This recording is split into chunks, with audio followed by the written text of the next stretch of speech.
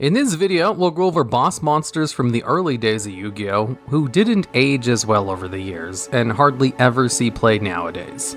And at number 10, we have Chaos Emperor Dragon, Envoy of the End. This card was such a monster of a boss monster that it basically created the ban list, where before this card was released, there were no banned cards in the game.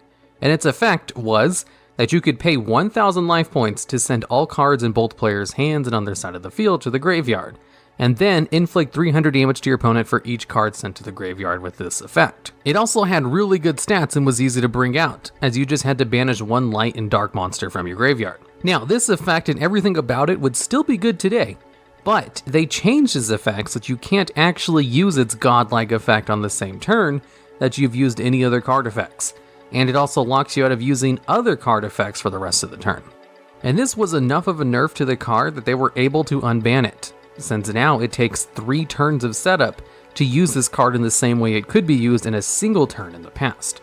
So the card still occasionally sees play, surprisingly, but mainly because its stats let it be an easy search target for the Melody of Awakened Dragon, and it's easy to summon by just banishing one light dark monster for its stats. And this card hasn't really aged badly, it's just they changed its effect to the point where it's nowhere near as strong as it used to be, which is why it's at the bottom of this list at number 10. And at number 9, we have Chaos Sorcerer. This card was also released around the same time period as Chaos Emperor Dragon, and saw heavy competitive play after Chaos Emperor Dragon was banned, because its effect was really good. You could just banish one face-up monster on the field at the cost of this card not being able to attack that turn.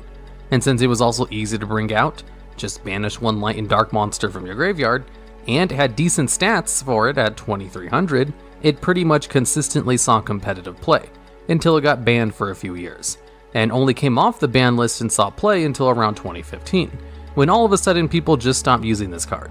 You see, the card is still good and everything, it's just if you're playing a Chaos deck, or a deck that has both light and dark monsters in it, there is Blackluster Soldier Envoy of the Beginning, who is currently at 3 copies and is just a better Chaos Sorcerer, as it has better stats and has the option to attack twice or use literally Chaos Sorcerer's effect. And there's also Chaos Dragon Levineer, who's the best Chaos monster out there right now since it's very flexible in which effects it can activate and has good stats as well. So Chaos Sorcerer fell to good old power creep. Them unrestricting Blackluster Soldier and then adding Chaos Dragon Levineer kind of removed the need to use Chaos Sorcerer. And at number 8, we have Blackluster Soldier, the original non-effect one. Blackluster Soldier was one of the first ritual monsters added to the game. It also had the highest attack of all of the ritual monsters at that point, so it saw some competitive play in Earth beatdown decks, as it was a 3000 attack monster who could be special summoned from the hand, which was incredibly rare in those time periods. However, it didn't see play for very long and pretty much stopped showing up at events about a year after it was released. And then they released a whole bunch of new Blackluster Soldier cards, like Blackluster Soldier Envoy of the Beginning, who is just better than the original Blackluster Soldier in every way, as it's easier to bring out while still having the same attack and just having good effects on top of that. Blackluster Soldier Envoy of the Beginning can kind of win you games on its own, whereas the original Blackluster Soldier required a whole bunch of resources to bring out basically a vanilla monster, who's not easy to cheat out as something like Blue Eyes White Dragon. Over the years, they just released so many better Blackluster Soldier cards, including a better Ritual Blackluster Soldier card, so this card just doesn't see any play at all, as its better Ritual version doesn't see any play either. And at number 7, we have La Jinn, the Mystical Genie of the Lamp.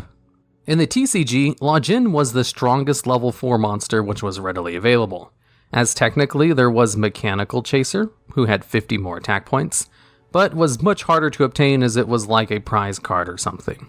So a lot of decks in the early days of Yu-Gi-Oh! Just played La Jinn Beatdown, where you would control the field with spell and trap cards and just equip La Jinn with an equip spell card to attack for a game. Eventually, La Jinn got power crept when they released Gemini Elves, and then Gemini Elf got power crept when they released Gene Warp Warwolf. But by that point, no one was playing high attack vanilla monsters anymore anyway, so it didn't really matter, as most archetype-based monsters have the same attack and higher than La Jinn, where it's not even a special thing anymore, which is why La Jinn sees absolutely no play in a competitive sense, but used to be in everybody's deck back in the day. And at number 6, we have Blowback Dragon.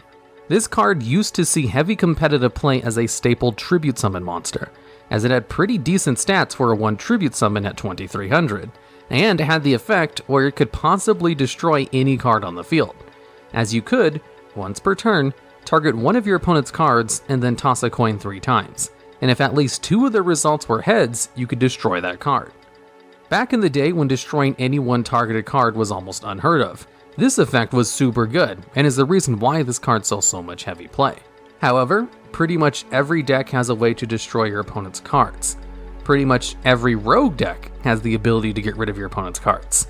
This isn't a super special effect anymore, as its niche is covered by basic extra deck monsters.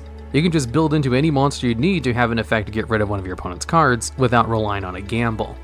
But before extra deck monsters were part of modern Yu-Gi-Oh!, when Blowback Dragon still saw play, you could still have up to 30 cards in your fusion deck because it was so useless. So it's really only good within its era, and unfortunately doesn't see any play whatsoever in the modern day. Although it did see a small resurgence in Duel Links before it got power crept there as well.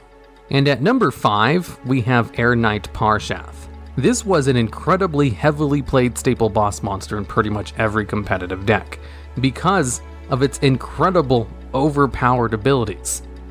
This card could inflict piercing battle damage. That means if it attacks into a defense position monster, your opponent still took damage to their life points. And on top of that, if this card inflict battle damage, you could draw 1 card, which is still a good effect to this day. The card had 1900 attack and required 1 tribute, which means it could beat over any level 4 lower monster, like La Jin, when that was basically the strongest thing back then. This card could basically pay for its cost by just destroying 1 monster and drawing you a card, and it severely punished players who tried to stall out with a whole bunch of low defense weak monsters, or just using something like Spirit Reaper, as even if it couldn't be destroyed by battle, it could still inflict a whole bunch of life point damage and draw you a card. Now, Air Knight Parshath saw tons of competitive play up until around 2006, where it finally fell out of favor as the card heavily got power crept by everything. This card is not good at all in today's format, as piercing damage is laughable as a selling point of a card, and its stats are way too low for a level 5 monster that requires a tribute, and can't special summon itself. But the effect to draw cards on battle damage is still good. It's just everything else about the card is not very good. And even though there is a card which can cheat this card directly out of your deck, with the counter trap card Rebirth of Parshath, you still wouldn't choose this card as an option because they released better versions of this card over the year, including some extra deck versions of it, who you would 100% choose with a Rebirth over the original Air Knight Parshath. And at number 4, we have Vampire Lord. This is another level 5 boss monster which saw tons of competitive play because of its ability to revive itself after being destroyed by a card effect.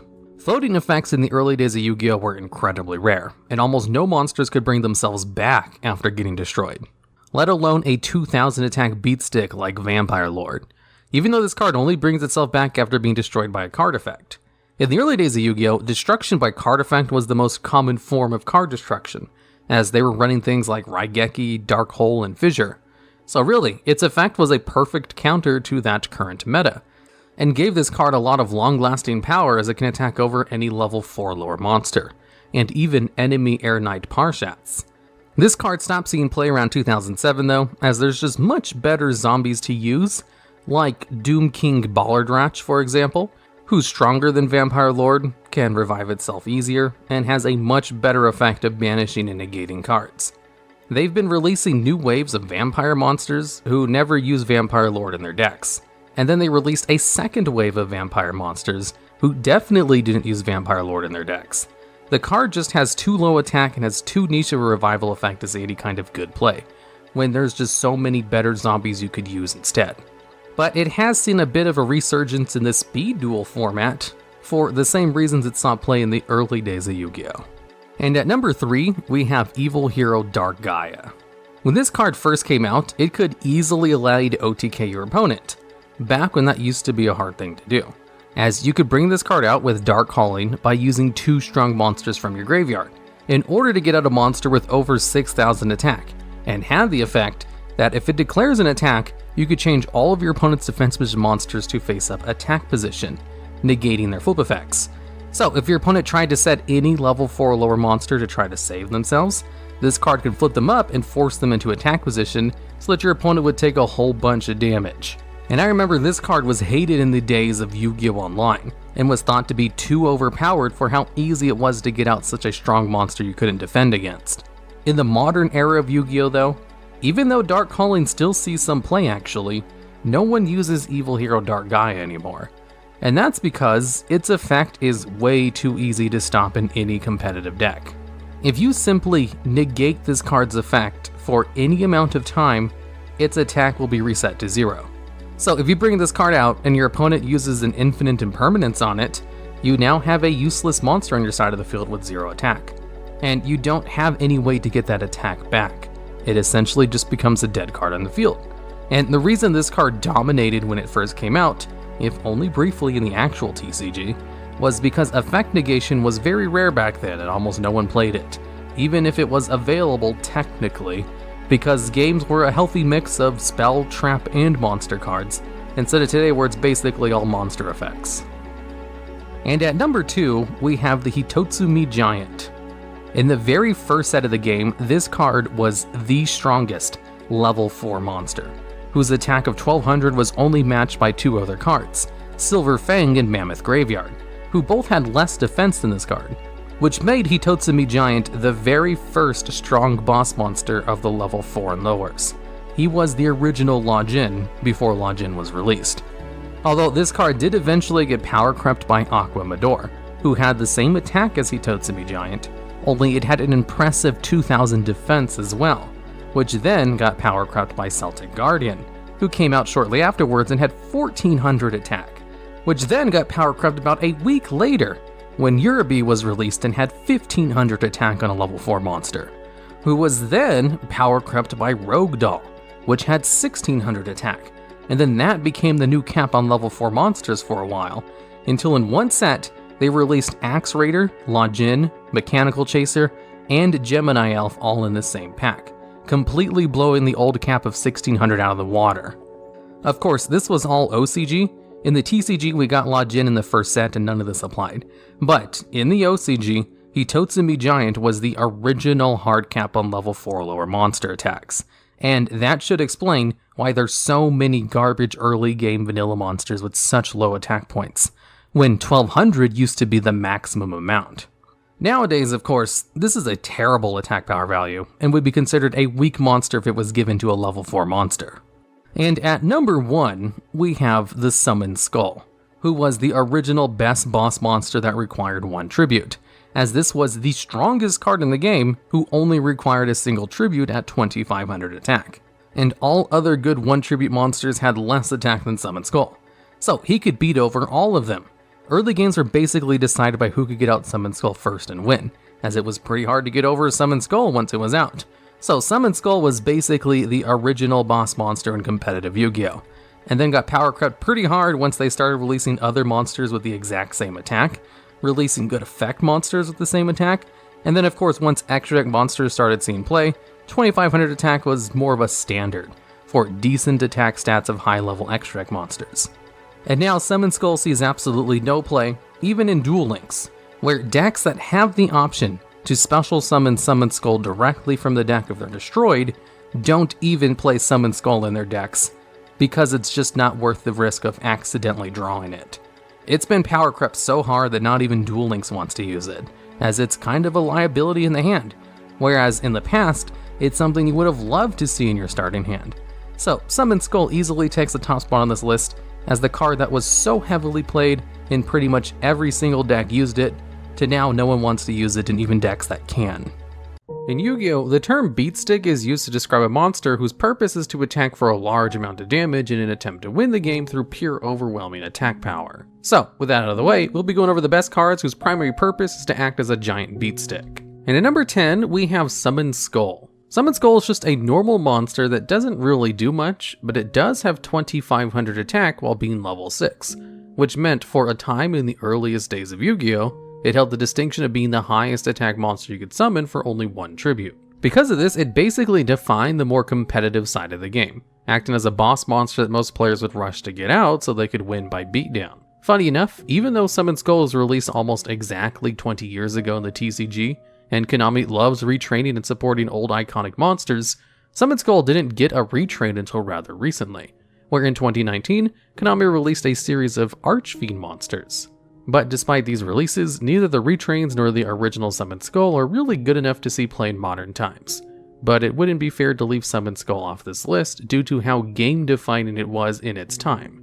And speaking of cards that were game-defining in their time, and at number 9, we have Cyber Dragon. This is a level 5 machine-type monster with 2100 attack, and the rather simple effect that if only your opponent controls a monster, you can special summon this card from your hand. So what makes Cyber Dragon so good as to be on this list? Well, when it came out, the ability to special summon a monster was actually very uncommon, and the best monsters you could normal summon only had 1900 attack, with any monster with more than 2000 attack generally being held back by the need to tribute summon or had some kind of negative effect that restricted your ability to get it out or attack, like Panther Warrior requiring a tribute in order to declare an attack. So because of this, a 2100 attack monster that could bring itself out from the hand without taking any resources, even your normal summon, was supremely good. Cyber Dragon's release sort of warped the game around it to the point where after it was printed, the rest of the game sort of needed to rush to catch up to it, and even years later, it continued to show up in the competitive scene, with representation peaking in February of 2012, where it showed up in a whopping 119 separate topping decks.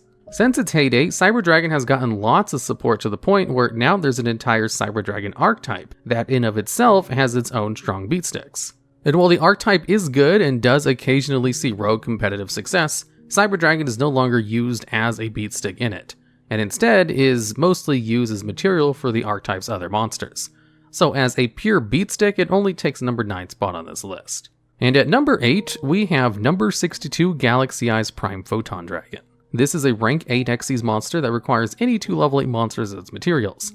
It has 4000 attack and the effect that, if it battles, you can detach one of its Xyz materials in order to have it gain attack equal to the combined rank of all Xyz monsters on the field times 200. And given that it itself is a rank 8 Xyz monster, that's already at least 1600 extra attack it gains from its effect, which only gets bigger the more Xyz monsters that are on the field. And it also has an additional niche effect that if it's destroyed while it has Galaxy Eyes Photon Dragon as one of its materials, you can special summon it 2 turns later during the standby phase with double attack but without any of its materials, so it's not really a proper Xyz summon. However, it does have a negative effect that unless it has Galaxy Eyes Photon Dragon as one of its materials, it only deals half damage. Now, obviously a monster that gets up to 5600 attack on its own power makes for a pretty good beatstick, but you might be surprised to learn that despite requiring Galaxy Eyes Photon as a material to prevent it from having its own damage output, most of the competitive decks that ended up using the card were not Galaxy Eyes decks,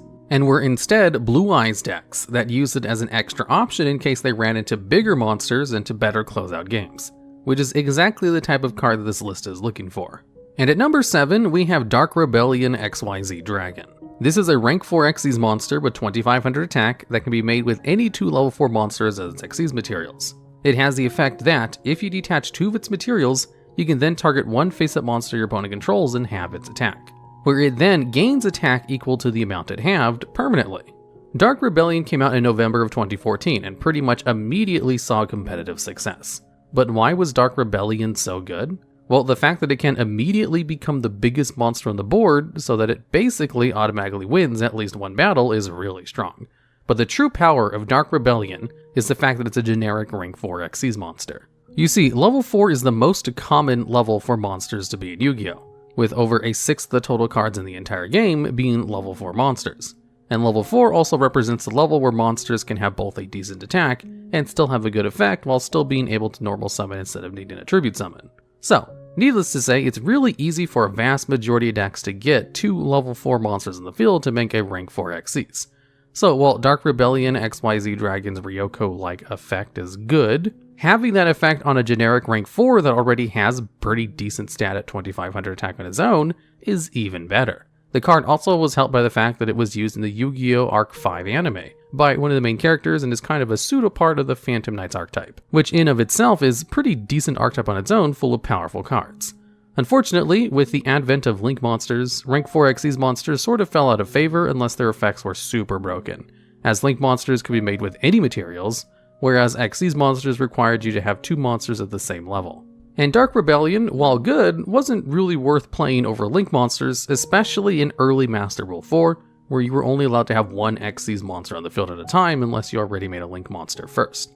So while Dark Rebellion was used due to how splashable it was, it ironically fell to popularity because it wasn't as splashable as the monsters that would come after it, hence why it only takes number 7 spot on the list. And at number 6, we have High Speed Roid Chanbara. This is a generic level 5 synchro monster with 2000 attack, and it has the effect where it can attack twice each battle phase, and whenever it attacks, it gets a permanent increase to its attack by 200. It also goes on to have another effect that lets you return banished Speedroid cards to your hand if it gets sent to the graveyard. Now, when making this list, I tried to prioritize monsters whose main purpose is their attack power and damage output, rather than any secondary effects they might have, which is why cards like Lunalight Leo Dancer and Accesscode Talker don't make it on this list, despite being very strong beat sticks in their own right, with Leo Dancer even having support that makes it become even more of a beat stick.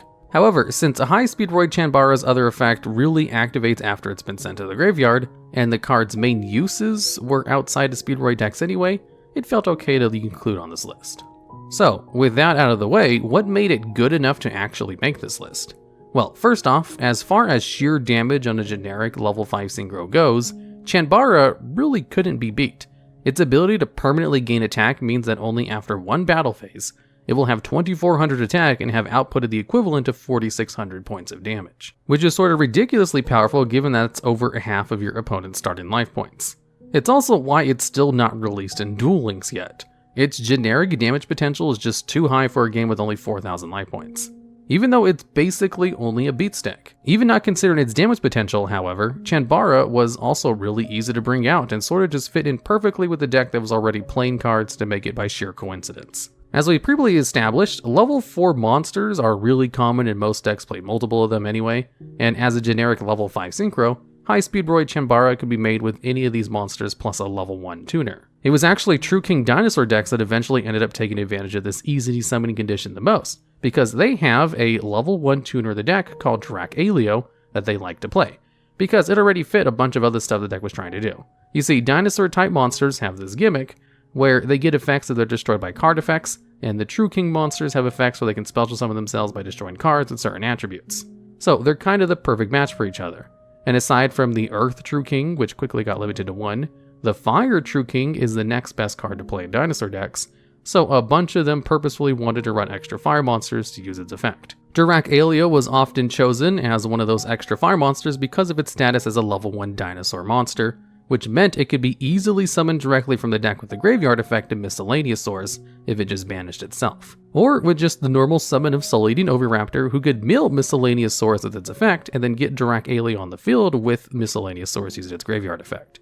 Now, you may note that with this setup, the deck could actually summon any generic level 5 synchro, but they chose to run High Speed Roid Chanbara for its generic damage potential, which really goes to show you how powerful this card is and why it takes the number 6 spot on this list. And at number 5, we have Vision Hero Trinity. This is a level 8 fusion monster that's part of the hero archetype. It has 2500 attack and requires 83 hero monsters as its materials. Trinity has the effect that during the turn it's fusion summoned, its attack is doubled to 5000. And the secondary effect that during any battle phase it can make 3 attacks, but can't attack your opponent directly. Now, a 5000 attack monster that can attack 3 times is obviously good. But even beyond that, the fact that the card in question is a hero fusion monster means that it's actually pretty easy to summon. Heroes as an archetype sort of revolve around summoning their fusion monsters, and even at the slightly steep cost of 3 monsters, the fact that you can use any hero monster means that it's fairly easy to bring out, with cards like Stratos allowing you to search out any extra hero on a non-once per turn effect when it's summoned, or Vision Hero Increase letting you summon directly from your deck. The fact that he's a hero also means that it can further be increased by 2500 using Elemental Hero Honest in Eos, bringing it up to a very formidable 7500 attack. And with that much attack, if your opponent has 3 monsters that are under 4800 attack, or even 2 monsters under 3500 attack, you can immediately OTK them. Those numbers do drop to 3 monsters with 2300 or less attack if you're using Trinity on its own power, but that's still a formidable card in its own right. And at number 4, we have Invoked Purgatrio. This is a level 7 fusion monster that just requires Alistair the Invoker and a fire attribute monster as its materials. It has 2300 attack baseline, but it has the effect that lets you gain 200 attack for each card your opponent controls. It can also attack every monster your opponent controls once each, and does piercing battle damage when it attacks a defense position monster. Now, compared to the last entry on this list, Invoked Purgatrio doesn't really seem as good on the surface. Compared to Trinity's 5000 attack, Purgatrio can only go up to 4700 attack, and that's if your opponent literally has a card in every single zone, including the extra monster and field zone. So, why did it get a higher spot? Well, while Trinity may be the stronger card in raw attack power, Purgatrio has just a lot more going for it.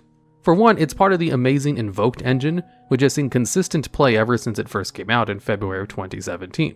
And additionally, because of how the Invoked engine works, it can be essentially summoned with only a single card. You see, the Invocation spell card is a fusion spell that lets you banish cards from either player's graveyard in order to fusion summon, and it itself is immediately searched by just summoning Alistair the Invoker. So if your opponent has a fire monster in the graveyard, like a copy of Ash Blossom and Joy Spring, or a Jirac Aleo from the number 6 spot, you can basically just summon Alistair, use its effect to search Invocation, and then summon Purgatrio by banishing both Alistair and the fire monster to your opponent's graveyard. Invocation then has an effect where you can shuffle it into your deck in order to return Alistair from the banished zone back to your hand, where you can then use Alistair's other effect to discard itself and increase Purgatrio's attack by an extra 1000. Purgatrio also has the benefit of actually retaining its attack the turn after it's summoned, unlike Trinity, and can attack a potential of 5 to 6 separate times, whereas Trinity can only attack 3 times. Also, unlike Trinity, Purgatrio does piercing damage when it attacks a defense position monster, so you don't need to rely on your opponent leaving their monsters in attack position in order to OTK,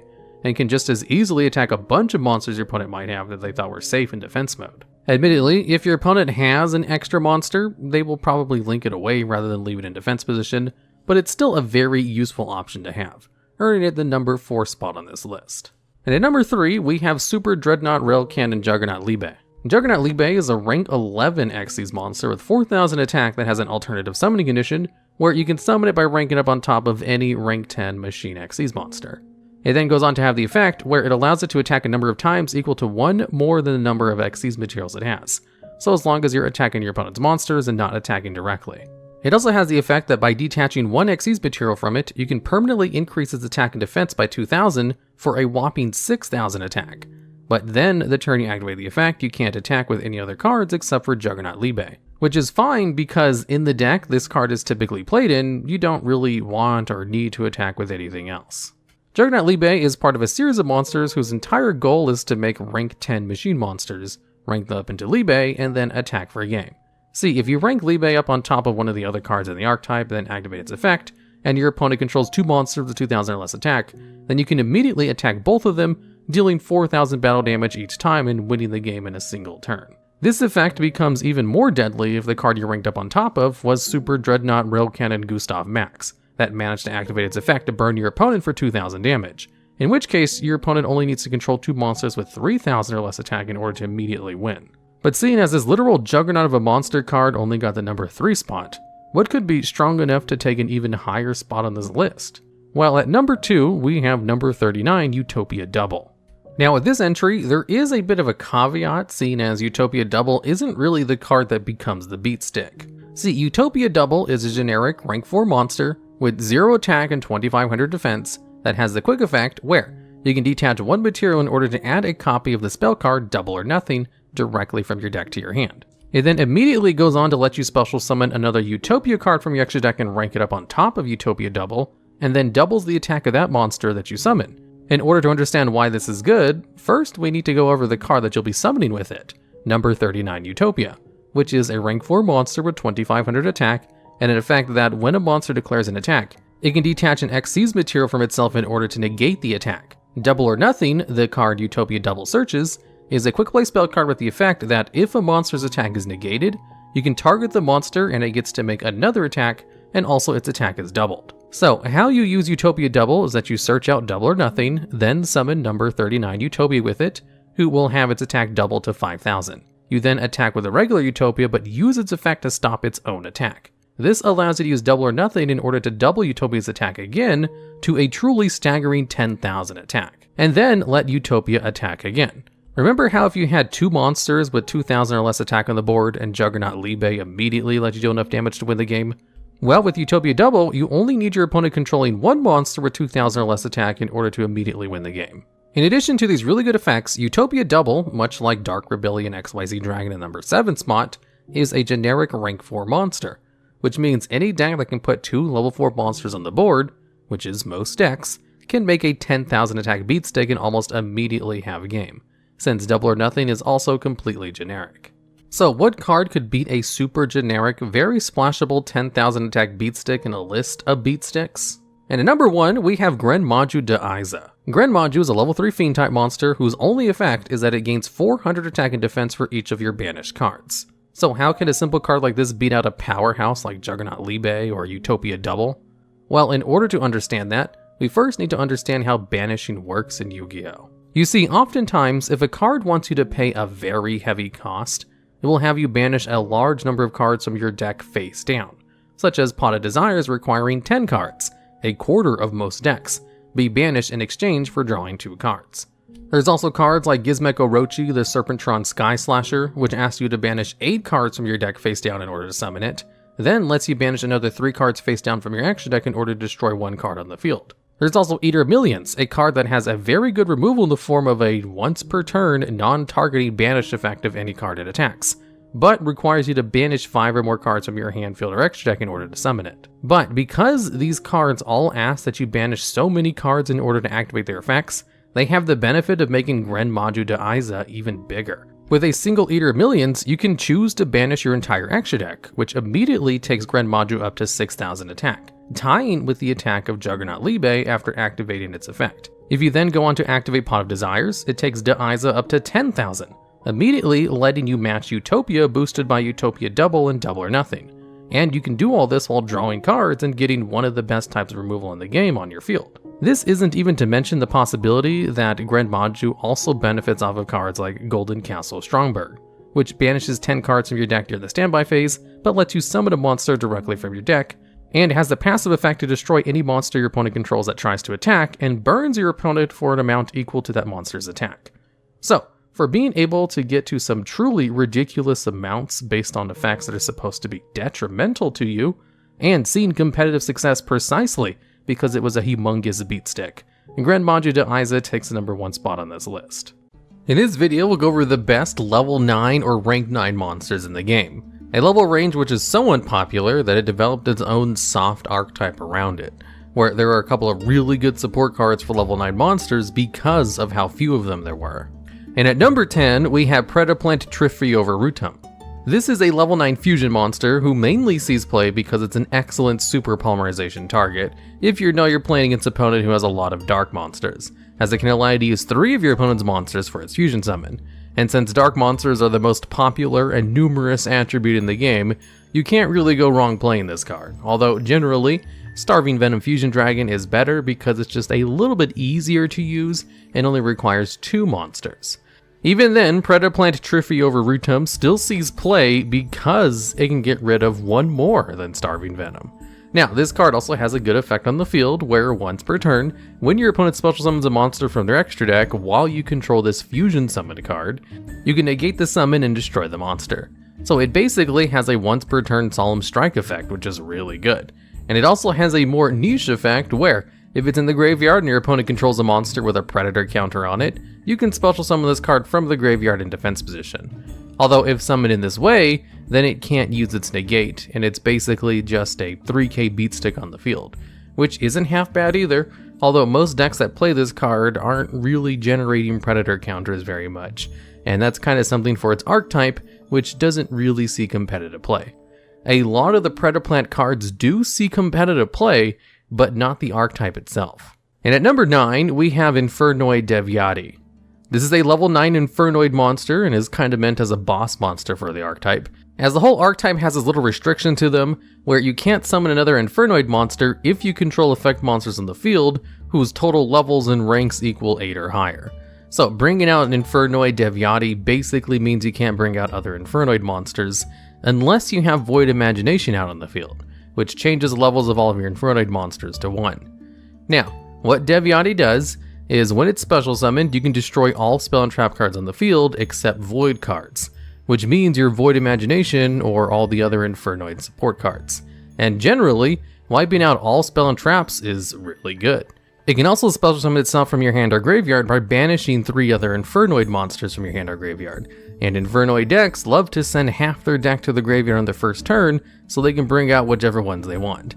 And on top of its ease of summoning and good effect, it also has a spell speed 2 effect where it can tribute a monster to negate the activation and banish a monster that activates its effect. So it gains a monster negate with an excellent removal on top of it. And since a lot of Infernoid decks love to play Layer of Darkness, you can just kind of tribute one of your opponent's monsters in order to negate the effect of a different one and banish it. So Devyati is really good and sees playing basically every Infernoid deck, a deck which does see competitive play pretty consistently, even if only at tier 2 status.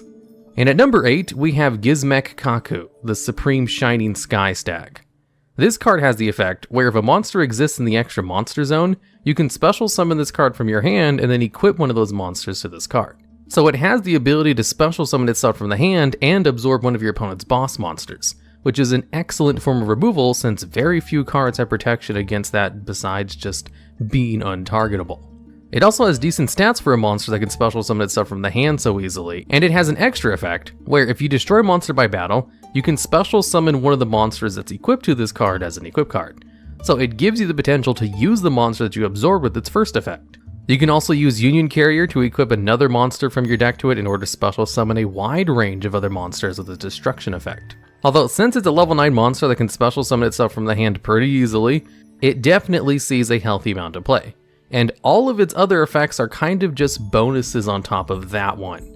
Ease of access for a card goes a long way to whether or not it will see competitive play or not.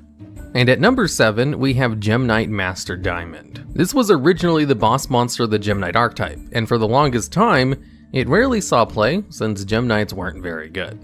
It really wasn't until Gem Knight Phantom Quartz came out that it started to really shine, as it was the main playmaker in the Gem Knight FTK deck. You see, there's this other Gem Knight fusion monster called Gem Knight Lady Lapis Lazuli, where once per turn, it can allow you to inflict 500 damage to your opponent for each special summon monster on the field. So if you make sure to have a full board of special summon monsters, that's 3,000 points of damage, and even more if your opponent has some special summon monsters as well. And if you simply activate that effect 3 times, you can win on your first turn. Although there is one little thing that kind of makes it hard to pull off, and that's the fact that Lady Lapis has a condition where she can only be special summoned once per turn. And that's where Gem Knight Master Diamond comes in. He can be special summoned by any 3 Gem Knight monsters, and its effect allows you to banish a level 7 or lower Gem Knight fusion monster from your graveyard in order to treat its name as that monster's name and gain that monster's effect. And part of the conditions for activating Lady Lapis is to send a Gem Knight monster from your deck or extra deck to the graveyard. So if you simply send another copy of it to the graveyard, you'll be able to easily make sure you have a couple materials in your graveyard to copy with Master Diamond. Master Diamond can banish that card, copy its effect, then burn for an additional 3,000 points of damage. Although unlike Lady Lapis, Master Diamond doesn't have a hard once per turn on its summon or effect, just a soft once per turn. So you could then just bring out a second copy of Gem Knight Master Diamond and use its effect for a third time in order to win. And Gem Knight Phantom Quartz just allows you to go into this combo a lot more seamlessly, as it allows you to add a Gem Knight card from your deck to your hand when it's summoned, it's real easy to bring out, and also allows you to perform a Gem Knight fusion with cards from your graveyard and banish zone, so it can help reset monsters in order to activate Gem Knight Master Diamond again. And basically, because Gem Knight Master Diamond was so good at facilitating this FTK, they limited the card to 1 so that it wouldn't be as consistent anymore. Although this just kind of added an extra step to the whole process, where you just bring out Nightmare Unicorn in order to send it back to your extra deck to use it again. Although over time, they kept trying to hit cards in order to stop this combo, with them limiting Master Diamond to 1 and even banning Brilliant Fusion eventually. And at number 6, we have Hot Red Dragon Archfiend Abyss.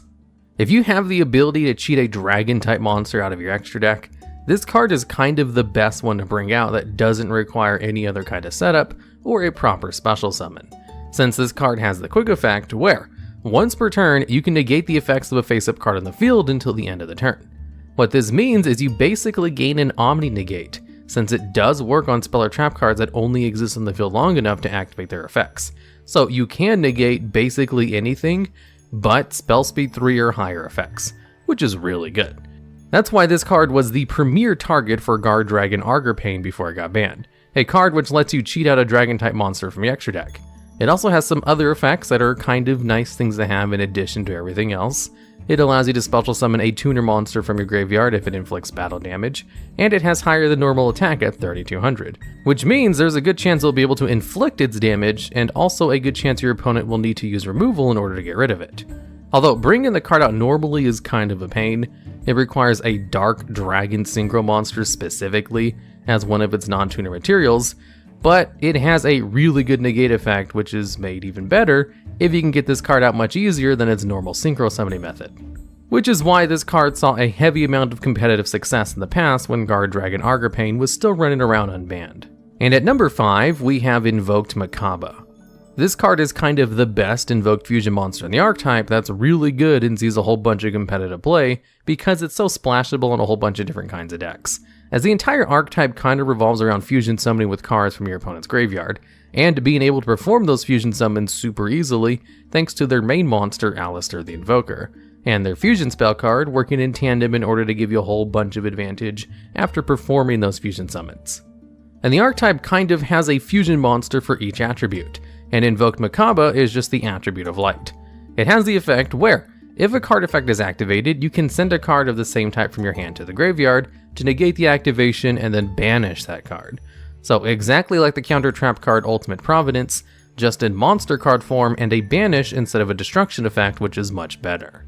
And at number 4, we have number 95, Galaxy Eyes Dark Matter Dragon. This is a 4000 attack rank 9 monster which has the effect where you can detach one of its materials to allow it to attack up to 2 monsters during each battle phase.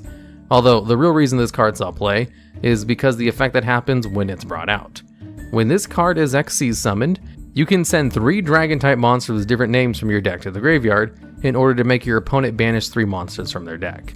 And there are so many decks that benefit from having dragons in the graveyard that this effect alone is kind of busted, especially with how easy this card is to bring out, since its first effect is the ability to cheat itself out of the extra deck by ranking it up on top of any Galaxy Eyes Xyz monster you control. So it's easy to bring out, has a borderline busted mill effect as soon as it comes out, has very high attack for how easy it is to bring out, and then has the ability to attack twice.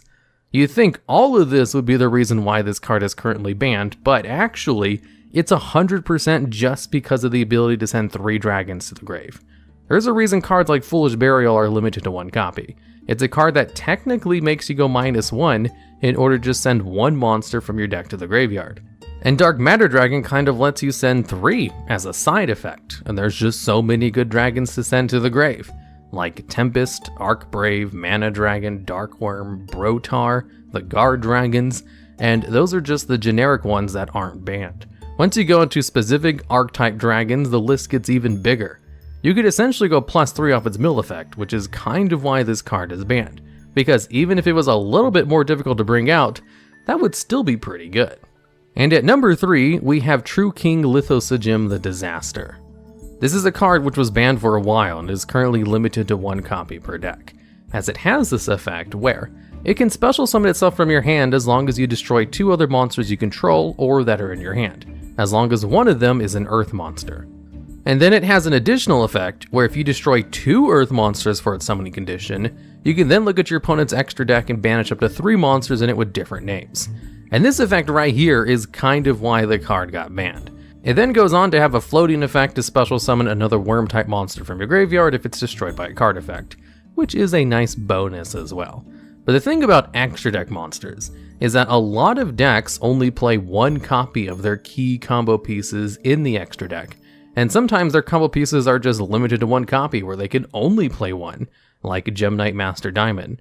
So bringing out Lithosejim on your first turn could basically win you the game right there, if you just banish the 3 cards that their deck needs in order to win, or to get rid of 3 cards from your opponent that they could use to out any strategy you might be trying to use. And that's not even the end of it. This card also benefits very greatly with the Dinosaur archetype, as it has cards like Baby Ceratosaurus and PT Pteranodon that are Earth monsters that allow you to special summon dinosaurs from your deck when they're destroyed by card effects. So you could basically go +2 off of just summoning Lithosogem, while also completely ending your opponent's potential to play the game by banishing 3 cards they might absolutely need to accomplish what their deck is trying to do. It's just kind of a game-winning effect on its own, although only if you're playing against the deck which needs those specific kinds of cards. There's some meta decks which don't even use their extra deck, and some where it's just kind of a toolbox that's nice to have, but might even play cards like Pot of Extravagance to use their extra deck as a resource to draw cards anyway. So it could be a completely game-winning effect, or an inconvenience that just happens to give you nice pluses if you're playing a dinosaur deck. But I think that's probably why they eventually just limited to one of the ban lists instead of keeping it banned. So it's still really good, but not as consistent to use if there was 3 copies available. And at number 2, we have True King of All Calamities. This is a rank 9 Xyz monster which just requires any 2+ level 9 monsters as materials, and has an effect to basically shut down your opponent's monster effects for a turn, where on a quick effect, this card can detach one of its materials to declare one attribute, and for the rest of the turn, all monsters on the field become that attribute, and your opponent can't activate any monster effects or attack with monsters that have that attribute. So if you declare fire, for example, and your opponent summons a monster that's not fire, it will become fire due to True King's effect, and then be unable to activate its effect or declare an attack. And the only way to stop this effect is to negate it upon activation, and if you use it as soon as your opponent draws a card, it's pretty hard for them to try to negate the effect. And also, another little interesting thing to note about the effect is that it can also affect monsters in the hand and graveyard, as long as they are of the attribute you declared. So if your opponent has a whole bunch of fire monsters, for example, you can completely shut them down for a turn if you just declare that attribute. Although if you don't care about shutting down the cards other than the ones on the field, you can just declare whatever you want and just kind of pick Divine for fun. This card's effects are so good and so easy to use that it kind of single-handedly gives level 9 monsters really good support. It makes that level very valuable because of the potential to go into True King of All Calamities. And the effect is so good that I think it kind of beats out 2 cards which were previously banned. And at number 1, we have Trishula, Dragon of the Ice Barrier. This is a card which has been on and off the ban list ever since it first came out, being completely banned more often than not, as the card is currently limited to 1 copy. And it has a very simple effect. When this card is synchro summoned, you can banish 1 card from your opponent's hand, field, and graveyard, with the card chosen from your opponent's hand being 1 at random. The monster is supposed to be bounced by the fact that it requires at least 3 monsters for its synchro summon, as its materials are 1 tuner plus 2 or more non-tuners, so you need to use 3 monsters to go into this 1 in order to get rid of 3 cards from your opponent. Now, here's what's broken about this card. This effect is not once per turn. It does not target, and it attacks the hand. Those 3 things are kind of hallmarks of broken cards, because since it's not once per turn, you can just keep bringing out other copies of this card and keep using its effect. You can use cards like Desynchro in order to just reset the effect and use it twice with the same materials. Since it doesn't target, your opponent can't preemptively activate their cards upon selection in order to kind of save themselves, and they have to preemptively activate their spell speed 2 effects or lose them without being able to use them.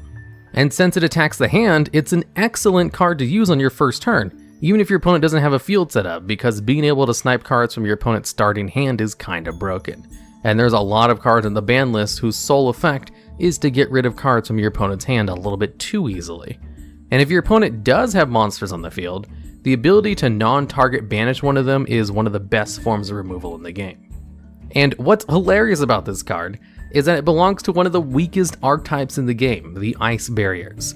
They have a whole bunch of really bad main deck monsters and cards, but they kind of knock it out of the park when it comes to broken extra deck monsters, as 3 of them have appeared on the ban list at some point in time, with one of them needing an errata to ever come off the ban list. It's kind of surprising Trishula didn't also get an errata, but honestly it wasn't as broken as Brionac of the Ice Barrier. Trishula is so good that it's one of the few synchro monsters which was put back on the ban list in some way after coming off of it during Master Rule 4, when they heavily restricted extra deck summoning methods with the new Link monsters. Because even during Master Rule 4, before the revisions, Trishula was still kinda strong, and got a nice little boost once the revisions came out and synchro monsters became a lot easier to use.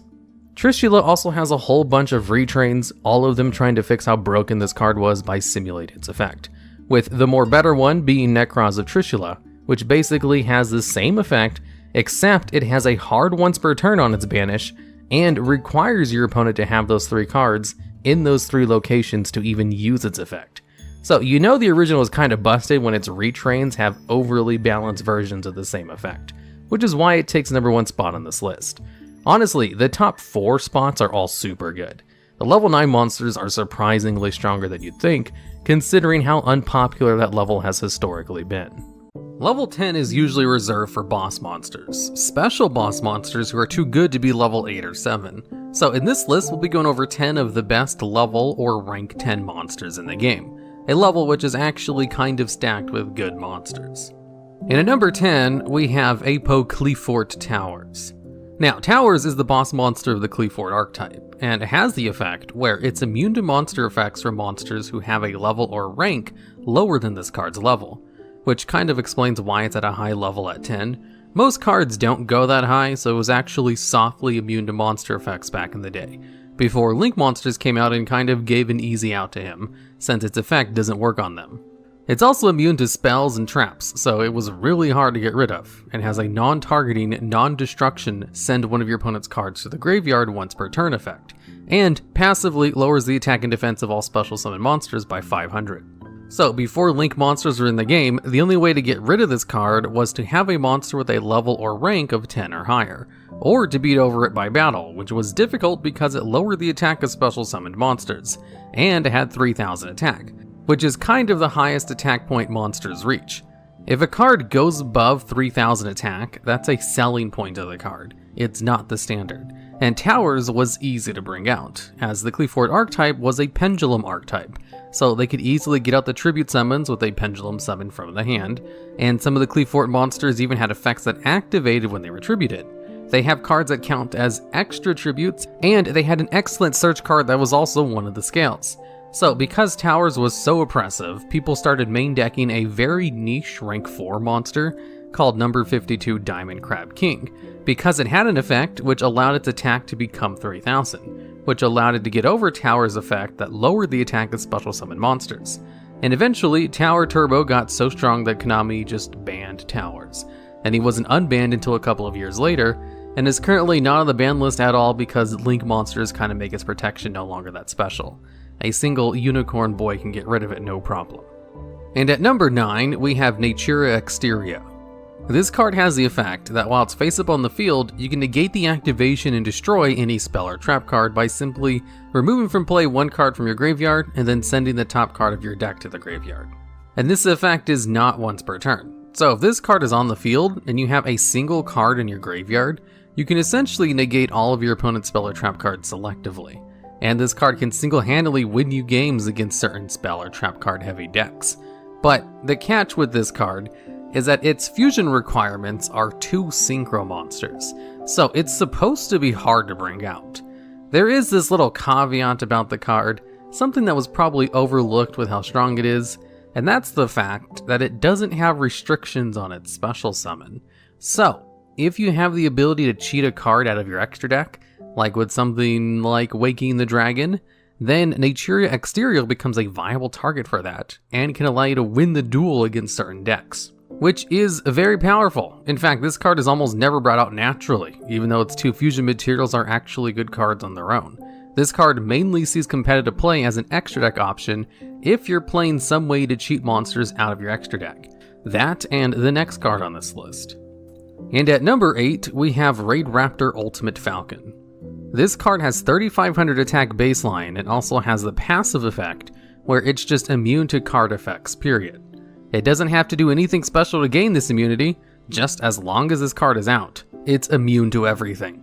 It also has some other effects that are almost never used outside of the Raid Raptor archetype, where it can lower the attack of monsters and also do some burn damage. That's not really why this card is played.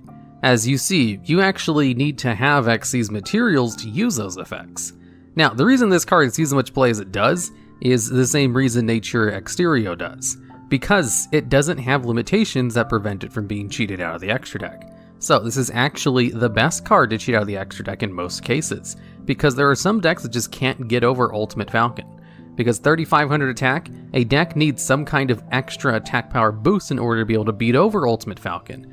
And if they can't get cards in the field with that amount of attack, then there's nothing they can do, since none of their spell, trap, or monster effects can get rid of Ultimate Falcon or alter its stats in any way, since it's just unaffected by all other card effects. So it's kind of like Nature Exterio. These are two of the best cards you can cheat out of the extra deck, and both of them just because they can auto-win you the duel against certain decks.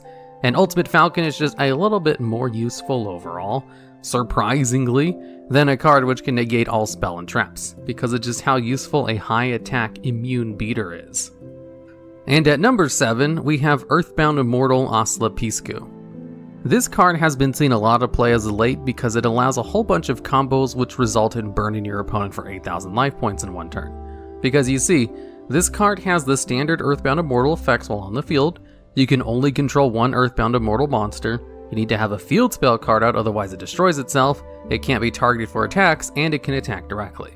This card is not used for any of that. It's definitely its second effect, where if this face-up card leaves the field except by its own effect, you can destroy all of your opponent's face-up cards and then inflict 800 points of damage to your opponent for each card destroyed. So if you destroy 5 cards, that's 4,000 points of damage. So there are a lot of combos which use Blackguarded in order to give your opponent 5 tokens.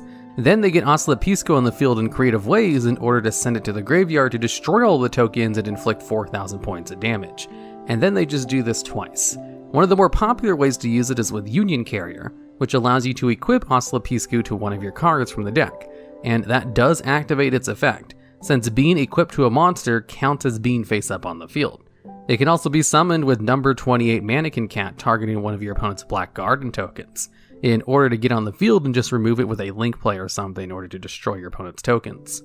Both Union Carrier and Mannequin Cat can bring the card out from the deck very easily, and activate its destruction burn effects. And honestly, there are some decks that can just combo their own life point effects to make up the remaining 4,000 points of damage, so they don't need to use Asclepiuscu twice. There's just so many decks that can FTK with this card that there's a high chance this card will be banned sometime in the future, which definitely allows it to take a spot on this list. And at number 6, we have Thunder Dragon Titan. This card is one of the boss monsters of the Thunder Dragon archetype, and it has an effect where, if a Thunder monster activates its effect in your hand, you can destroy one card on the field. This effect is not once per turn and does not target, which makes this card really good at taking out other cards in the field as it bypasses targeting immunity, and destroys cards in ways where your opponent can't selectively protect them. And since the Thunder Dragon archetype is all about activating thunder effects in the hand, they can destroy a lot of cards during their turn, and even sometimes during their opponent's turn, as some of the Thunder Dragons have quick effects in the hand. It also has pretty decent protection, where if this card would be destroyed by a card effect, it can banish any 2 cards from your graveyard instead. And since a lot of Thunder Dragon cards gain effects when they're banished, this can actually allow the Thunder Dragon decks to go plus by protecting their boss monster from being destroyed.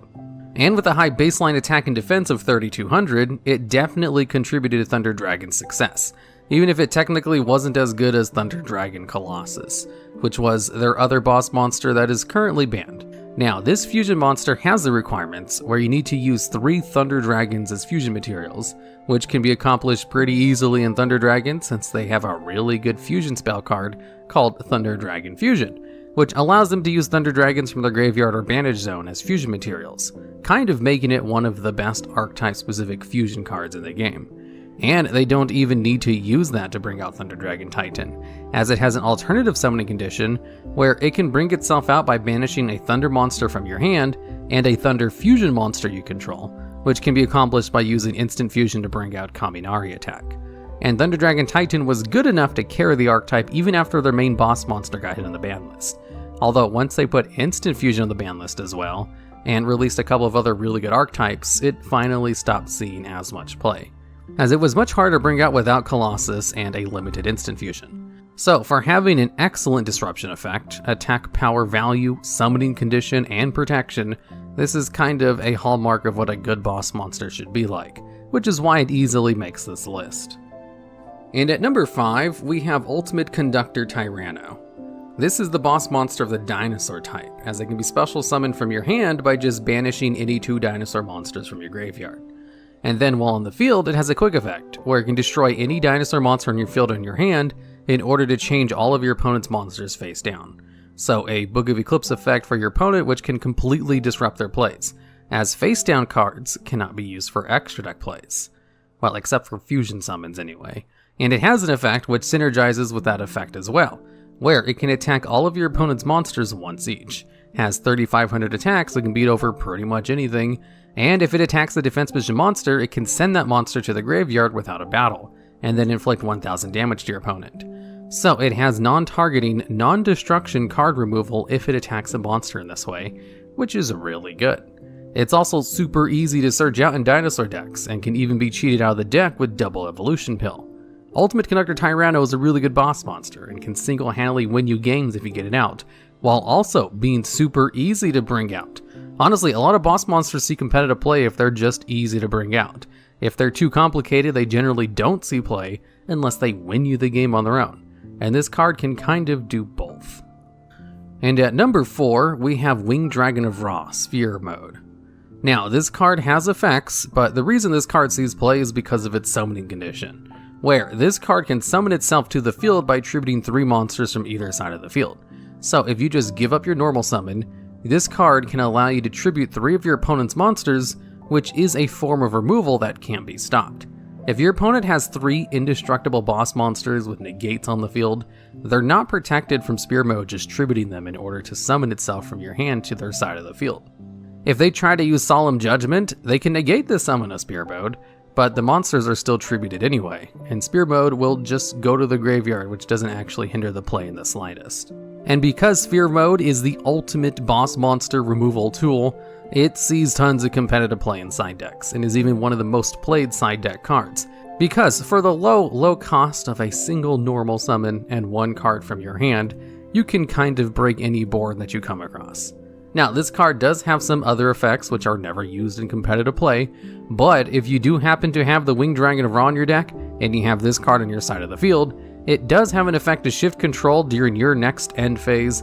Then you contribute this card to cheat out the Winged Dragon of Ra from your hand or deck, ignoring its summoning conditions, and then it makes that card's attack and defense 4,000. Winged Dragon of Ra isn't very good though, and would require you to play a Garnet in your deck, which really isn't worth it. But the only reason to play Sphere Mode is for its summoning condition of getting rid of your opponent's cards. And at number 3, we have Red Eye's Darkness Metal Dragon. This card can special summon itself from your hand by just banishing 1 dragon type monster you control. And then it has the effect where once per turn you can just special summon any dragon monster from your hand or graveyard. And because of this really good effect, this card has seen play in all kinds of dragon decks in the past, and has kind of never stopped seeing play, even after it was made limited on the ban list. Because you see, this effect is only a soft once per turn. So if you send it to the graveyard and then bring it back, you can use its effect again, which was a key component in a whole bunch of dragon combo decks, which is why this card received an errata over in the OCG, where the card now has a hard once per turn on its effect. Which means even if this card is brought back to the field, it can't use its effect again that turn. This is one of the few times they gave a card an errata which wasn't banned, because the effect was kind of overpowered in certain combo decks. But generally, they only give erratas to effects if the card is already banned, or if the card is named Necro Valley. So this errata was highly unusual, but not the first time they changed a card effect to make it less overpowered before they thought of banning the card, as they did the same thing to Treeborn Frog by adding a once per turn to its revival effect. And of course there's Necro Valley, which gets changed every couple of years. Although with the newer errata, Red Eye's Darkness Metal Dragon is still good. It just does a good job at reining in its ability to abuse the card in dragon combo decks. And at number 2, we have Eldritch, the Golden Lord.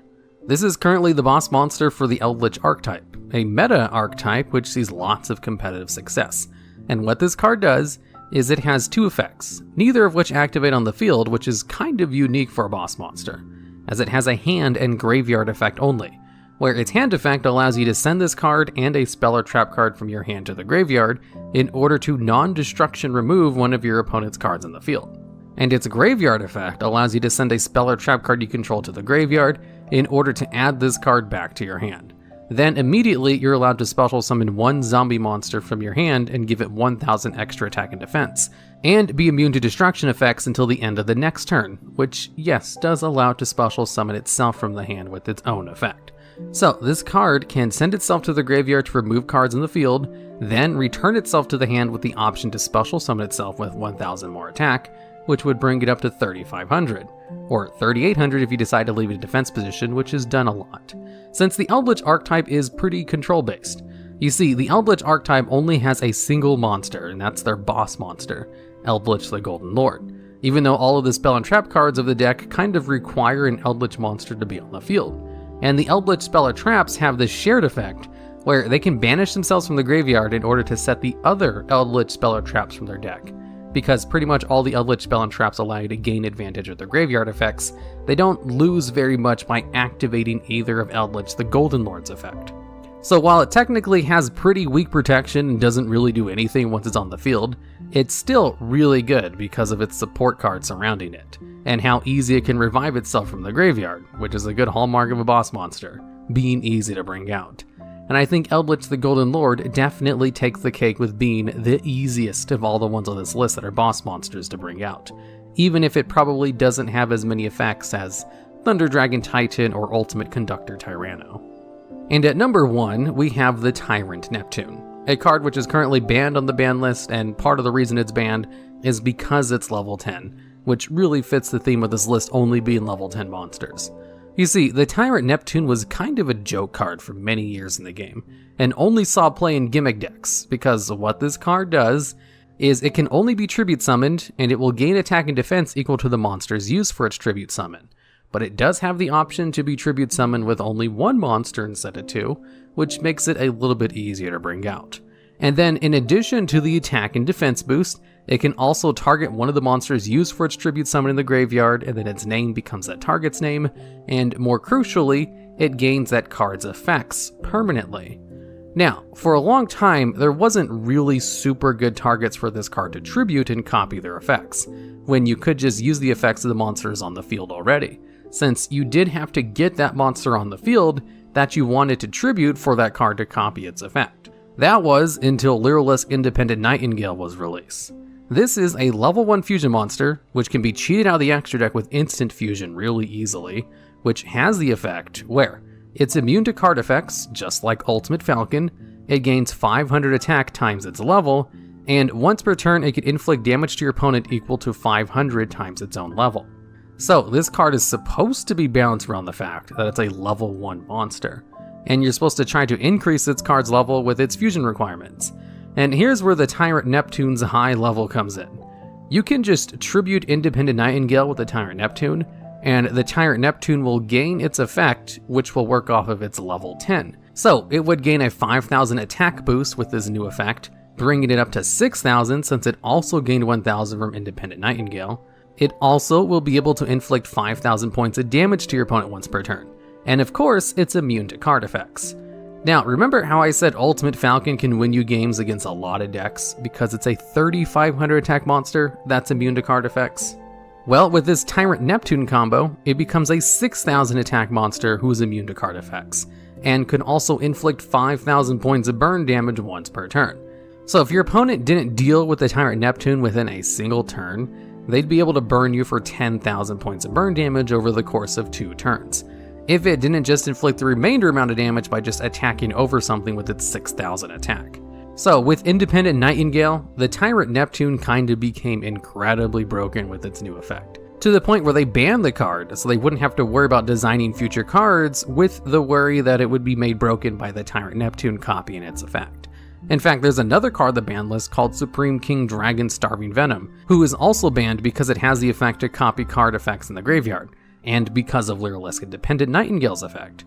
Now, it seems like the obvious course of action would just be to ban the Lyrilisk card, but part of the reason those 2 cards were banned instead was because copying effects in the graveyard is just ripe for abuse, as people are finding out new combos all the time which take advantage of old card effects. And when Independent Nightingale was released, a card which is not overpowered at all on its own really drives home the point of how strong graveyard copying can be. So because of the Tyrant Neptune's effect to become one of the strongest cards in the game, it definitely takes number 1 spot on this list. In this video, we're going over the best level or rank 11 monsters in the game. An incredibly unpopular level, which probably has the least amount of monsters occupying this range. And at number 10, we have Eiza, Rebuilder of Worlds. This card has the effect where it can only be special summoned from your hand during a turn in which you haven't special summoned, and if there are at least 8 or more link monsters with different names on the field or in both players' graveyards. So, not something you can actually bring out during your first turn, but it's very possible to bring this out immediately on your second turn, as a lot of decks are able to combo into a whole bunch of link monsters and can fulfill the requirements for it by themselves without requiring your opponent to use any link monsters. And what you get if you bring this card out is on spell speed 4, you get to return all monsters on the field, in the graveyards, and that are banished back into the decks. And also, this card's summon cannot be negated. So if you're able to bring this card out, there's almost nothing your opponent can do to stop its effect from happening, which will allow you to kind of reset the game and wipe out your opponent's field of monsters, which is really good. However, this card does require a lot of setup on your part to use, and cannot be used during the same turn that you set it up, as one of its requirements is not special summoning any other monsters that turn. If it didn't have that little downside to it, it might see play, and it's that one little restriction that kind of puts this card into gimmick territory, which is why it's only at number 10 on this list. It's still better than a lot of the other level 11 monsters, which should say something about how few of them there are. And at number 9, we have Dark Lord Morningstar. This is a level 11 Dark Lord monster, an archetype that's full of high-level Dark-type monsters. So it's very appropriate for them to have at least one level 11. And what it does is, if this card is tribute summoned, you can special summon Dark Lord monsters from your deck up to the number of effect monsters your opponent controls. Now, this effect is amazing. If your opponent has a full board of monsters, it allows you to special summon up to 4 other monsters from your deck. But of course, this deck rarely sees play in Dark Lord decks because it obviously has restrictions to it, just like Eiza, Rebuilder of Worlds. They can only use this effect if it's tribute summoned, and also this card cannot be special summoned. Now, a tribute summon isn't that big of a deal, but the card not allowing itself to be special summoned kinda goes against the whole Dark Lord archetype, which is all about special summoning themselves from the hand or graveyard. They kind of excel at special summoning from the graveyard even, but this card's effect has the potential to be super good, so its restrictions are kind of warranted. It also has a couple of other minor effects, like it can't be targeted by card effects while you control another Dark Lord monster, and it allows you to mill cards from your deck in order to gain life points. Now, Morningstar rarely sees play in Dark Lord decks, but of the few Dark Lord decks that have seen competitive success, a couple of them did play one copy of Dark Lord Morningstar. It's not bad, it's just not a card you can use on your first turn to set up your plays, and is very reliant on your opponent having a board and not negating the effect as soon as it comes out. So it still makes this list, if at a low spot, just slightly above the card that would only be used in gimmick decks. And at number 8, we have Star Eater. This was the first ever level 11 generic synchro monster added to the game, and for a long time, Star Eater was the only level 11 synchro, but it actually saw play because it wasn't half bad. It has 3200 attack, gets under Solemn Judgment since its summon can't be negated, and has great battlefield protection where, if it attacks, it becomes unaffected by other card effects until the end of the damage step. So it temporarily gains the protection of Ultimate Falcon, which is not half bad, but it would be a lot better if it negated the effects of all of the other cards on the field when it declared an attack, similar to Ancient Gear cards. Because if Star Eater does declare an attack and your opponent uses Mirror Force, Star Eater will be fine and not be destroyed, but your other monsters will still be destroyed. So the effect seems like it's a lot better than the Ancient Gear effects, since it gains that ever so important invulnerability, but it's actually a little bit worse, which isn't that big of a deal. Although, since all it did was give itself protection when it attacked, it was vulnerable to pretty much any form of removal, and was only good for attacking over things. And generally, extra deck monsters are much more useful if they can impact the field in some way or negate, and Star Eater doesn't really do any of those things. It was just a convenient synchro level to go into if you happened to have the cards in the field that allowed you to go into a level 11 synchro monster, in case you were trying to cover all of your bases in your extra deck. And at number 7, we have Gashadokuro, the Skeleto Mayakashi. This is the other level 11 synchro monster in the game, and surprisingly has generic materials, so is another option besides Star Eater if you want a level 11 synchro monster. Now, what this card does is it has two different effects. One of them, which is the condition for how it can special summon itself from the graveyard, and the other is the effect it gains if it's special summoned from the graveyard. So, if a Link monster you control is destroyed by your opponent, you get to banish one other zombie monster from your graveyard to special summon this card. And if this card is special summoned from the graveyard, it can become unaffected by other card effects for the rest of the turn. Now, I don't know why they keep giving this effect to level 11 synchros, just a limited immunity, but it seems to be a theme amongst them. Limited immunity is good, but the real meat and bones of immunity is the staying power it provides. Part of the reason Ultimate Falcon is so good is because it's always immune to card effects, and can kind of passively stall out your opponent if they don't have a way to deal with it immediately. Although if you only gain the immunity for one turn, then it's real easy to play around. Now, this card is part of the Mayakashi archetype, and really the only reason it sees play in that archetype is because it's real easy to bring this card out. You see, Mayakashi kind of revolve around this combo with Daki, the Graceful Mayakashi, which is a level 2 tuner, which can special summon itself from the graveyard if a Mayakashi monster is special summoned from the extra deck, and this is not at all once per turn. So, what you do is bring out Daki from the deck with Hajun, the Winged Mayakashi, which will give you the materials needed to go into the Wheeled Mayakashi, which is their level 3 synchro monster. Then, Daki's effect would activate from the graveyard to bring itself back out, due to the synchro monster it just brought out using itself as a material, which would then allow you to use it with the level 3 to go into the level 5 synchro, which would bring it back out again, and then let you go into the level 7 synchro, which would let you go into the level 9, and then finally the level 11. So it's kind of used to just get all of the synchro Mayakashis into the graveyard, because they all have effects almost exactly the same as Gashadokuro, just different requirements for how they can special summon themselves from the graveyard, and different effects when they are special summoned from the graveyard, with the level 9 and level 7 synchros having the best graveyard effects, as it allows them to actually destroy cards on the field. So Gashadokuro, the skeletal Mayakashi, isn't half bad, and does see play within its archetype, but only because its archetype allows it to come out so easily, and it's kind of surpassed by its lower level counterparts. Although being easy to bring out is definitely a benefit, which is why it makes on this list at a higher spot than some of the other monsters I've talked about so far. And at number 6, we have number 84, Pain Gainer. This is a rank 11 Xyz monster, which has the effect where each time your opponent activates a spell or trap card, you get to inflict 600 damage to them. Kind of like Red Eye's Flare Metal Dragon, but only for spell and traps, which is pretty good honestly. It'd be much better if it worked on monster effects, but working on 2/3 of the cards isn't half bad either. It also has another effect where it can detach a material to destroy all face-up monsters your opponent controls that have a defense less than this card's defense, and this card gains defense equal to the rank of all Xyz monsters you control times 200. So, if you only control Pain Gainer, it will have 2200 defense, which is honestly enough to destroy most opponents' boards, as not a lot of monsters have high defense. And what's really good about this card, and the main reason it sees play, is because it can bring itself out of the extra deck by just ranking itself on top of any rank 8 through 10 dark Xyz monster you control, as long as they have 2 or more Xyz materials on them.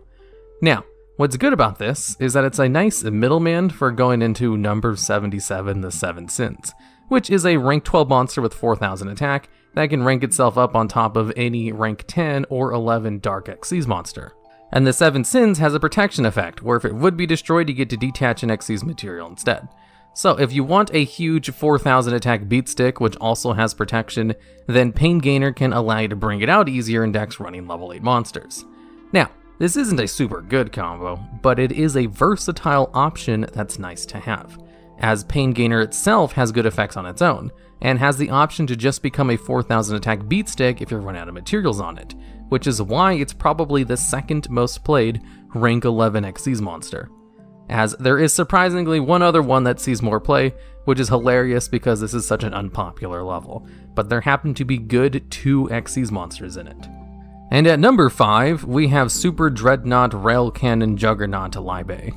This rank 11 monster with 4000 attack baseline can bring itself out on top of any rank 10 machine type Xyz monster you control.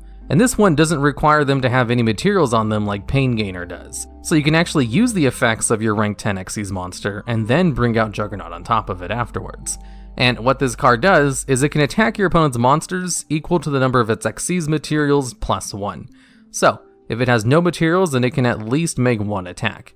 And also it can detach one of its materials to gain 2000 attack and defense for the rest of the turn.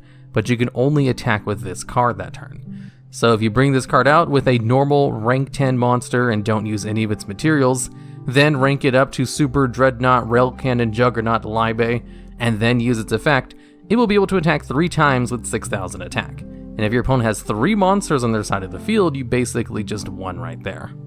Because you see, the maximum attack most monsters have is around 3000. So if it attacks 3 monsters that have 3000 attack, that's 9,000 points of battle damage, which is a little bit more than the starting life point count. And generally, cards with attacking effects don't see play unless their battle phase effects are just ridiculously good, like Borosword Dragon. I wouldn't call Libe's effect ridiculously good, but it's definitely above average in the good department. So if you're able to bring it out and your opponent has a couple of monsters on their side of the field, and they have no way to negate the attack or destroy the card before it's able to attack, then you can win with just a whole bunch of battle damage, which seems kind of difficult to pull off in meta decks, but surprisingly it works, and actually sees the most play of any rank 11 monster, because you see, there is this popular meta deck called Eldritch, which revolves around a level 10 monster called Eldritch the Golden Lord, which can special summon itself very easily. And there's this really good rank 10 monster called Super Dreadnought Rail Cannon Gustav Max, which is able to do 2000 points of burn damage by detaching one of its materials. And that card is an option to go into Super Dreadnought Rail Cannon Juggernaut Libe. So, it just gives those decks the option to have a whole bunch of battle damage if they wanted, and was even used in Thunder Dragon decks because Thunder Dragon Titan is level 10. If a deck has access to level 10 monsters, then they have access to this card, which can kind of win you the game on your own under certain circumstances, so it occasionally sees competitive play. And at number 4, we have Arch Nemesis Eschatos. This card has the effect where you can declare one type on the field and then destroy all monsters on the field of that type, and then lock both players out of being able to special summon monsters of that type until the end of the next turn. So if your opponent is playing nothing but Fiend monsters, this card can shut them down for a whole turn and basically win you the game on its own. And it's easy to bring out. All you have to do is banish 3 monsters of different types from your graveyard or face up that you control. And a lot of decks play a whole bunch of monsters of different types, especially if you're running a diverse toolbox in the extra deck. And to top it all off, this card is just passively immune to destruction effects, so it actually has some pretty decent protection on top of an easy summoning condition and a great on-field effect. However, like I said a little bit earlier, the same reasons this card is easy to bring out is also why its effect might not be that effective against every deck, because a lot of decks play a whole bunch of different types of monsters, and the tiny fact that it also locks you out of being able to use those types as well. It's still really effective, but there's a good chance you'll only be able to destroy one monster, or maybe lock your opponent out of only one type of the mini type they regularly use. Which isn't half bad. The card can also be searched out through the Melody of Awakening Dragon, so it's easy to grab, and even has an attribute counterpart called Arch Nemesis Protoss, which has the exact same effects except with attributes, where you need to banish 3 monsters with different attributes from your graveyard, and it can lock both players out of a single attribute and destroy those cards. If anything, attribute locking your opponent is better than type locking, but it's harder to bring out as a lot of decks will play just one single attribute. Both are excellent cards though, and they're both level 11. I kind of like to only have one card from an archetype on a list, and I think Arch Nemesis Eschatos is just a little bit better, which is why it makes the number 4 spot. And at number 3, we have Zephyrath. This is a level 11 pendulum monster with a really unique attack and defense power value with 3450 attack. In fact, this is the only monster in the game that has that baseline attack power value. Now, this card is a key component to the Zephyr archetype, as it has this really nice thing to the card where pretty much all of its effects are good.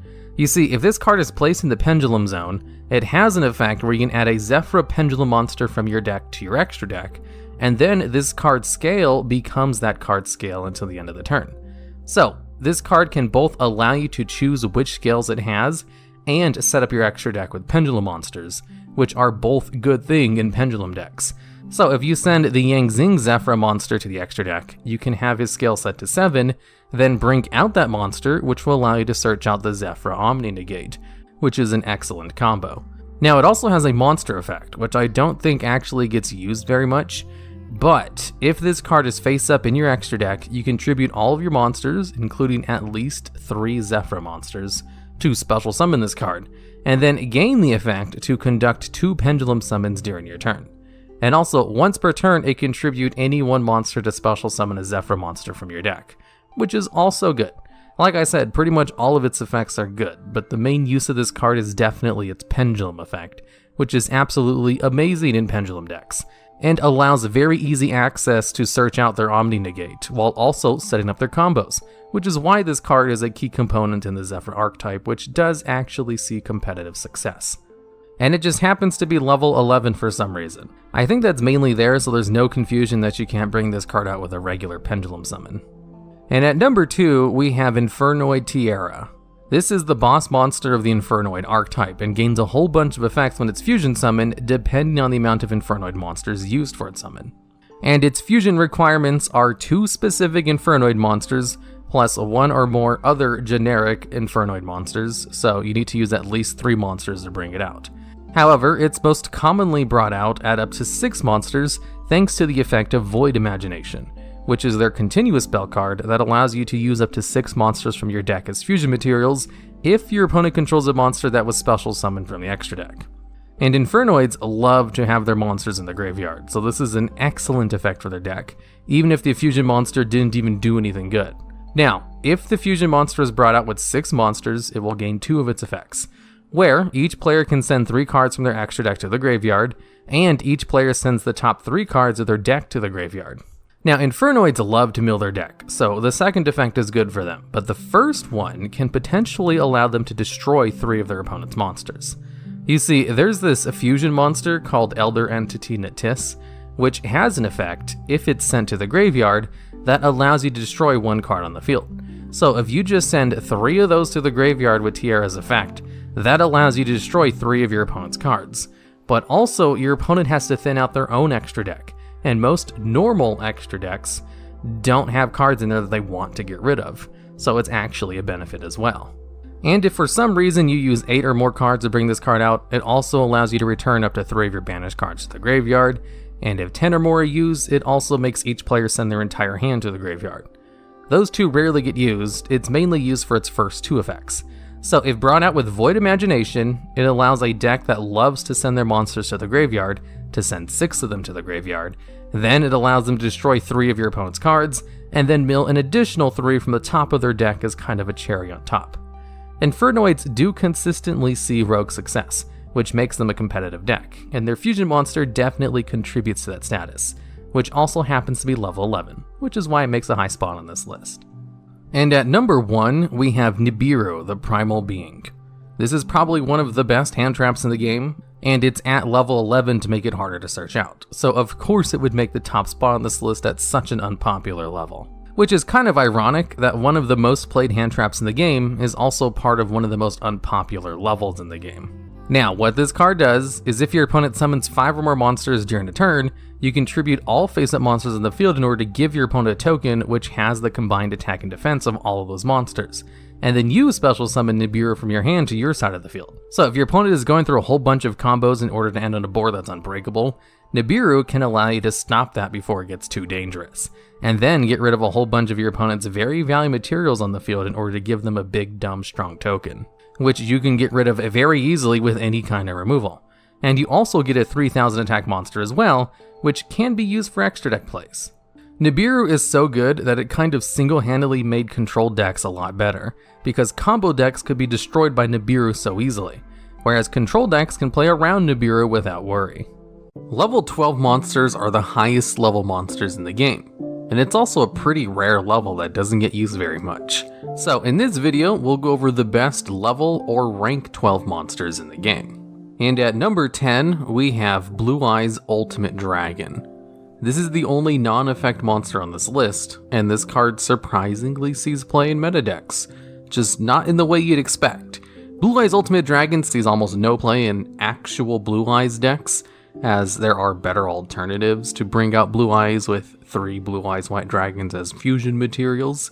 No, Blue Eyes Ultimate Dragon sees play in Tenyi decks and Necros mostly, because Tenyi decks have a trap card called Fists of the Unrivaled Tenyi, which has a floating effect that if it's destroyed by your opponent, you can special summon a non-effect monster from your extra deck.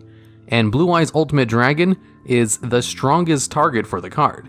And Necros decks have a ritual spell card called Necros Kaleidoscope, which allows you to use an extra deck monster as the materials to bring out ritual monsters from your hand. So, sometimes they'll just run Blue Eyes Ultimate Dragon as a level 12 monster to bring out multiple ritual monsters from their hand that have levels that add up to it. They don't need to use Blue Eyes Ultimate Dragon for this. They could use any level 12 extra deck monster. It's just, since it doesn't matter, some people like to use Blue Eyes Ultimate Dragon. And at number 9, we have Herald of Ultimateness. This is a level 12 ritual monster, the only level 12 ritual monster in the game in fact, and it actually has a really good effect. This card is basically a Solemn Judgment in monster card form, as if your opponent would special summon a monster, or activate a card effect, you can send a fairy type monster from your hand to the graveyard to negate the summon or activation of that card and destroy it. And this effect is not once per turn, nor once per chain. So as long as you're able to supply materials for this card's negates, you can negate everything until you run out of fairy type monsters in your hand. Now, there is another similar ritual monster called Herald of Perfection, who is able to send fairies from the hand to negate card effects, but Herald of Perfection can't negate summons, like Herald of Ultimateness can. Although, Herald of Perfection has a ritual spell card, which both allows you to bring it out like normal, and has a graveyard effect, where it can banish itself to add one of the materials back to your hand that was used for its ritual summon. Whereas the ritual spell card for Herald of Ultimateness just has a spell speed 4 effect, where your opponent can't activate cards in response to its ritual summon, which is fine. Herald of Perfection is just much better, because it's easier to bring out at a lower level of 6, has 2800 defense, which is really hard to beat over it without activating card effects, and Herald of Ultimateness still has low attack at only 2000, is harder to bring out, and the only upside to it is that it can negate summons as well. It's supposed to be an upgraded version of Herald of Perfection, but is kind of more cumbersome to use, and becomes not as good, ironically, as one of the problems of Herald of Perfection was that it has really low attack, so you have to constantly keep it in defense position, whereas Herald of Ultimateness has the same problem, and is harder to bring out, and doesn't have a good ritual summon card. It's just kind of worse in every aspect, except for the fact that it technically has slightly better stats. One of the best ways to use this card is probably to send a whole bunch of monsters to the graveyard with advanced ritual art, since this is the highest level ritual monster in the game. And its effect is technically good, which is why it still makes this list, but at kind of a low spot. And at number 8, we have Assault Blackwing, Onimaru the Divine Thunder.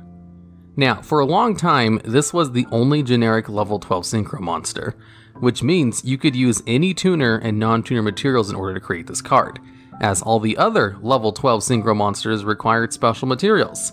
And since this card had 3000 attack and could not be destroyed by card effects, it wasn't half bad as a level 12 generic monster, although not good enough to see play outside of Blackwing decks. Because inside of Blackwing decks, this card is treated as a tuner if it's brought out using a Blackwing as one of its materials, it can change its level to that of any Blackwing monster in your graveyard, and it has an additional once per duel effect, where if this card is brought out with only synchro monsters as its materials, it can gain 3000 attack during one attack, which is not a very good effect to have on such a difficult activation requirement, as well as having a once per duel clause to it. So this card gets a low spot on this list at only number 8. And at number 7, we have Divine Serpent Ge. This is the only main deck monster on this list, but that's because there surprisingly aren't too many good level 12 main deck monsters.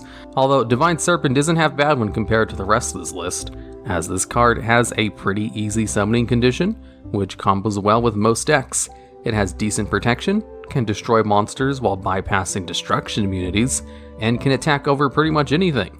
You can only special summon this card from your hand if a monster you control is destroyed, but you have to pay half your life points in order to do this. While this card is on the field, it can't be targeted by card effects, and it has 2 battle effects. One of them is if this card is involved in any battle, you can change this card's original attack to be the highest original attack on the field. And its other effect is if this card declares an attack on a monster, you can have your opponent's monster's attack and negate that monster's effects. And since the ability to change this card's original attack is not a temporary one, you can just keep a high attack power value for this card as long as you want, and then choose to change it if a stronger monster hits the field. And the only real way your opponent can get rid of this card is by destroying it with non-targeting card effects, or by suicide attacking into this monster with a high attack monster.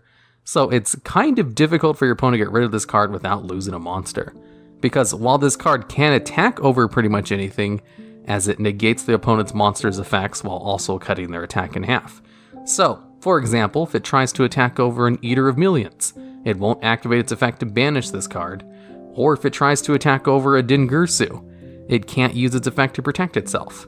But if a Dingirsu tries to crash into this card, and it has the highest attack on the field, then it can destroy Divine Serpent, and then just use its effect to protect itself from getting destroyed. Since the effect to match the highest attack on the field can be used during any battle, but its effect to have the opponent's monster attack can only be used when it itself declares an attack. So, even with all of these confusing restrictions to it, it's still a pretty decent card. It doesn't see any competitive play, however, which is why it takes kind of a lower spot on this list, but still makes this list over all the other main deck level 12 monsters, as at least this card is useful and easy to use. And at number 6, we have Ultimaya Sulkin. This is technically a level 12 synchro monster, who can only be brought out with 2 level 5 or higher monsters at the same level, as long as one of them is a tuner, and has the effect where you can cheat out synchro monsters from the extra deck every time you set a spell or trap card. Although you can only do this once per turn, and it only works on level 7 or 8 dragon type synchro monsters or power tool synchro monsters. And while this card has no stats, it also cannot be targeted for attacks or effects if you control another synchro monster. And this card was incredibly difficult to play during Master Rule 4, because it cheats synchro monsters out of the extra deck, which need to go to a link zone or an extra monster zone. But with the Master Rule revisions, this card will be a lot more playable, as you can bring out the synchro monsters to just any of your main monster zones, and there's a lot of good targets for this card. Specifically Crystal Wing Synchro Dragon, who can negate monster effects. And if you're able to set cards during your opponent's turn, you can special summon another monster. There's only a handful of cards which allow you to set spell or traps during your opponent's turn, like Dust Tornado or Scrap Iron Scarecrow, so this caveat of its effect isn't as well known since those aren't very good cards. But being able to cheat out a level 7 or 8 dragon synchro monster is pretty good, considering a lot of the best synchro monsters are level 7 or 8 dragon type monsters. And I only have this card at a middling spot on this list because it sees almost 0 play during Master Rule 4, and we really have to wait to see if the Master Rule revision will make sure this card comes back and sees play, which I assume it will. And at number 5, we have YGO Final Sigma. This was the 3rd ever generic level 12 synchro monster, and it was released recently, in the last year in fact. So was the 2nd ever generic level 12 synchro monster. That card is also pretty recent as it came out in 2019, but that card is not super good. There's a huge lack of generic level 12 synchro monsters, considering there's only 13 total level 12 synchro monsters in the game, so it kinda makes sense. And out of all of the generic level 12 synchro monsters, YGO Final Sigma is the best of the bunch, as it's unaffected by card effects while it's in the extra monster zone. If it battles while it's in the extra monster zone, you can inflict double battle damage, And if this card is destroyed, you get to add a Math Mech card from your deck to your hand. So it floats into a pretty good search effect. Now, generally, being immune to all card effects is super good. That's why it has restrictions where it has to be in the extra monster zone. But it's also still affected by other Math Mech cards, so you can still use its support cards on it. But since no one else is playing Math Mech cards, you don't have to worry about your opponent destroying this card with card effects. And its double battle damage effect is just icing on the cake. If this card just had a little bit more attack though, and it was at like 3100 for example, it would be so much better. Because matching 3000 attack is not that difficult for a lot of decks. So even if this card is immune to all card effects, you can just beat over it pretty easily in battle, which is why it still gets kind of a low spot on this list, but it's still the best level 12 generic synchro monster. And at number 4, we have number 77, the Seven Sins. This is one of 4 rank 12 monsters, as there's even fewer of those than there are synchro monsters, to give you an idea of how few level 12 monsters there are. And because there's so few level 12 monsters, the only reason this card makes this list is because it has an alternative summoning condition. You can bring this card out with 2 level 12 monsters, although that's pretty rare, as almost no deck brings out level 12 monsters regularly. So it has another effect where you can also Exceed summon this card on top of a rank 10 or 11 Dark Xyz monster. And then you attach all of their materials to this card as well. And then this card has the effect where you can detach 2 materials to banish all of your opponent's special summon monsters. Then attach one of those banished monsters to this card as a material. And it has another effect where if this card would be destroyed, you can detach a material instead. Now, the reason this card sees play is because it allows you to convert those monsters into 4K beatstick that has protection from destruction effects, which is pretty useful if you bring out something like number 80 Pain Gainer to destroy some of your opponent's monsters after ranking it up on top of another card, which probably did something else. And then you get to end it off with a 4K beatstick with protection. The Seven Sins is generally used at the end of a long rank up chain, and rarely is brought out in order to banish your opponent's cards. But the fact that it can be brought out to do that as well makes it pretty good, and why it definitely deserves a middling spot on this list. And at number 3, we have Red Supernova Dragon, a synchro monster which was released pretty recently in the OCG and is currently not in the TCG yet. And this card has a pretty good effect where I felt pretty confident in placing it in the top 5 of this list, because sure, this card has some pretty cumbersome synchro materials.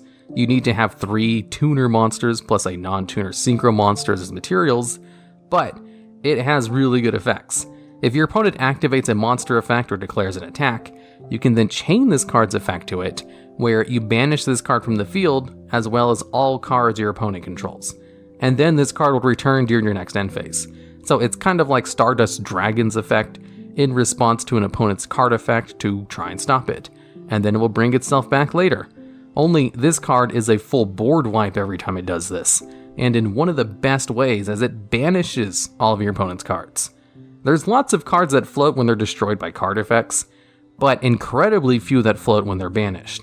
Almost nobody wants their cards to get banished, and there's very little protection from being banished as well. This effect is just great, so any effects on top of this would just be kind of extra, as it does have some other neat things about this card. This card gains 500 attack for each tuner in your graveyard, so it should gain 1500 attack from just the 3 tuners used for its summon, bringing this card up to 5500 attack, which is really good. And it can't be destroyed by your opponent's card effects, so it has a little bit of a built-in protection, which is not half bad. So a big beatstick that can banish your opponent's entire field at a moment's notice, and is slightly inconvenient to take out, is a pretty great card, only hampered by its difficult summoning requirement. But this is one of those cards where it's definitely worth that summoning requirement. And I should also mention, since this card banishes itself in order to use its effect, it's a great synchro monster to play in Master Rule 4, as when it returns to the field, it can return to a non-extra monster zone or a non-link zone. You can just put it wherever you want, similar to Psy-Frame Lord Omega, which is a huge plus for this card, which won't really matter once the Master Rule revisions go through. And at number 2, we have Shooting Quasar Dragon. Speaking of strong synchro monsters that are hard to bring out, we kind of have to talk about Quasar Dragon, as this is the synchro boss monster. Quasar Dragon has the effect where once per turn, you can just negate and destroy the effect of any one card. A once per turn negate on anything is super good, but on top of that, this card has 4,000 attack and has the ability to attack a number of times equal to the number of non-tuner monsters used for its synchro summon. And since this card requires at least 2 or more non-tuner synchro monsters, by baseline it can attack 2 times. So right out of the gate, if you're able to clear your opponent's field, Quasar Dragon can win you the game on its own by just attacking twice, and rarely is it brought out with more materials, because it's kind of hard to get this guy's materials on the field in the first place, as this card requires all synchro monsters as its materials. You need a tuner synchro monster, plus 2 or more non-tuner synchro monsters, which requires a whole bunch of synchro summoning and having link zones available, which is why this card sees almost no play in Master Rule 4.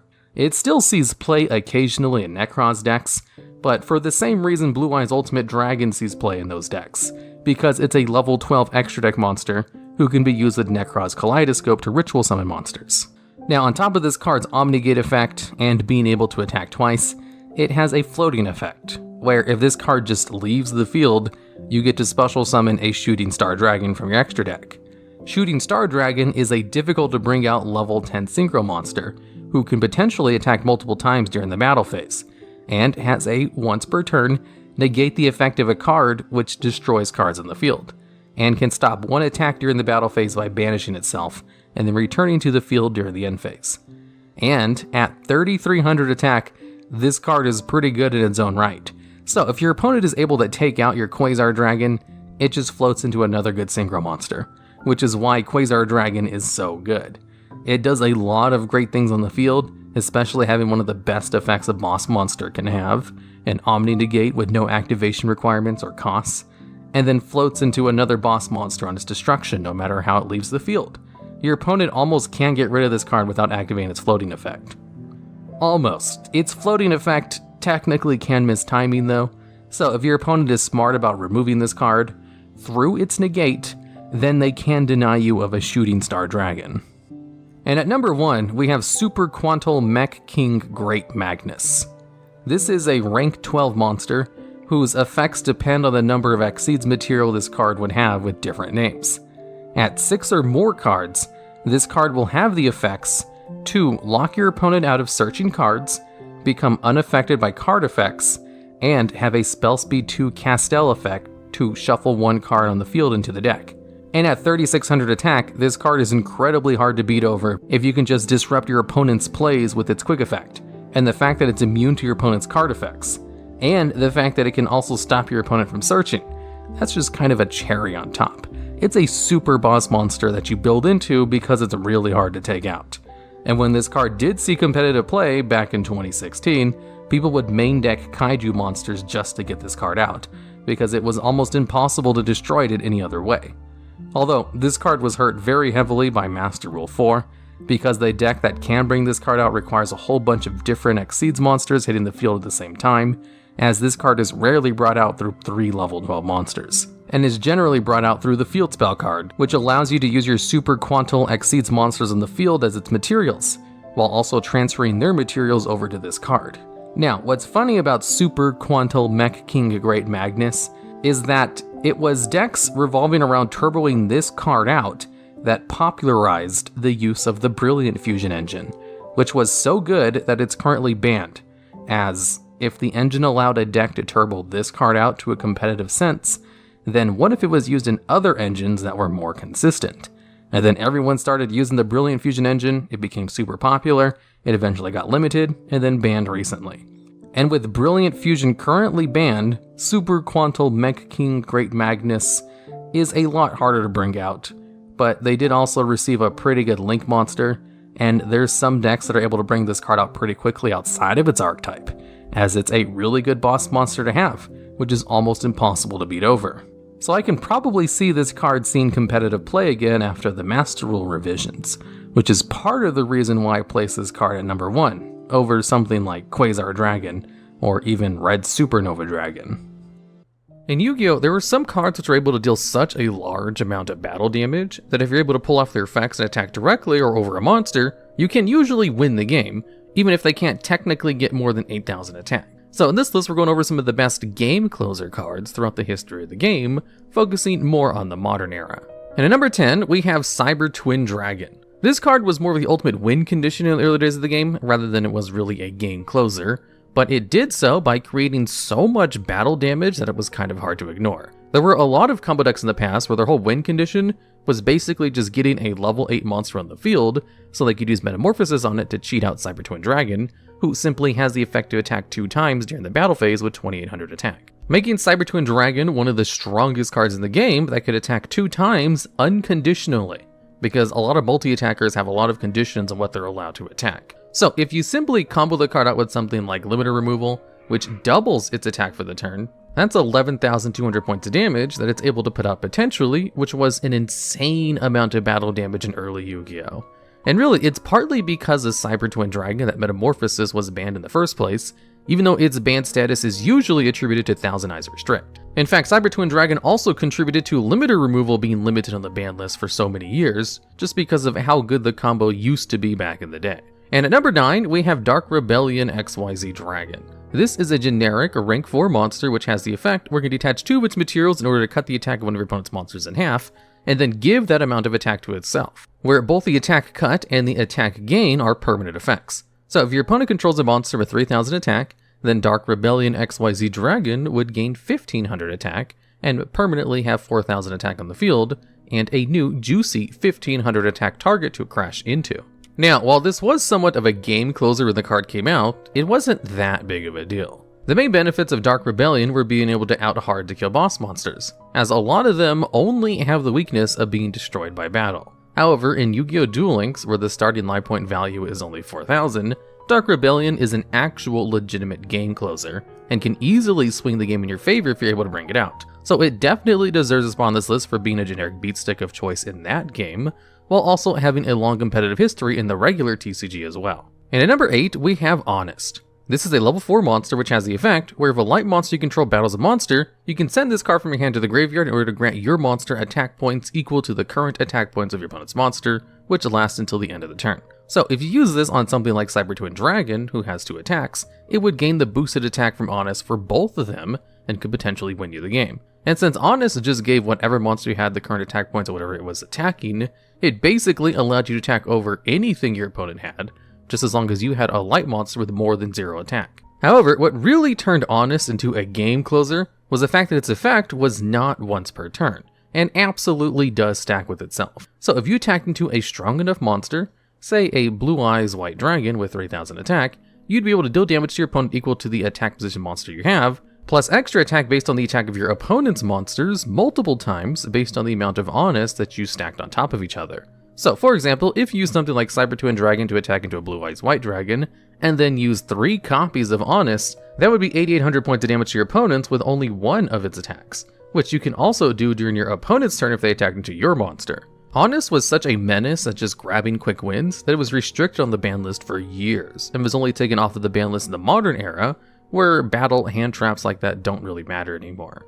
Modern Yu-Gi-Oh! Is more about destroying cards before entering the battle phase, so usually there's no light monster to attack into, nor would you have any of your opponent's monsters to attack into, to really make much use of Honest, outside of a few control decks. So it's another card that's here for legacy reasons, kind of like the next card on this list too. And at number 7, we have Gongaga Cowboy. This is a rank 4 Xyz monster with generic materials, and has 2 effects based on which battle position it's in when you detach one of its materials. Where if it's in attack position, this turn if it attacks an opponent's monster, it gains 1,000 attack and causes your opponent's monster to lose 500 attack. And with the baseline attack of 1,500, this basically means it could beat over any monster with less than 3,000 attack. But its game closer ability was actually its defense position one, where it simply inflicted 800 points of damage to your opponent's life points. Now, this is actually a pretty small amount of damage. It's only 1/10 the amount of your opponent's starting life point value, so you would have to use the effect 10 times if you wanted to win the game with Gongaga Cowboy alone. Although the best way Gongaga Cowboy was usually used was during the main phase too. You see, there's a lot of times in a duel where you're able to push for a whole bunch of damage, but your opponent is just hanging on by a little bit of life points, usually less than 1,000. Then if you simply had 2 level 4 monsters left in the field, or a way to use up the rest of your resources to get into 2 level 4 monsters, you'd be able to close out the game with that last little bit of life point damage by just going into Gaga Cowboy. And this scenario came up so often that Gaga Cowboy was an absolute staple card in pretty much every extra deck until Link Monsters came out. It's kind of crazy how many games Gaga Cowboy was able to close out on its own with just a pitiful 800 points of damage. In fact, it was so widespread and prevalent that Konami is very hesitant about releasing cards that deal burn damage on extra deck cards that are too generic to go into like a Cowboy was. They don't want to create another situation where they can just go into Cowboy for game during the main phase 2, so there were no Link Monster equivalents to Gaga Cowboy, even if there are some Link monsters that technically can inflict some burn damage. And the only reason Gaga Cowboy stopped seeing play was because Link monsters made it harder to use. And then after the Master World revisions, where they released the restrictions on Xyz monsters being summonable into any of your monster zones, this state of the game had gotten to the point where people were just no longer used to playing Gaga Cowboy, and it wasn't really necessary because the power of the game had shifted away where that was really worth taking up your few precious extra deck slots.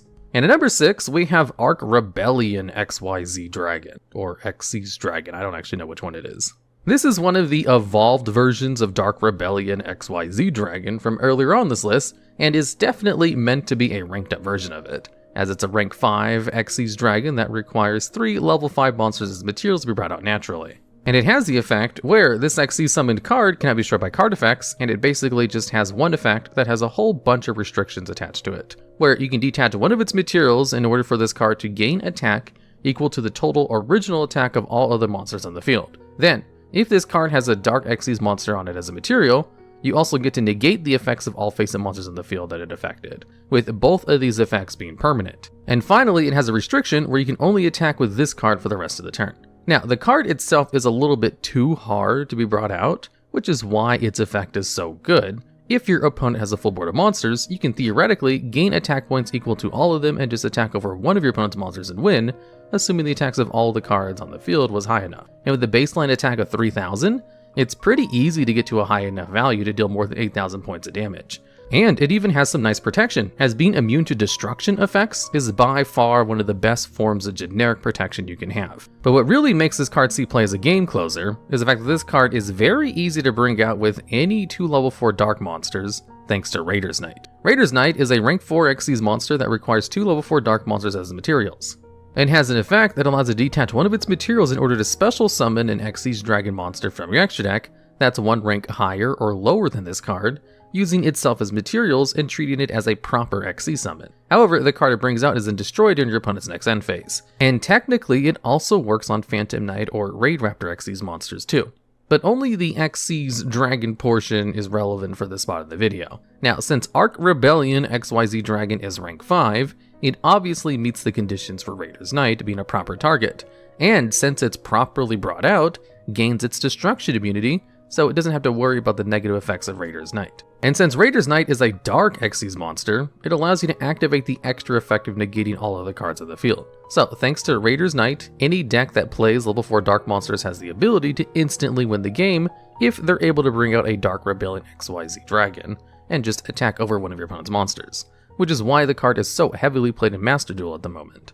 And at number 5, we have Super Dreadnought Rail Cannon Juggernaut Liba. This is a rank 11 monster which requires 3 level 11 monsters as its materials, or can be brought out on top of a rank 10 Xyz machine monster, where you transfer all the materials from that monster to this card. This card has 4000 attack and defense baseline, and has the effect where you can detach one of its materials to gain 2000 attack and defense, but only this card can attack for the rest of the turn. Additionally, the card is able to attack a number of times on monsters equal to the amount of its Xyz materials plus 1. So, if your opponent has 2 or more monsters with less than 2000 attack on their side of the field, you can deal more than 8000 points of damage by attacking into both of them with a 6000 attack Liba. Or, if your opponent has a clear field, you can deal exactly 8000 points of damage if you go into Super Dreadnought Rail Cannon Gustav Max first, as Gustav Max is a rank 10 Xyz monster which has the effect to detach one of its materials in order to inflict 2000 points of burn damage to your opponent, which would bring your opponent's life point value from 8000 down to 6000,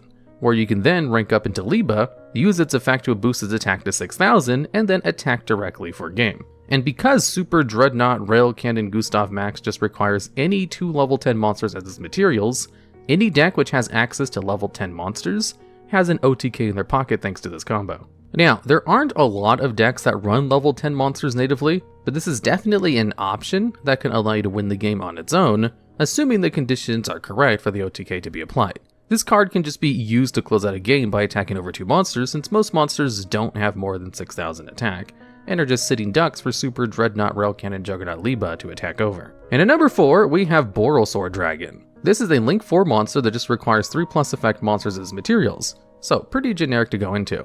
And it has 3 effects on the field, where passively it can't be destroyed by battle. On a quick effect, it can change an attack position monster to defense position in order to grant itself a second attack during the battle phase, with this quick effect being spell speed 4, so you can use it in order to chain block to an extent. And finally, once per turn, if this card declares an attack, it basically gains the effect of Dark Rebellion XYZ Dragon, where it cuts its attack's target attack in half, and then gains the attack points lost until the end of the turn. However, since Borrelsword Dragon has an effect that allows it to attack twice, if you attack into a strong enough monster, like say Blue Eyes White Dragon, it will keep the extra 1500 attack boost on its next attack, which could be a direct attack since it's not limited to only monsters like Liba. Now, that's not enough to OTK your opponent with 8,000 points of damage, but it is a ton of damage to deal nonetheless, and is incredibly easy to go into as it just requires any effect monsters as materials, rather than very specific levels or ranks like the previous cards on this list. So while it may not be dealing as much damage as something like Liba or Arc Rebellion Dragon,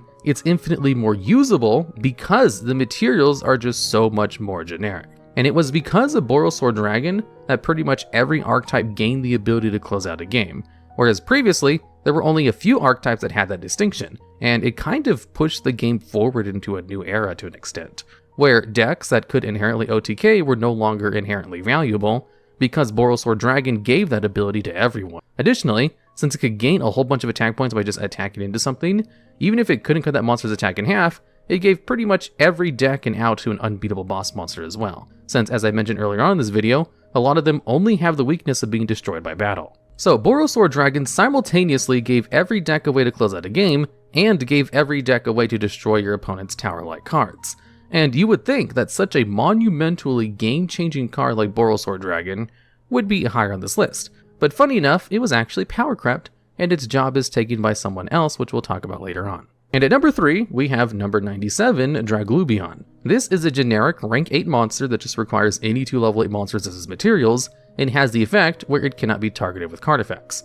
Also, you can detach one of its materials in order to take 2 dragon number monsters with different names from your extra deck or graveyard, and special summon one of them to the field and attach the other one to it as a material. But then you cannot special summon other monsters for the rest of this turn, or attack with other monsters except for the special summon monster.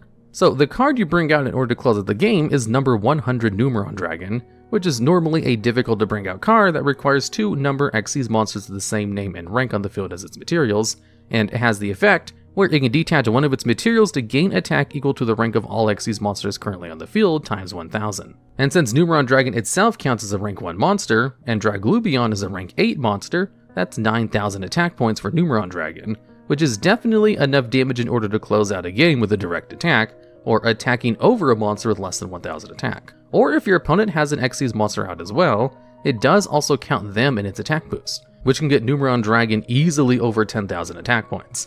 And since number 97 Draglubion can't be targeted by card effects, it's actually really hard to stop its effect from going off once it hits the field. Then you have to wait for Numeron Dragon to hit the field in order to disrupt, and that card has a floating effect to destroy all of the monsters in the field. So Draglubion gives any deck that has the availability of level 8 monsters the ability to instantly win the game with more than 8,000 points of damage, which is a distinction obviously shared by level 10 monsters thanks to Super Dreadnought, Rail Cannon, Juggernaut, Liba, and of course level 4 monsters with the next card on this list.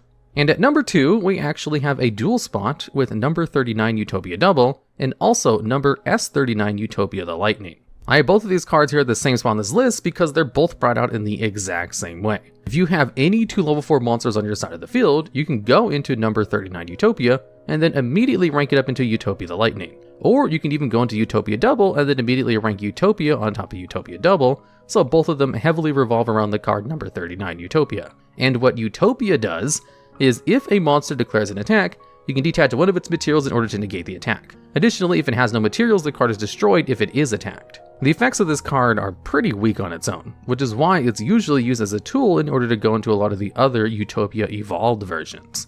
Number S39 Utopia the Lightning has the effect where you can Xyz summon this card by using a rank 4 Utopia monster you control as its full materials, and transfer all of its materials to this card, which is how you want to bring the card out, because it's natively a rank 5 monster that requires 3 level 5 light monsters as materials, which is way too difficult of a summoning method, and it's obviously meant to just be ranked up on top of Utopia. And Utopia the Lightning has the effect where if it battles an opponent's monster while it has Utopia as one of its materials, you can detach 2 of its materials in order to make this card's attack become 5,000 during damage calculation. Also, if this card attacks, your opponent can't activate any cards until the end of the damage step. And finally, this card cannot be used as an Xyz material, so you can't rank up anything on top of it.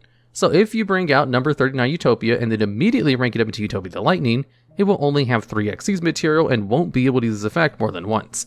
So usually you would add 1 more material by going into either number S39 Utopia Prime or number C39 Utopia Ray, which are 2 cards that can just be ranked up on top of the original Utopia and also count as proper targets for Utopia the Lightning to be brought out on top of them, giving you 4 Xyz materials and allowing you to use the effect twice. Utopia the Lightning allowed pretty much any deck that has level 4 monsters the ability to out a lot of unkillable boss monsters before Borosor Dragon was added to the game. And of course, it can be used to close out games as well, because having 5,000 attack on an effect that can't be stopped during the battle phase was just situationally very good, and it was a situation that came up pretty often. Utopia Lightning was so good in fact, that it was one of the few Xyz monsters that saw generic play during the early days of Master Rule 4, when pretty much every deck abandoned anything but Link monsters because of the restrictions. And then we have number 39 Utopia Double, which basically accomplishes the same thing but deals even more damage. This is a generic rank 4 monster which has the effect where you can detach one of its materials in order to add the card Double or Nothing from your deck to your hand. Then you can special summon a Utopia Xyz monster from your extra deck using this monster as a material, and if you do, its attack becomes doubled, but it cannot attack directly. So what you do is use Utopia Double in order to bring out the number 39 Utopia, which will allow it to have 5,000 attack due to the attack boost. Double or Nothing is a quick play spell card which has the effect that if a monster attack is negated, you can allow that monster to attack again. However, its attack is then doubled during the damage step. So with your new 5,000 attack number 39 Utopia, you attack into one of your opponent's monsters with that 5,000 attack, then you use its own effect to negate its own attack, which will proc the effect of Double or Nothing to allow it to attack again with 10,000 attack. So if your opponent has a monster with less than 2,000 attack, that's an instant win, and easily allows it to beat over pretty much any monster in the game. Utopia Double deals so much battle damage that it's just a legit win condition on its own, in addition to being an excellent game closer. Although the difference between Utopia Double and Utopia the Lightning is that you do have to play a Garnet in your deck if you want to pull off the Utopia Double combo, since the effect does not work if you already have Double or Nothing in your hand. And usually, decks do not like to play both Utopia Lightning and Utopia Double, likely one or the other, but they both accomplish similar things of having very high attack monsters with only 2 level 4 monsters on your side of the field to start off their combos. And at number 1, we have Accesscode Talker. This is a Link 4 monster that just requires 2+ effect monsters as materials and has 3 effects, where firstly, your opponent cannot respond to the activation of any of its other 2 effects, which basically grants it spell speed 4 protection similar to Super Polymerization. Then, when this card is Link summoned, if one of its materials was a Link monster, you can select it in order to gain 1,000 attack times that monster's Link rating. So if a Link 3 monster was used, Accesscode Talker gains 3,000 attack. And this attack crease is permanent, so Accesscode Talker usually comes out with 4 to 5,000 attack.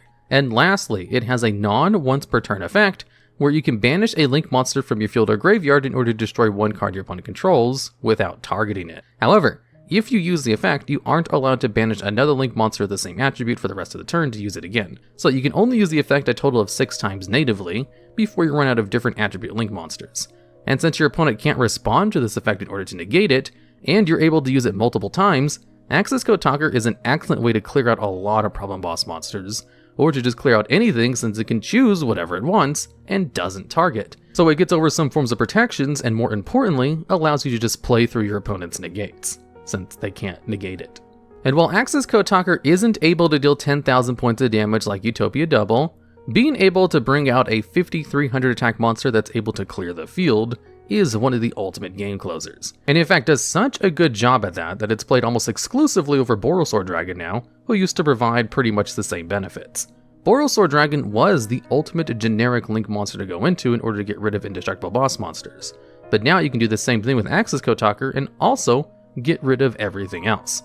So while it can't deal as much damage as Borosor Dragon, the ability to clear out everything while also dealing a ton of damage while being able to ignore your opponent's negates is just so much more useful. And it also has all the same benefits of Borosword Dragon, where it's usable in pretty much every deck. In fact, it's even easier to go into, since it has completely generic materials and only requires 2+ instead of 3+. So Accesscode Talker is the ultimate game closer card in the game, mainly because it's really good at what it does, and it's usable in the most amount of decks. In this video, we'll be going over the best synchro monsters of all time, including past iterations of cards that might have been changed for being too powerful. And at number 10, we have Borreload Savage Dragon. This card has the effect that when it's synchro summoned, you get to attach a link monster from your graveyard to this card to gain a number of counters equal to that link monster's rating, and also half of the attack of that monster. And once per turn, you can remove one of its counters in order to negate any one card effect. So basically, the card gains an Omni Negate while also easily getting close to 4,000 attack, and is also a generic level 8 synchro. Honestly, this card seems like it was made overpowered on purpose, because it's ridiculously good. It's easy to bring out, it has an Omni Negate, which is like one of the best effects a monster can have, and on top of that, it gains an attack boost which allows it to beat over pretty much any standard monster, while having a baseline attack of 3,000 to start off with. If you have the availability to go into level 8 synchro monsters, there's no reason not to go into Borreload Savage Dragon, unless you just literally don't play any link monsters at all. This is probably the only card on this list which isn't on the ban list or hasn't had its effect changed through an errata, because it's easily the strongest unlimited synchro monster in the game at the moment, which is why it should at least make this list at the number 10 spot. And at number 9, we have YGO Guardian. This is a level 6 synchro monster which requires an Earth Tuner and one or more non-tuner monsters, and simply has the effect that if it destroys a monster by battle, you can special summon that monster to your side of the field in defense position. Now, this card actually received an errata in order to change its synchro materials, as it used to be completely generic, where you could use any tuner plus any non-tuner monsters, and was easily the second best level 6 generic synchro monster, only beaten out by one other card which was just ridiculously broken and seemed like a bit of an oversight. You see, the thing with YGO Guardian is that it has 2,800 attack on a level 6 monster. They released a card within the first wave of synchro monsters called Gaia Knight the Force of Earth, which is the second highest attack level 6 synchro monster with 2,600 attack. And Gaia Knight doesn't have an effect, as its benefit was basically that it has high attack and is a generic level 6 synchro monster. And then YGO Guardian came out like a week later, with 200 more attack, also completely generic in its materials, and having one of the best effects out of all the generic synchro monsters at the time, where you could steal monsters after destroying them by battle, which you were almost guaranteed to do because it had ridiculously high attack for a level 6 monster. In fact, it's tied for having the highest attack of all level 6 monsters, alongside Infernal Incinerator, which is a terrible main deck monster that has a whole bunch of restrictions because it has a high attack, and Koala Koala, a fusion monster who has 2 terrible monsters as its fusion materials and is basically a joke of a card. And YGO Guardian was completely generic in its materials while having a good effect on top of being tied for having the highest attack for a level 6 monster in the game. It was just completely overstated for how good it was. It was easily one of the best generic synchro monsters in the game at the time, which is why it was banned pretty quickly, and then wasn't taken off the ban list completely until they errated its materials to make it no longer generic. Strictly speaking, even without the errata, it's not really better than Borreload Savage Dragon, but it is an example of them completely overstating a monster for what it was supposed to be, and then they thought to retroactively fix their mistake by not making it easy to bring out. And at number 8, we have TG Hyper Librarian. This is a generic level 5 synchro monster, which simply has the effect that if another monster is synchro summoned, you get to draw 1 card. Now, what's notable about this effect is the lack of any once per turn on it. So if you get out 3 TG Hyper Librarians, you get to draw 3 cards every time you bring out a synchro monster. So if you just bring out something like Formula Synchron, which allows you to draw a card on its summon, and then just use something like Desynchro, and then bring it out again, you can just draw a whole bunch of cards as long as you have TG Hyper Librarian on your side of the field. There's a lot of cards that allow you to special summon themselves from the hand, which are usually balanced around the fact that you can only have so many cards in your hand at a time.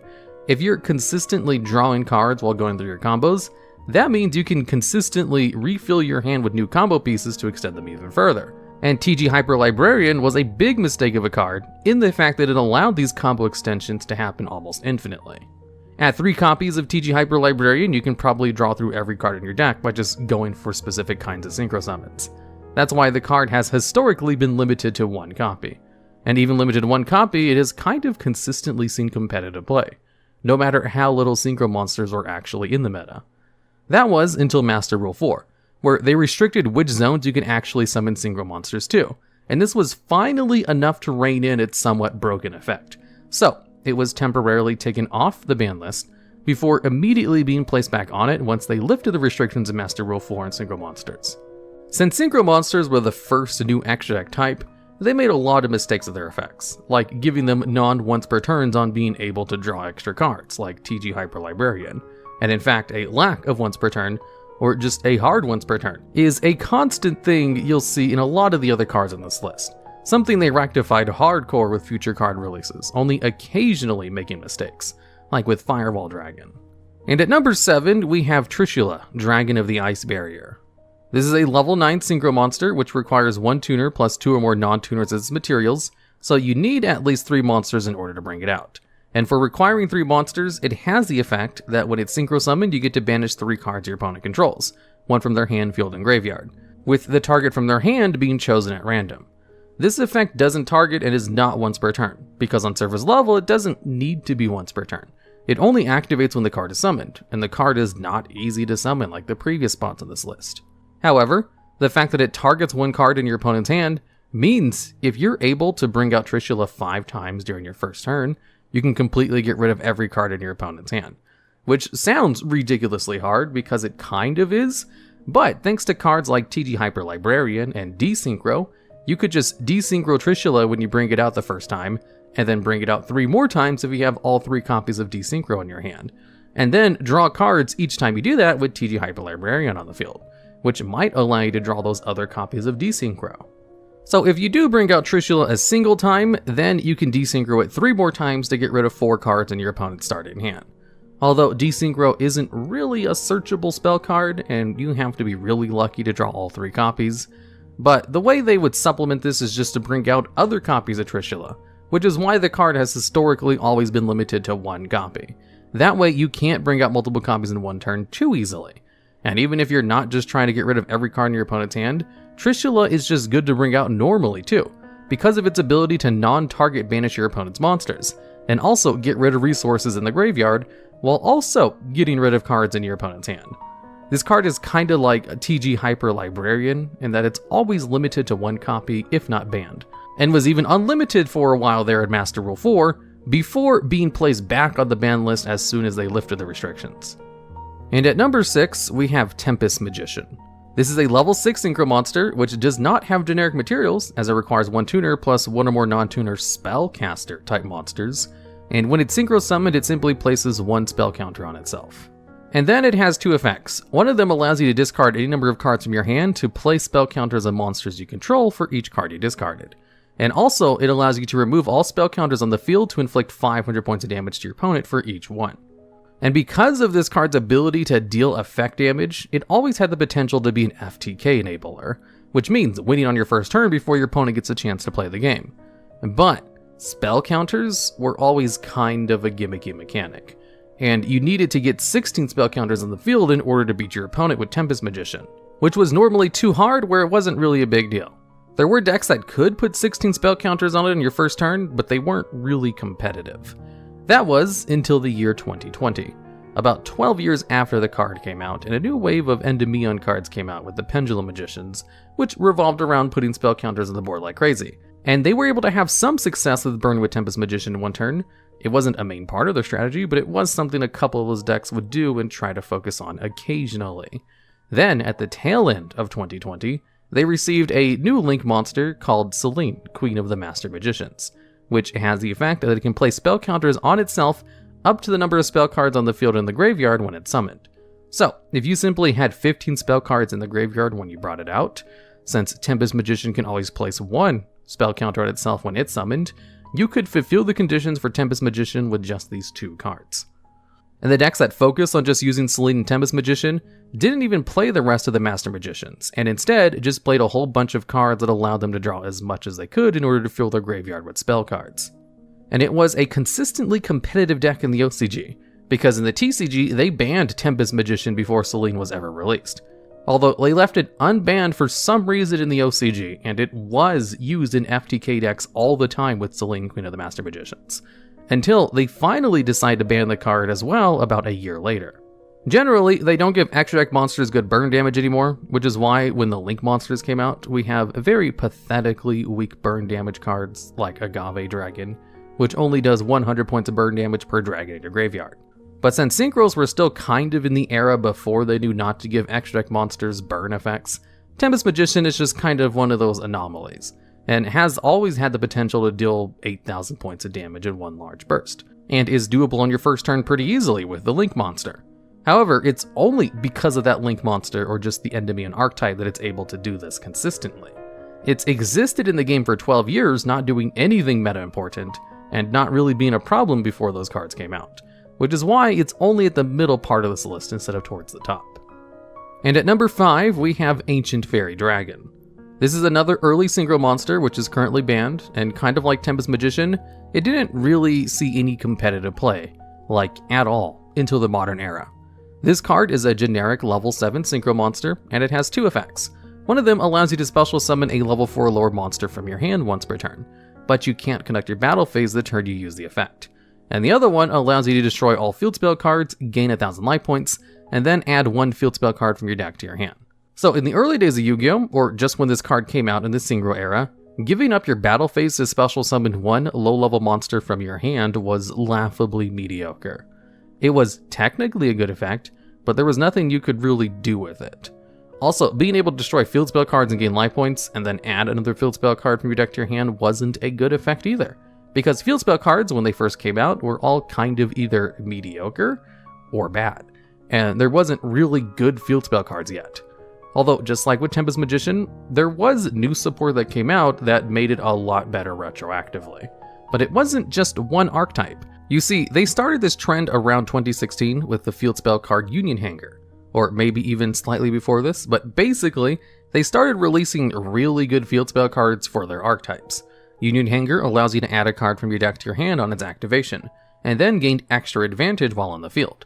Trickstar Light Stage, which came out shortly after, allows you to add a card from your deck to your hand on its activation. Gigantic Diagram allows you to add a card from your deck to your hand by destroying a card you control in your hand. Basically, a lot of new field spell cards were allowing you to search, and some of them only had soft once per turns on those effects. So a generic level 7 synchro monster like Ancient Fairy Dragon could allow them to search out one of their other field spell cards to use their effect a second time during their turn.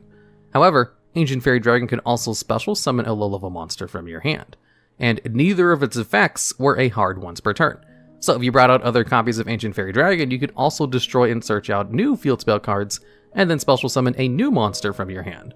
And this just led to all different kinds of combos you could accomplish. I'll be showing on screen one which just uses Divine Wind of the Mist Valley, which is a field spell card that lets you special summon a wind monster from your deck if a wind monster is returned from your field to your hand. The field spell card is only a soft once per turn, so being able to destroy it and then search out another copy while also being able to special summon a card from your hand just allowed you to extend your plays like crazy. Especially if comboed with cards like Genix Blast Fan, which allowed you to go +1 if it was special summoned from the hand, and then could be returned to your hand in order to special summon with the field spell card. And then it just really hit its apex once the FA cards came out, which is an archetype that had a series of field spell cards which all floated into other cards when they were destroyed. And they were a synchro-based archetype too, so they could easily go into Ancient Fairy Dragon and just gained way too much advantage in that deck. So it was finally just banned outright. Ancient Fairy Dragon is kind of a funny example of retroactively becoming good later on, because it was always considered one of the worst level 7 synchro monsters. And now it might be unironically the second best level 7 synchro monster in the game's history. Which if you told this to people back in 2009 when the card came out, they'd probably look at you like you were crazy.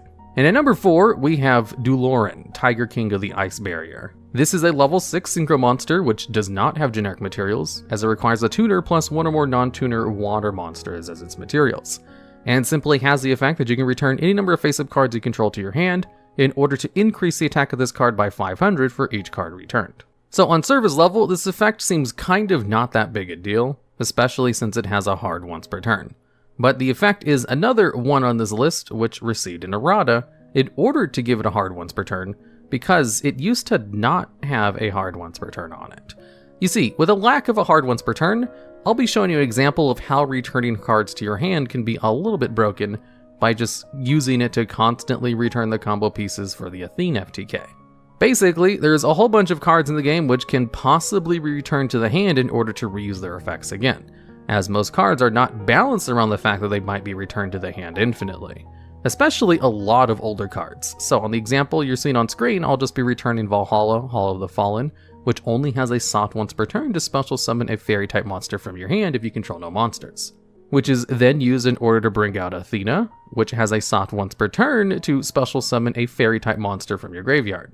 And also allows you to reuse the effect of Siphalon, the Ultimate Time Lord, which has a soft once per turn on its ability to special summon a fairy type monster from your graveyard, and reuse the ability of Symbols of Duty, an equip spell card which allows you to special summon any monster from your graveyard as long as you send a dual monster from your field to the graveyard to activate it. With the soft once per turn returns on Athena and Siphalon, the Ultimate Time Lord, being reset, you can easily fulfill the conditions for Symbol of Duty over and over by simply bringing out a normal fairy type monster, all while doing 600 points of damage to your opponent each time a fairy monster is summoned, and being able to do it all again by simply just resetting it all with Duloran, Tiger, or the Ice Barrier. And this is just one random example. There's way too many to list. It's not just one archetype or deck that could be abused with Duloran, like with Tempest Magician. You have to kind of retroactively think of every card in the game which might be abusable if it's being able to return to the hand infinitely, which there's a large amount of. However, Duloran did have a couple of things making it not completely broken. Most of the consistent combos required at least 2 copies of the card, and its materials not being generic actually did a good job of limiting the card from not being banned for almost its entire lifetime before being eroded. It enjoyed being on the ban list at only limited for basically its entire history in the game, and it was never that much of a problem while it was limited. Kinda like how Tempest Magician existed for a long time without being a big deal because it had restricted materials, you can kinda see why the errata for Goyo Guardian was just to restrict its materials more, because it's kind of proven to work a lot with balancing synchro monsters to an extent. And at number 3, we have Ib, the World Chalice Justiciar. This is a level 5 synchro tuner monster, which has the alternative summoning condition, where you can substitute a tuner monster for a normal World Chalice monster you control instead. And then it has 2 effects, where one of them allows you to add a World Legacy card from your deck to your hand when it's synchro summoned, and the other one allows you to special summon a World Chalice monster from your deck or graveyard if this synchro summon card is sent from the field to the graveyard. And since this card actually came out during the Link era and wasn't an original synchro monster, Konami did the right thing and gave it all kinds of hard once per turns. The problem with this card though, is that even with all of its effects having a hard once per turn, it's still just a +2 in card advantage for just existing. When this card is brought out, it immediately goes +1 on that summon, and then goes +1 when it's sent to the graveyard as a material for a Link summon or even another synchro summon, since it's also a tuner monster. It was kind of made broken on purpose because of the restrictions they added to synchro monsters during Master Rule 4, where you can only summon synchro monsters to the extra monster zone, or to a zone that a Link monster was pointing to. And in this era of restrictive synchro summoning, it absolutely saw competitive play in all kinds of decks, when pretty much all other synchro monsters stopped seeing play immediately. Master Rule 4 slowed the game down enough where they were able to take TG Hyper Librarian and Trishula Dragon of the Ice Barrier off the ban list. So, of course, after the restrictions were lifted on synchro monsters, and they could be placed in any zone again, Ib immediately became overpowered overnight. It was already kind of intentionally overpowered in the first place, but it became a lot more apparent once there was no longer restricted to Link zones. Because remember, that Pot of Greed is a very popular banned card because it allows you to go +1 in card advantage almost unconditionally. And people play multiple copies of Pot of Extravagance and Pot of Desires because they allow you to go +1 in card advantage while having very harsh restrictions.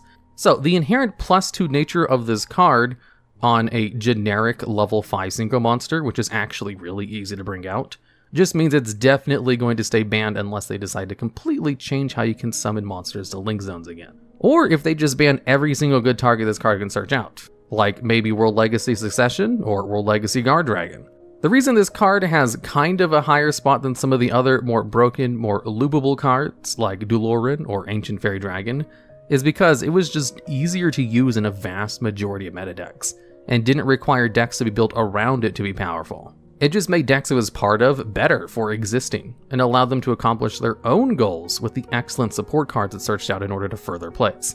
It basically could help you further your plays when it was first brought out, and then helped you further your plays when it was used as a material, which is just incredibly good. And at number 2, we have Brionac, Dragon of the Ice Barrier. For the top 2 spots, we're going to go over the most broken synchro monsters that ever existed. Cards that were just a mistake that they ever existed in their original forms in the first place. And Brionac is an excellent example of that. Remember how I said Duloran, Tiger King of the Ice Barrier, was broken before its errata because of its ability to return cards to your hand? Well, Brionac can do the same thing, it's just it can do it a lot easier, while also being a good generic card outside of incredibly specific decks. It's a generic level 6 synchro monster, which has the effect that you can discard any number of cards from your hand to the graveyard in order to target the same number of cards in the field and return them to the hand. And what's crazy about this effect in its original form is that it's not a once per turn. Like, not even a soft once per turn like Duloran was. And every time you use this effect, you can discard any number of cards. So if you wanted to return every monster your opponent controls to their hand, the best way to use this effect was just to discard one card at a time to target one card at a time. That way, if your opponent negated the effect, you'd only lose one card instead of your entire hand. Although the main reason this card was banned was because of its ability to return your own cards to your hand. We have a card on the ban list called Giant Trunade, which is a spell card that only returns all spell and trap cards in the field to the hand. And being a normal spell card effect means you can only use the card once, and then you can't use it again unless you find some way to return it to your hand from the graveyard, which is not easy for spell cards. Brionac could just use this effect for as many cards you had in your hand, and the amount of looping potential with a not once per turn bounce of cards is just insane. On screen, I'll be showing you one way you could burn with this card infinitely, by just constantly returning pre-errata Grand Soil to your hand, which would allow you to special summon a card from your hand, special summon one monster from your graveyard, then just tribute that monster with a Cannon Soldier-like effect, and then just do it again as long as you had a card to discard in order to bounce back Grand Soil. Like in the example, I'm constantly bringing back Volcanic Rocket, which will then allow you to add back Blaze Accelerator from your graveyard to your hand in order to discard it in order to do it all again. It's an infinite loop, but granted, a somewhat difficult one to set up. And this is kind of like with Duloran, where there wasn't just one deck or archetype that it could be abused with, and there were so many of them that it was impossible to hit every single card that it can unintentionally break the game with. So Brionac was just kind of banned for most of its time existing. Because even outside of just looping cards for FTKs, its ability to just reset soft once per turns on the field is also really good. There's cards like Luster Pendulum the Draco Slayer, which is a pendulum card, but allows you to once per turn destroy your other scale in order to add another copy of it from your deck to your hand. If you could just return the card to your hand and use it again, it could allow pendulum decks to destroy multiple cards and gain all kinds of advantage. And that's probably not even the most efficient way to use it with pendulum monsters. And the example in the video was just a gimmicky way it could be looped infinitely to win. In addition to allowing you to reset your soft once per turns and occasionally being used in FTK loops, it was also just a really good level 6 synchro monster because it could return your opponent's monsters as well, since bouncing is a really good form of removal, was easy to bring out with the generic materials, and even had a decent stat line. Brionac got an errata, which gave its effect a hard once per turn and changed it to only allow you to target your opponent's cards, so you could no longer bounce your own cards at all, and it was still good enough to see competitive play in this vastly nerfed version. So you can kind of see why its original version is just kind of ridiculous in how broken it was. I don't know if there's any other types of extra deck monsters that have as many erratas as synchro monsters do, with 4 of their cards being so broken they needed an errata to ever come off the ban list. Although even then, this is still not the most broken card that came out of synchros. And at number 1, we have Dark Strike Fighter. This is a completely generic level 7 synchro monster, which simply has the effect that you contribute one monster you control to inflict damage to your opponent equal to its level times 200. And the effect was not once per turn, and not even a soft once per turn. So just like Brionac, Dragon of the Ice Barrier, you could use it as many times as you wanted per turn. The card is kind of modeled after the Cannon Soldier cards, which are a series of main deck monsters that have the effects to tribute a monster to inflict 500 points of damage to your opponent. And the Cannon Soldier cards have historically been used in FTK decks. In fact, I even mentioned Cannon Soldier in the Dulorion FTK. And in the OCG, nearly all of the Cannon Soldier-like cards are banned. And the spell card version called Mass Driver is also banned, and is actually banned in both formats and not just the OCG. Because the ability to tribute a monster in order to inflict damage to your opponent without any kind of once per turn is just asking for abuse. Because it just becomes a matter of, if you can find a deck that can bring out the amount of monsters required in order to win with those amounts of tributes. The deck that finally got Mass Driver banned was the Substitute FTK, because frog decks were able to summon 20 monsters in one turn pretty easily.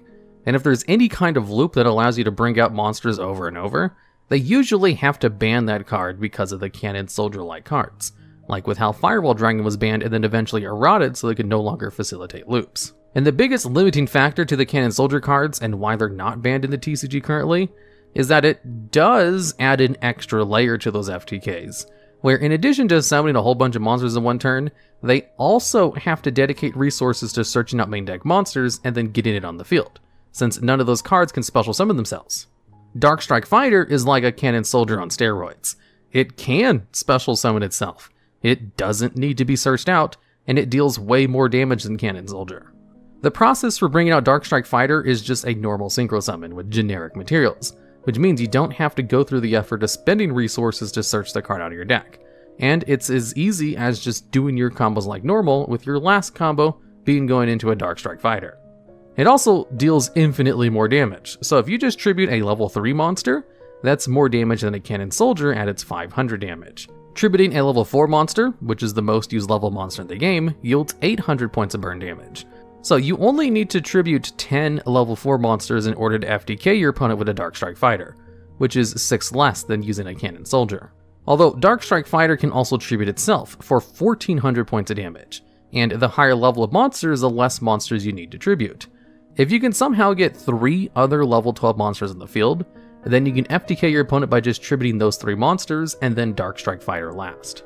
Darkstrike Fighter just makes it way too easy to win in one turn. It was originally banned because it was used in Rescue Cat OTK decks, but that's honestly a pretty limiting use of its full potential. If Darkstrike Fighter existed in the modern era with its original effect, it would be the strongest card ever. It would be in everyone's deck, and all decks would just turn into how they can get enough monsters on the field in order to tribute with Darkstrike Fighter. And there'd be effectively no reason not to do it. People would probably start playing hand traps that specifically negate effect damage, like YGO, Mystic Spirit of the Forest, because Darkstrike Fighter just makes it too easy for pretty much any deck to FTK.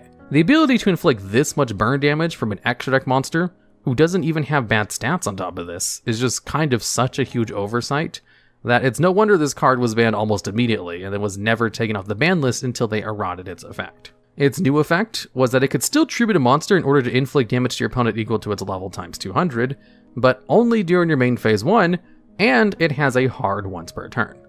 Just giving it a hard once per turn was probably enough in order to restrict it, but if it was usable in the main phase 2, then it could just be something to go into after the battle phase in order to burn your opponent for just the right amount of damage in order to win, in the same way Gaia Cowboy was used in the past, with its 800 points of damage. Darkstrike Fighter can easily deal 800 points of damage by distributing a level 4 monster. So the limit to the main phase 1 and also giving it a hard once per turn were both necessary to make the card not an auto-include. Which should say something about the fact that it would still probably be a good card at a hard once per turn if it was usable during the main phase 2, compared to its original effect, which was unlimited and usable in any phase. Which is why Darkstrike Fighter easily takes number 1 spot on this list, which is saying something because there's a lot of really broken synchro monsters from the game's history. I don't know of any other extra deck type that has monsters as broken as some of these pre-errata synchros. There's a reason I put off making this video for so long, there's just too much to talk about with these cards. This list will try its best to pick the 10 best fusion monsters, but not necessarily the most powerful ones. So, fusion monsters that are more versatile will probably make the list over fusion monsters with more destructive capabilities. Starting off at number 10, we have Blaze Phoenix, the Burning Bombardment Bird. This card has the effect to inflict 300 points of damage to your opponent for each card on the field, but it can't attack the turn you use this effect. Now, the effect itself is some pretty standard burn damage, and not really worth this list on its own. It's the fact that it's not a hard once per turn effect that makes it a little bit of a problem card. You see, you can only use the effect once per turn, but for each copy of this card, they all get their own once per turn. So, if you can recycle this card, or bring out all 3 copies, you can use its effect multiple times a turn. And there are a few ways to bring this card out rather easily multiple times a turn, one of the most popular being the Fusion Gate Chain Material combo. With these 2 cards, you can fuse the card with materials from your deck, and seemingly bring it out multiple times a turn. This combo was slowed down with link monsters put in place, but not completely, and that's why this card is currently limited in the OCG, to stop crazy one-turn burn combos with Blaze Phoenix, and not necessarily only ones that rely on Fusion Gate and Chain Material. At number 9, we have Thousand Eyes Restrict. This was the first ever fusion monster to be banned in the game, and stayed banned for well over 10 years before finally coming off the ban list in 2016. Thousand Eyes Restrict was the first fusion monster with an effect, and the only level 1 fusion monster until Full Metal Foes Alcahest came out 16 years later. Let's go over the card's effect and talk about what was so bad about the card for so long. The card basically has 2 effects. It can absorb one of your opponent's monsters and gain its stats. And while it's out on the field, other monsters on the field can't change their battle positions, or, here's the big thing, attack, giving you basically a 1-card lockdown on all attacks. Now, both of these effects are good, and were game-changing when it first came out that it defined the GOAT control format, a format so well loved by the community people still play it to this day. Basically, since Thousand Eyes Restrict was level 1, you could just use Metamorphosis on a Scapegoat token to bring out Thousand Eyes Restrict without a normal fusion summon. So in order to stop this, they banned Metamorphosis and Thousand Eyes Restrict, and limited Scapegoat. Eventually, Scapegoat and Thousand Eyes Restrict got loosened off the ban list a bit, but Metamorphosis is still banned to this day. But even with Metamorphosis banned, they were hesitant to bring back Restrict because of the card Instant Fusion, which could bring it out and steal a monster. Eventually though, the power creep of the game got to a point where that wasn't really a big deal anymore, so they took Thousand Eyes off the ban list, and it is indeed used with Instant Fusion to steal monsters before using it as a link material to this day. And at number 8, we have Invoked Macabre. This card has the effect to negate an effect if you discard a card from your hand of the same type. So if you want to stop a monster effect, you discard a monster card, a spell card for a spell card, and etc. And while this is a decent effect, what makes this card so good is how easy it is to bring out. It just requires 1 Invoker and 1 Light-type monster. Light-type monsters show up in pretty much every deck, and the Invoker cards are so consistent, they are basically an engine you can splash into just about any other deck. It's easy to bring out Blanket Negation on a decent-sized body, and the card is currently limited in the OCG. Number 7. Thunder Dragon Colossus. Colossus has the effect of Mistake, basically, except only for your opponent, meaning they can't search out cards, which is a big deal against pretty much all meta decks. It's also really easy to bring out and has built-in protection. You only need to tribute 1 Thunder-type monster on your side of the field to special summon it from the extra deck, as long as you activated a Thunder monster effect in your hand that turn. And if it would be destroyed by battle or card effect, you can banish a Thunder monster from your graveyard instead. With a decent-sized body of 2600 attack as well, this card is amazing. There's also Thunder Dragon Titan, another Thunder Dragon fusion monster who's only a little harder to bring out, and has basically the same protection. Except its effect is to destroy a card on the field if you activate a Thunder monster effect in your hand. Since I like to only include 1 monster of each archetype on these kinds of lists, I choose Colossus, but Titan is also very good, and some would argue even better. Number 6. El Shaddoll Construct. This card has the effect to destroy a special summon monster it battles at the start of the damage step. Basically, a Cataster, but for special summoned monsters. But that's not all. It floats on death into a card that can just bring it out again, and its materials to be brought out also float when used as fusion materials. Well, kind of. The Shaddoll cards all float when used as fusion material, but its light-type monster requirement may not, depending on the light-type monster used. It has a good effect, easy to bring out requirement, and a floating effect on death that directly contributes to it being brought out again. The card is currently banned in the TCG for being good, but currently not at all limited in the OCG, and from what I understand, it's not really being used. So it could make a return in the TCG sometime in the future. Number 5. Gem Knight Seraphonite. This card has the effect to allow 1 more normal summon for the turn. It's basically the monster card version of Double Summon, and it sees a lot of play for this Double Summon effect. But honestly, the reason this card is so heavily used is 100% because of Brilliant Fusion. Brilliant Fusion allows you to send materials from your deck to the graveyard to bring out Seraphonite, only the card will have 0 attack and defense, which isn't really a problem, since out of the deal, you get a second normal summon for the turn, a free monster on the field for link plays, and a light type monster in the graveyard, of which there are plenty of good targets. Funny how a lot of the best fusion monsters are the ones that require any light type monster to be used for one of its materials. This card is so good with Brilliant Fusion that it can be splashed into just about any deck to make it better, with the advantage of a 1-card monster on the field, double summon, and light type monster mill Brilliant Fusion provides. It's 3 good benefits from playing 1 card that doesn't even use your normal summon. But there is the risk of drawing Garnet and losing all that advantage, a risk so worth the benefits that Garnet is literally the word people use to describe a dead card in their hand now, because of how widely used the Brilliant Fusion engine is. Number 4, Masked Hero Dark Law. This card has the effect where, while it's out, all cards your opponent controls are removed from play instead of being sent to the graveyard.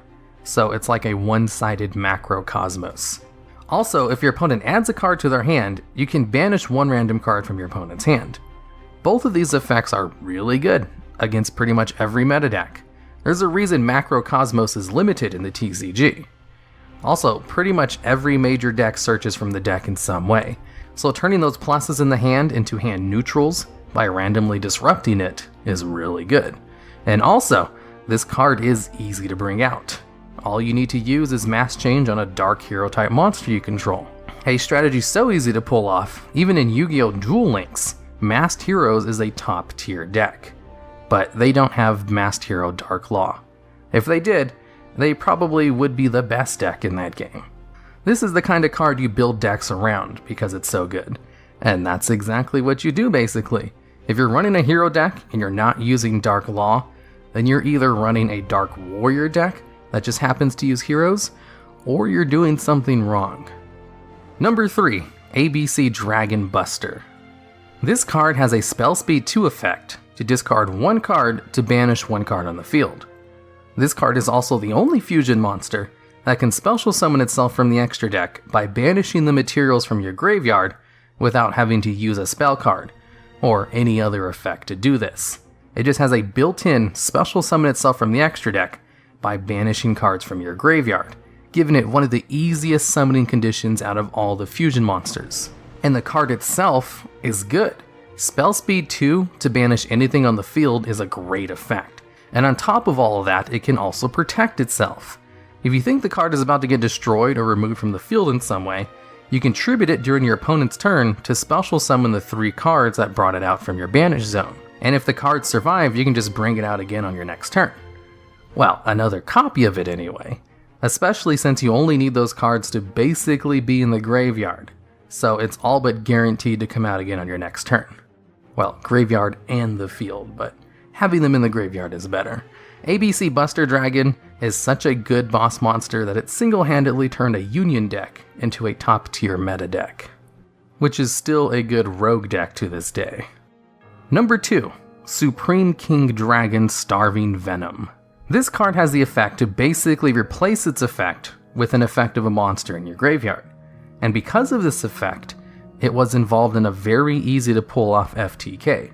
As you see, if you got the fusion monster Lyrilisk Independent Nightingale in your graveyard, and then copied its effect with Starving Venom, you'd have a monster on the field that was unaffected by other card effects, can inflict 4,000 points of burn damage to your opponent, and has piercing battle damage. It also has a pretty easy summoning requirement. You can tribute 2 Dark Pendulum monsters to special summon this card from your extra deck, instead of having to use a polymerization type card. So, since it has a pretty easy summoning requirement, if you're able to bring out 2 of these cards on your first turn and dump an Independent Nightingale into the graveyard, that's 8,000 points of burn damage, or a first turn kill. And there was even a meta deck that was full of Dark Pendulum type monsters. So, this was a case of an FTK being readily available to a deck that was already good on its own, all because of this one fusion monster. So even if they weren't able to pull off the FTK, they could still win because the rest of the deck was just as good. And that's kind of why the card got banned. Usually, cards with an effect to copy monster effects from the graveyard are rare or have lots of limitations to them. There's even another card on the ban list purely because it has an effect to replace its current effect permanently with an effect from the graveyard. So with a card like Starving Venom, who's easier to bring out than Neptune, well, it's no wonder it was banned, and why it's one of the best fusion monsters in the game. Even if they did instead ban Independent Nightingale, there would still be cards in the future that people could find to abuse its copy effect with. Now, number 1 might not be the most powerful fusion monster in this list, but I do think it's one of the best, and that's Elder Entity Norden. Norden has the effect where, when it's special summoned, you can target a level 4 or lower monster in your graveyard and special summon it, but its effects are negated and it's banished when Norden leaves the field. Now, the card doesn't exactly have an easy summoning requirement, as it requires a Synchro and an Xyz monster as its materials, or a combination of the two, but it also doesn't have restrictions on its special summon. What this means is you can just use instant fusion to bring it out from the extra deck properly, and then special summon it from the graveyard as many times as you want. Since for some reason, instant fusion treats its special summon as a proper fusion summon, and with Norden, and a little bit of setup in your graveyard, instant fusion becomes a 1-card Synchro, rank 4 Xyz, or 2 extra link materials instantly without having to use your normal summon, which is really good and very versatile. When this card was still not banned, it was used in tons of decks, and considering how much play instant fusion sees even today, if Norden was ever unbanned, it would instantly see play in lots of decks. It's not even really instant fusion that's the problem, because Norden was used in decks that actually didn't use instant fusion. Zodiac decks were using Norden by just normal polymerization summoning. The card is generically too good and too useful in too many situations, and that's why I think it's the best fusion monster. To balance Xyz monsters, Konami made it so they'd have to detach materials to activate their effects, so you couldn't just use them every single turn for the rest of the game. So in this video, we're going to go over monsters that require 2 Xyz materials to be attached to use their effects, which is usually a premium cost. Starting us off at number 10, we have number 101, Silent Honor Arc. This monster can detach 2 materials from itself to target an opponent's attack position special summoned monster and attach it to itself as one of its materials. Also, if it would be destroyed by battle or card effect, it can protect itself by detaching a material off itself instead. Honor Arc was one of the best extra deck monsters to go into in the Xyz era, as it could both remove a threat on the field and still be protected as a beater afterwards. Nowadays, players often summon the monsters in defense position to play around Lightning Storm, but back in the day they did to play around this card. Honor Arc, Diamond Direwolf, and Castel used to make up the holy trinity of single target removal during the Xyz era, being able to do almost anything between themselves. These cards all happening to be rank 4 were one of the biggest reasons why that toolbox used to be so relevant. This role is something mostly covered by nightmares these days, however, since they're easy to go into. Still, even if these cards aren't the premium form of removal anymore, Honor Arc is the only one that's still being ran. The new Shark support is actually quite powerful and gives you a reason to have the original in your extra deck. Additionally, because of Zeus, this card can also be ran as a nice rank 4 option to go into, since Honor Arc can protect itself to make sure it lasts the battle phase in order to go to the main phase 2 to rank up into Zeus. And at number 9, we have Dark Rebellion Xyz Dragon. One of the later additions to the rank 4 toolbox, this card can be made with any 2 level 4s and comes out with a pretty respectable 2500 attack. Its effect lets it boost itself even further, as you can detach 2 of its materials to target a face-up monster your opponent controls to have its attack, and then Dark Rebellion gains however much attack was lost. This card was very useful to beat over huge bodies that enable OTKs, being some sort of proto-Borosaur dragon. Even if it could only use its effect once, the attack boost doesn't go away at the end of the turn, so it would still pose a threat on the field if not removed. Despite not being as notable as the previous cards on this list when it first came out, this card would go on to become a staple in Phantom Knight Burning Abyss decks. The Phantom Knights of the Breaksword was often used to pop itself and another card on the field, and then would flip back into 2 other Phantom Knight monsters when destroyed, which would make them level 4. Since using that effect would lock you into dark monsters for the rest of the turn, Dark Rebellion was pretty much the best thing to go into at the time. Many years later, with the introduction of Lynx and the new PK support, this card would become playable again despite being so heavily power-crept. Since it became so easy to get the new PK rank-up spell, going into Dark Requiem Xyz Dragon for not a once per turn negation effect became a much more valid play, and it required the original Dark Rebellion Dragon underneath it in order to do so. And at number 8, we have number S39 Utopia the Lightning. This is a rank 5 light warrior with 2500 attack and 2000 defense that requires 3 level 5 light monsters to be made. It's pretty much always brought up through its alternative summoning condition though, letting it rank it up on top of any Utopia Xyz monster. If this card battles, your opponent can't activate cards or effects until the end of the damage step, and also if it has a Utopia Xyz attached to it, it can detach 2 materials to make its attack become 5,000 when battling a monster. For the low cost of requiring another extra deck slot for a vanilla Utopia, this card gave you a better Dark Rebellion with an Armides on top. The Lightning was ran in lots of rank 4 strategies as a really easy out to monsters who were protected by just huge stats.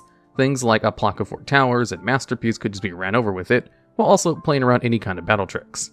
The Lightning still remains a formidable monster to this day, but it's a bit harder to justify its inclusion in extra decks now. Many Link monsters were released that more or less fulfilled this card's niche and much more. Its restriction made it completely incompatible with Zeus, one of the best generic options for Xyz decks. In more recent times, this card ended up being replaced by the other Utopia rank up monster, Utopia Double, since that can straight up kill your opponent by attacking with 10,000 points of damage instead. Following us at number 7, we have number 106, Giant Hand. This is yet another generic rank 4 that can be made with any 2 level 4s. It can, when a monster on your opponent's side of the field activates an effect, detach 2 materials to target and negate a monster your opponent controls, and also make it unable to change its battle position. Giant Hand was notable for being one of the first rank 4s that were really good to make turn 1, as it could give you some really useful interaction during your opponent's turn. Differently from the other options available at the time, it was also generic, and its effect wasn't only usable against certain decks. The only reason it didn't see play in every rank 4 deck was because it was a prize card, only available to championship winners in 2013, and wouldn't be reprinted until years later. This wasn't the first time Konami locked a really useful card behind a tournament prize, but luckily it wasn't an overwhelmingly strong card at the time like Crush Card Virus or Maneuver were. By the time it became available to most people, it was still decent, but the rank 4 now also had many more forms of interactions with Trap Tricks with Flesia and Cyber Dragon Infinity through Telmias. Still, even as the third best rank 4 you can go into in turn 1, it still ended up seeing lots of play until the beginning of the Ling era, as it didn't require main deck bricks, or 3 level 4 monsters like those two. And at number 6, we have Pre-Mathmech Alambertian, a Cyberse rank 4 that can be made with 2 or more level 4s, and when it's XC summoned, you can detach 2 to 4 materials for it to gain a few different effects. For 2, you can add 1 Mathmech card from your deck to your hand. For 3, you can add any level 4 monster, and finally for 4, it adds any spell or trap card instead. Also, it lets you tribute 1 monster in the field to special summon a level 4 Mathmech from your hand or graveyard. This card is really good in Mathmech decks, which have become way better with the release of Mathmech Circular, which is a 1-card Alambertian and more. This card helps you set up their archetypal Trishula, Primathmech Laplacian, which often comes packaged with a negate as well. However, this card shines even more if you've got enough extenders to make use of its 4 material effects. This is one of the easiest ways to search any spell or trap in the game, letting you easily fetch limited cards from your deck. This play is even stronger in side-decked games, as you can search the perfect counter to your opponent's strategy when going first instead. In the LCG, this card was even one of the reasons they finally banned Vanity's Emptiness, since Adignisters, another Cyberse deck, has a 2-card combo that can end on their boss monster having gone through a 4-material Alambertian. And at number 5, we have number 75 Bamboozling Gossip Shadow. This is a wind spellcaster rank 3 that can be made with 2 or more level 3 monsters. It has the effect that, once per turn, when an opponent's monster activates an effect, you can detach material to make that effect become each player draws 1 card. It also lets you target another number Xyz monster you control and attach this card and all of its materials to it. This card's second effect was the main reason it was used at first, since it goes really well with Rongo Miniat. Rongo is a rank 4 monster that's unaffected by card effects and straight up locks your opponent out of summoning if it has 4 materials. And since it also happens to be a number monster, you can use Gossip Shadow to load it up. It was trivially easy to bring out a rank 3 and a 4 with the new Phantom Knight support as well. Luckily, this combo wasn't legal for long in the TCG, as Rongo got banned shortly after Gossip Shadow came out. However, the OCG and Master Duel still had to deal with the PK Rongo decks, only being somewhat held back by Max C and the eventual limitation of Torn Scales. Even without the card though, PK and also Virtual decks in the TCG still sometimes play Gossip Shadow, since it could be still used as a hand trap protection if made early enough in their combos. And at number 4, we have DDD Divisor King Des Machinex, a 3000 attack and defense rank 10 Dark Fiend that can rank itself up on top of any other DDD monster. Its effect is that, once per chain, when a monster card your opponent controls activates its effect, you can either detach 2 materials from itself or destroy a Dark Contract card to attach that card to Divisor King as a material. The release of this card single-handedly brought DDD decks back to the competitive sphere after years of being left behind. For a bit more context, the deck cycles through the Dark Contract cards as starters or extenders for their combos,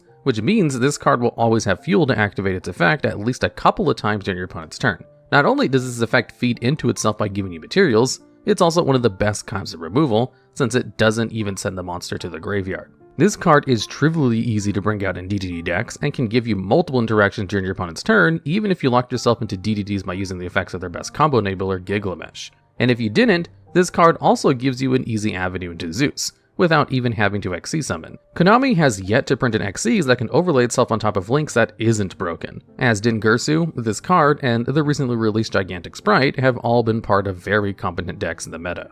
And at number 3, we have Evil Zor Lagia. This is a rank 4 dragon that needs 2 level 4 dinosaurs to be made and has 2400 attack and 2000 defense.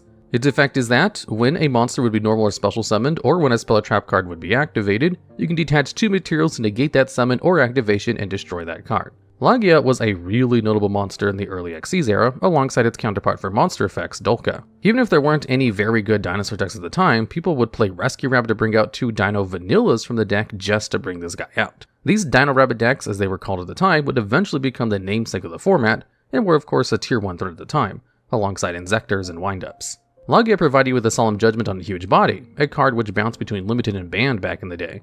These dinos were such a powerhouse, people used to run 6 vanilla dinos in their decks just to be able to resolve Rescue Rabbit twice, and sometimes they'd even splash in a Drac engine to give you just more ways of getting them out. This strategy would only fall off when Rescue Rabbit got itself on the limited list, but that wasn't the end of Lagia's playability. Many years later, we would get really good support for dinosaurs as a whole, which once again put a tier 1 threat that made the Evosaur's XCs into the metagame. And at number 2, we have Divine Arsenal AA Zeus Sky Thunder. This is a 3000 attack and defense rank 12 light machine monster, which requires 2 level 12s to be made, but is usually made with its alternative summon condition, being able to be summoned on top of an Xyz monster as long as any Xyz monster is battled this turn. This card lets you detach 2 materials from itself to send all other cards from the field to the graveyard. It also has a lesser known effect, where if another card you control is destroyed by your opponent's card, it can attach material from your hand, deck, or extra deck to itself. For most other cards on this list, having to detach 2 materials was meant to limit you to using their effect a single time after being XC summoned, but that's hardly the case for Zeus. Due to how easy it is to stack XCs with cards like Zodiacs or generic rank ups, Zeus is often brought out with 4 or more materials, letting you rip apart negate boards with its non-once per turn field wipe. Zeus's predecessor, Evil Swarm Excitonite, provided a much weaker version of this effect, with more requirements while also being once per chain, and even that card was banned for years due to being too strong. This card made Konami have to once again put the Zodiac cards back on the ban list, due to how good they work together, and continues to be forced in the meta like no other cards on this list so far. If a deck goes into Xyz monsters at all, it probably should be playing Zeus, as it's one of the best going second options in the game. And finally, at number 1, we have number 42 Galaxy Tomahawk, a rank 7 machine that needs a couple level 7s to be made. It has a single effect, where you can detach 2 materials to special summon as many level 6 machine tokens to your field as possible, but they're destroyed during the end phase. Also, your opponent can't take any damage until the end of the turn. Galaxy Tomahawk is the only banned card on this list, and for a very good reason. During the start of the Link era, cards that could just flood the field with tokens, like Grinder Golem and Scapegoat, suddenly became very good extra deck enablers for Link spam. Galaxy Tomahawk was one of those monsters, and the one that provided you with the most fodder as well, even if it couldn't be utilized as easily due to being a rank 7. No other card would, by itself, give you 6 monsters worth of materials like it does, letting you easily go into things like Firewall Dragon and the Nightmares, since it doesn't put any summoning restrictions on you. Bringing this card out would become much easier with the release of, at the time, TCG exclusive Danger monsters. The potential payoff was so high that Danger-centric decks would even choose to run the very mediocre Danger Dogman, solely due to being a level 7 for Tomahawk. Before getting banned in the TCG, this card would be a very good combo piece in Danger FTK, which aimed to spam Link materials on the field to make multiple star yugiohs and draw through most of your deck and then kill them with Slash Draw. Tomahawk remained legal in the OCG, however, probably because of Maxi making combo decks a bit worse, and the fact they only got the Dangers over a year after the West. However, this card still managed to see a lot of play over there in Tenyi Adventure combo decks. Since those decks ran lots of level 7s, such as Griffin and Tenyis, it could sometimes go into Tomahawk to make another card that's also banned in the TCG, Mecha Phantom Beast Auroradon, to enable huge synchro boards by using all the materials left on the field. Even if these cards are no longer very popular in their meta due to them hitting other adventure cards, they still see play in Master Duel where the ban list hasn't hit them quite as hard yet. If Galaxy Tomahawk ever resolves fully, it's pretty much guaranteed you'll win the duel, either through an FTK or an insane negate board, and that's why it makes it the first slot on our list.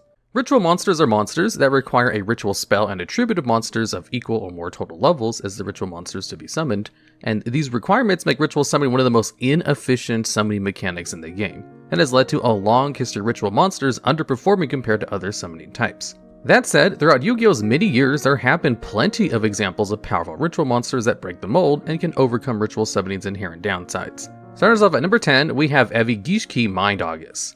This is a level 6 water aqua monster with 2500 attack and 2000 defense that can be ritual summoned by using any Gishki ritual spell. Its effect is that when it's ritual summoned, you may target up to 5 cards in any graveyard and shuffle them back into the deck. Now, on its own, this doesn't seem like that impressive of a monster. Its effect doesn't directly net you any advantage, nor does it impact the board significantly. But the important part of this card, which really made it quite dangerous, is that it does not have a hard once per turn on this effect. This effect, in combination with a deck filled with draw cards like Hand Destruction, the water-themed Array of Greed, and the highly abusable Royal Magical Library, allowed for YGO to execute an elaborate infinite loop where you would summon YGO Mind August over a dozen times.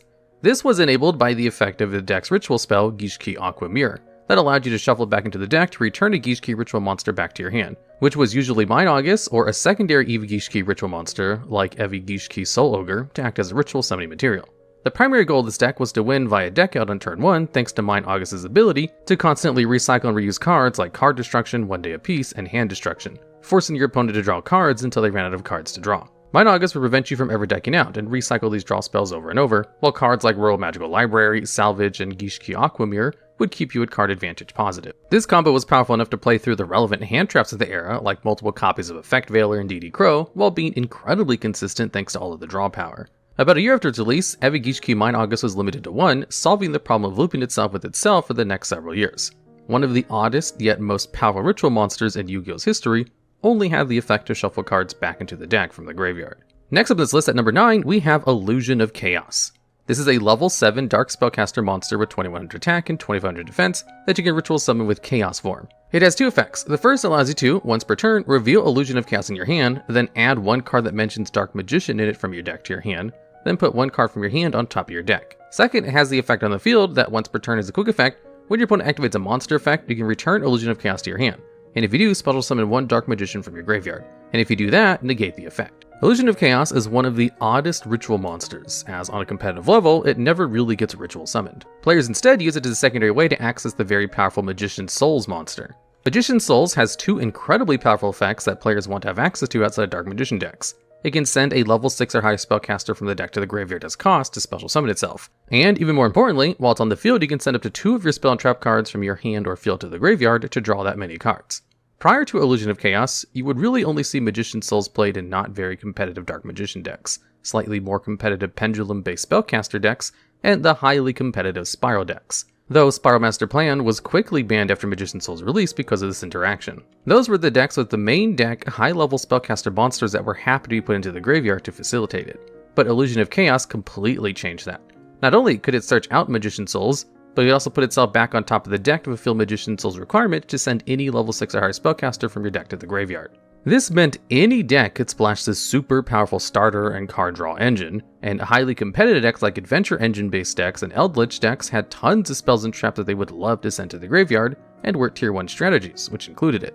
Illusion of Chaos turned Magician Souls from a niche powerful starter into a generic one any deck can access and search. While Illusion of Chaos isn't really known for its uses as a ritual monster that you can summon to the field, it's still one of the most highly impactful ritual monsters ever due to its interaction with Magician Souls with its hand effect. And coming in at number 8, we have Drytron Meteonis Draconids. This is a level 12 light machine monster with a whopping 4000 attack and defense that can be ritual summoned using Meteonis Drytron. It has a number of effects. First, your opponent cannot target it with monster effects. Second, if the total level of a monster used for its ritual summons was 2 or less, it can attack all special summon monsters your opponent controls once each. Lastly, during your opponent's turn as a quick effect, you can banish monsters from your graveyard whose total attack equals exactly 2000 or 4000, then target 1 card your opponent controls for each 2000 attack and send those cards to the graveyard. Drytron Meteonis Draconids is the boss monster of the Drytron archetype, an archetype that adjusts the usual ritual summoning mechanics revolving around levels to revolve around trading monsters with equal or more attack than your ritual monster thanks to their ritual spell, Meteonis Drytron. Drytron is arguably the most powerful ritual deck of all time, due to the insane advantage of each Drytron monster being able to special summon themselves from the hand or graveyard and plus you along the way. Most notably Drytron Alpha Thuban and Drytron Zeta Aldhiba, which could search out ritual monsters and ritual spells respectively. While the deck would often focus on other boss monsters it could access through other ways on turn 1 to set up a board, Drytron Meteonis Draconids was the deck's in-archetype boss monsters meant to clean up board states and take down your opponent going second, or finish them off on turn 3 if they failed to beat you up after your turn 1 board setup. It's one of the most powerful ritual monsters ever printed with its combination of quick effect interaction, strong protection effect, absurd stats, a board clear removal effect, all on top of being part of a high power archetype. The 12 stars would normally be a huge hindrance for a ritual monster, but Drytron's ability to circumvent this meant it only really had a home in Drytron. But since that was, and to this day is, the strongest ritual archetype, it never needed another home. Just an all-around blockbuster monster that's actually powerful enough to justify the huge investment it takes to summon it. And at number 7, we have Necros of Bryonic.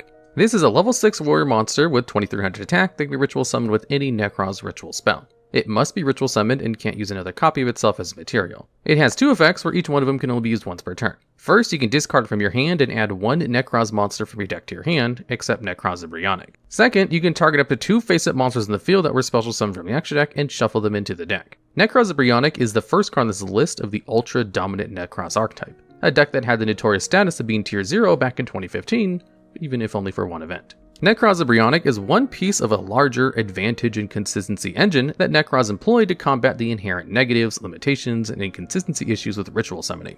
Its in-hand effect to search any Necros monster, on top of being searchable by preparation of rites as a level 6 monster, meant that Necros functionally had 6 cards that searched out any monster in their deck. Any of the numerous powerful ritual monsters, and just as importantly, it could search out Sharit, Strategist of the Necros, a monster who could supplement the entire level cost of Necros ritual summoning by itself, and when tributed would let you add a warrior Necros monster, often another Necros of Bryonic, from deck to hand, replacing itself when tributed. This hyper consistency and advantage engine meant that, even with the restrictions of ritual summoning, Necros had a never before seen level of consistency and card advantage compared to any deck that came before. Bryonic's on-field effect to bounce extra deck monsters was also very strong, as some of the best decks in the format besides Necros were heavily extra deck reliant, like Burning Abyss and Shaddoll. Being the core consistency card in a tier 0 deck and a powerful enough monster to ritual summon in its own right makes Necros of Bryonic one of the best ritual monsters ever. And at number 6, we have Libromancer Doombroker. This is a level 6 Dark Fiend monster with 2500 attack that can be ritual summoned with a Libromancer card.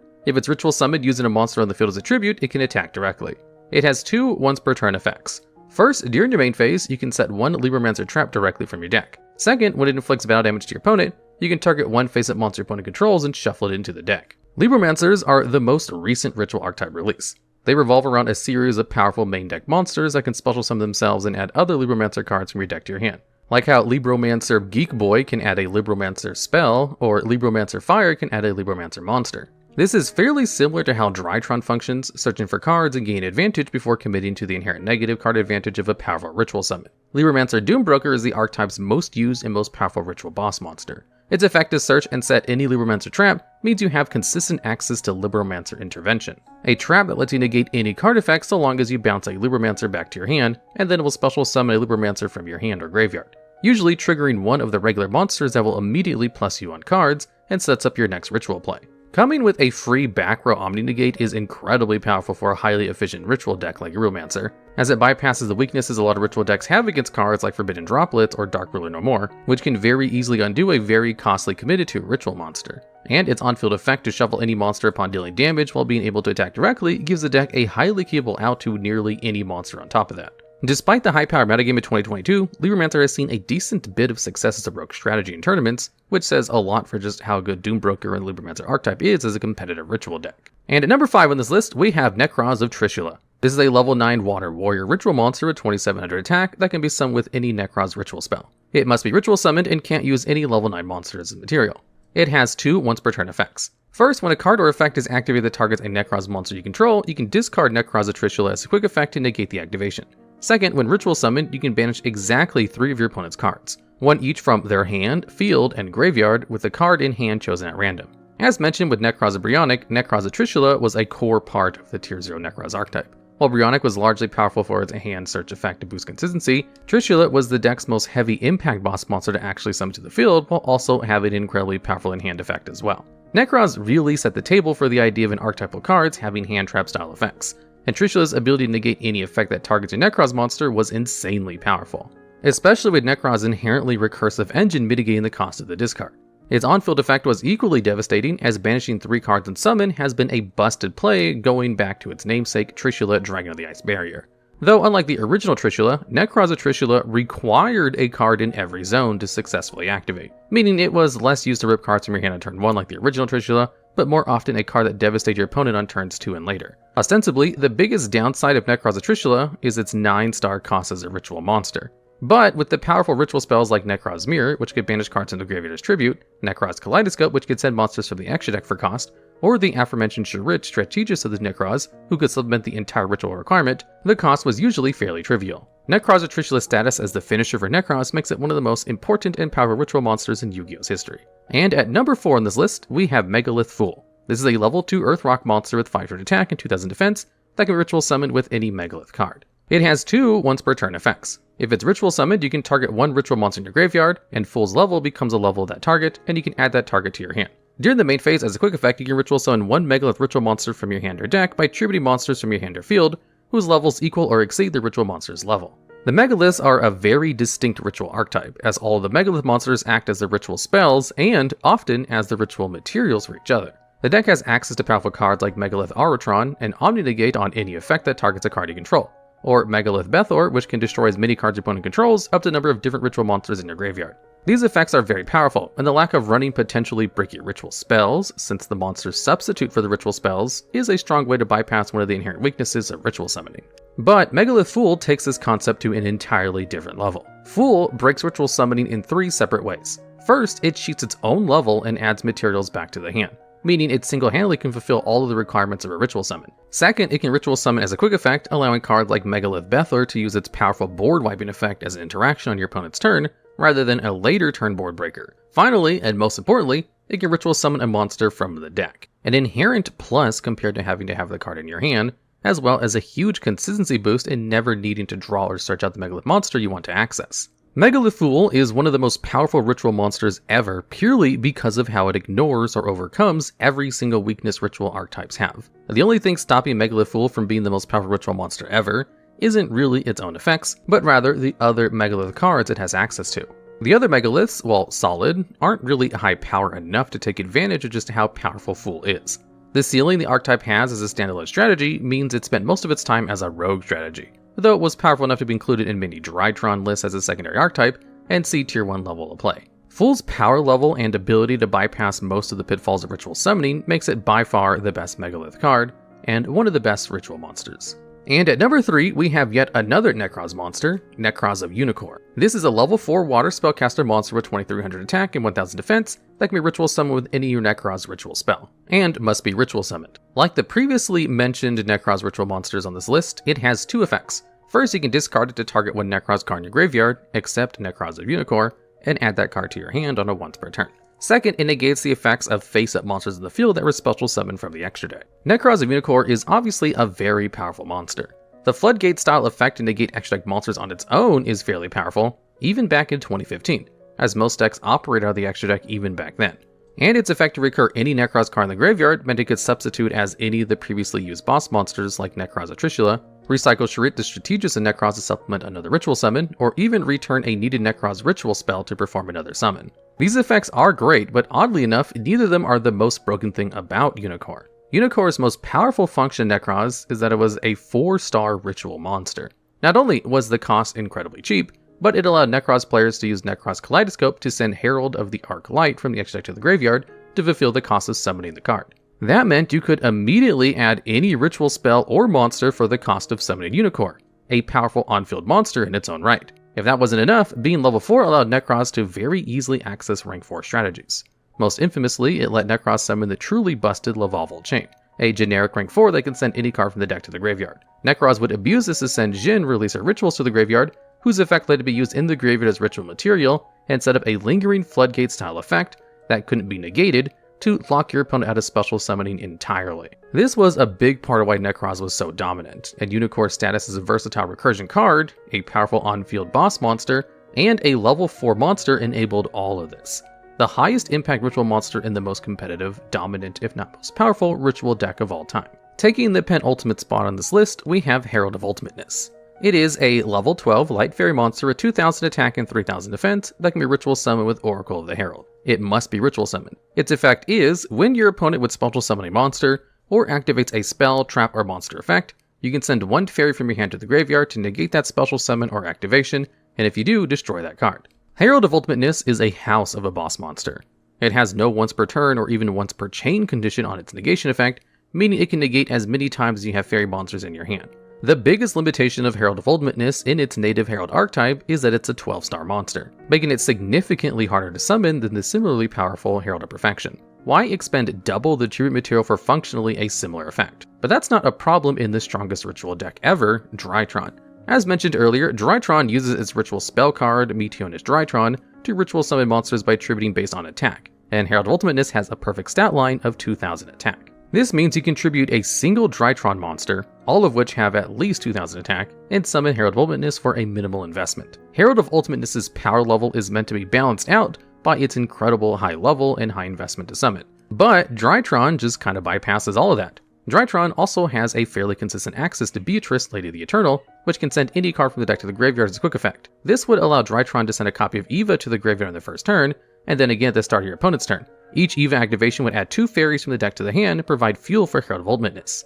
Setting up a board with a minimum of 4 Omni Negates with this sequence of plays is to this day an incredibly impressive board. Though calling it an Omni Negate is underselling it, as the Herald of Ultimateness' ability to negate special summons puts it a step above your typical Omni Negate. Herald of Ultimateness is the be-all end-all of ritual boss monsters. Despite its age being released back in 2014 before even Necros existed, its existence as a Drytron accessible boss monster raised the bar for modern board building strategy of putting up more negates than your opponent had cards in hand. It was an absolutely oppressive effect, easily earning its second spot on this list.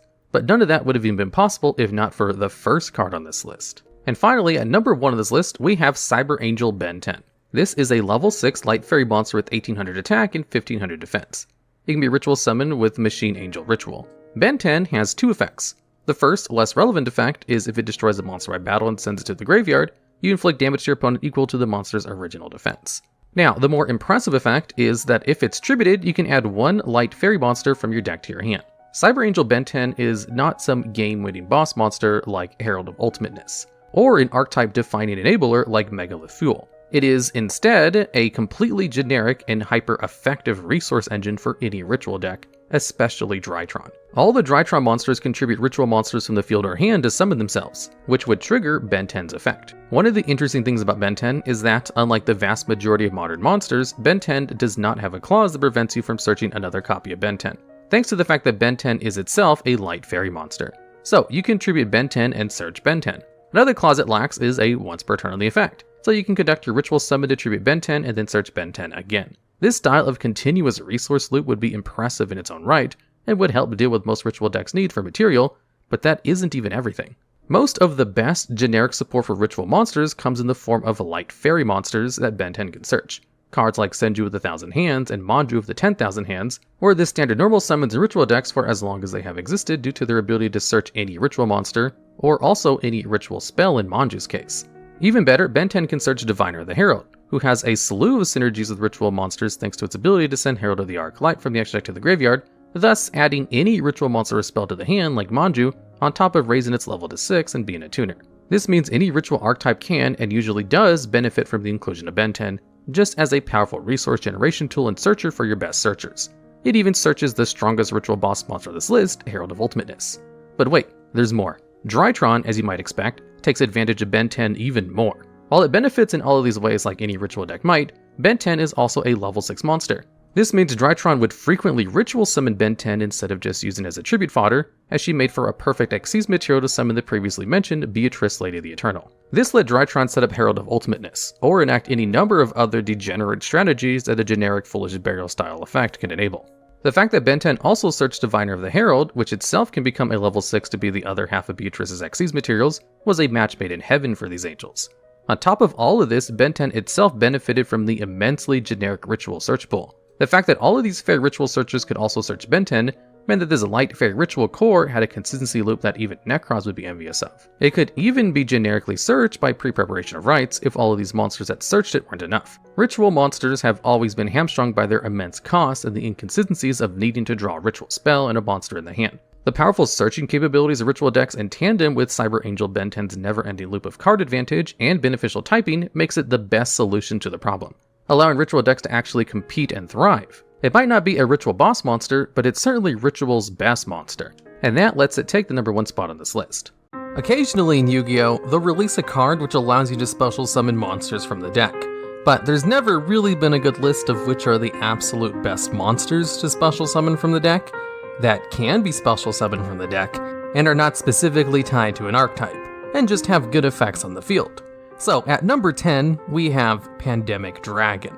This card has the effect where once per turn, you can destroy one monster on the field with an attack equal to or less than this card's attack. And since this card has 2500 attack, it has a wide range of cards it can actually destroy pretty easily.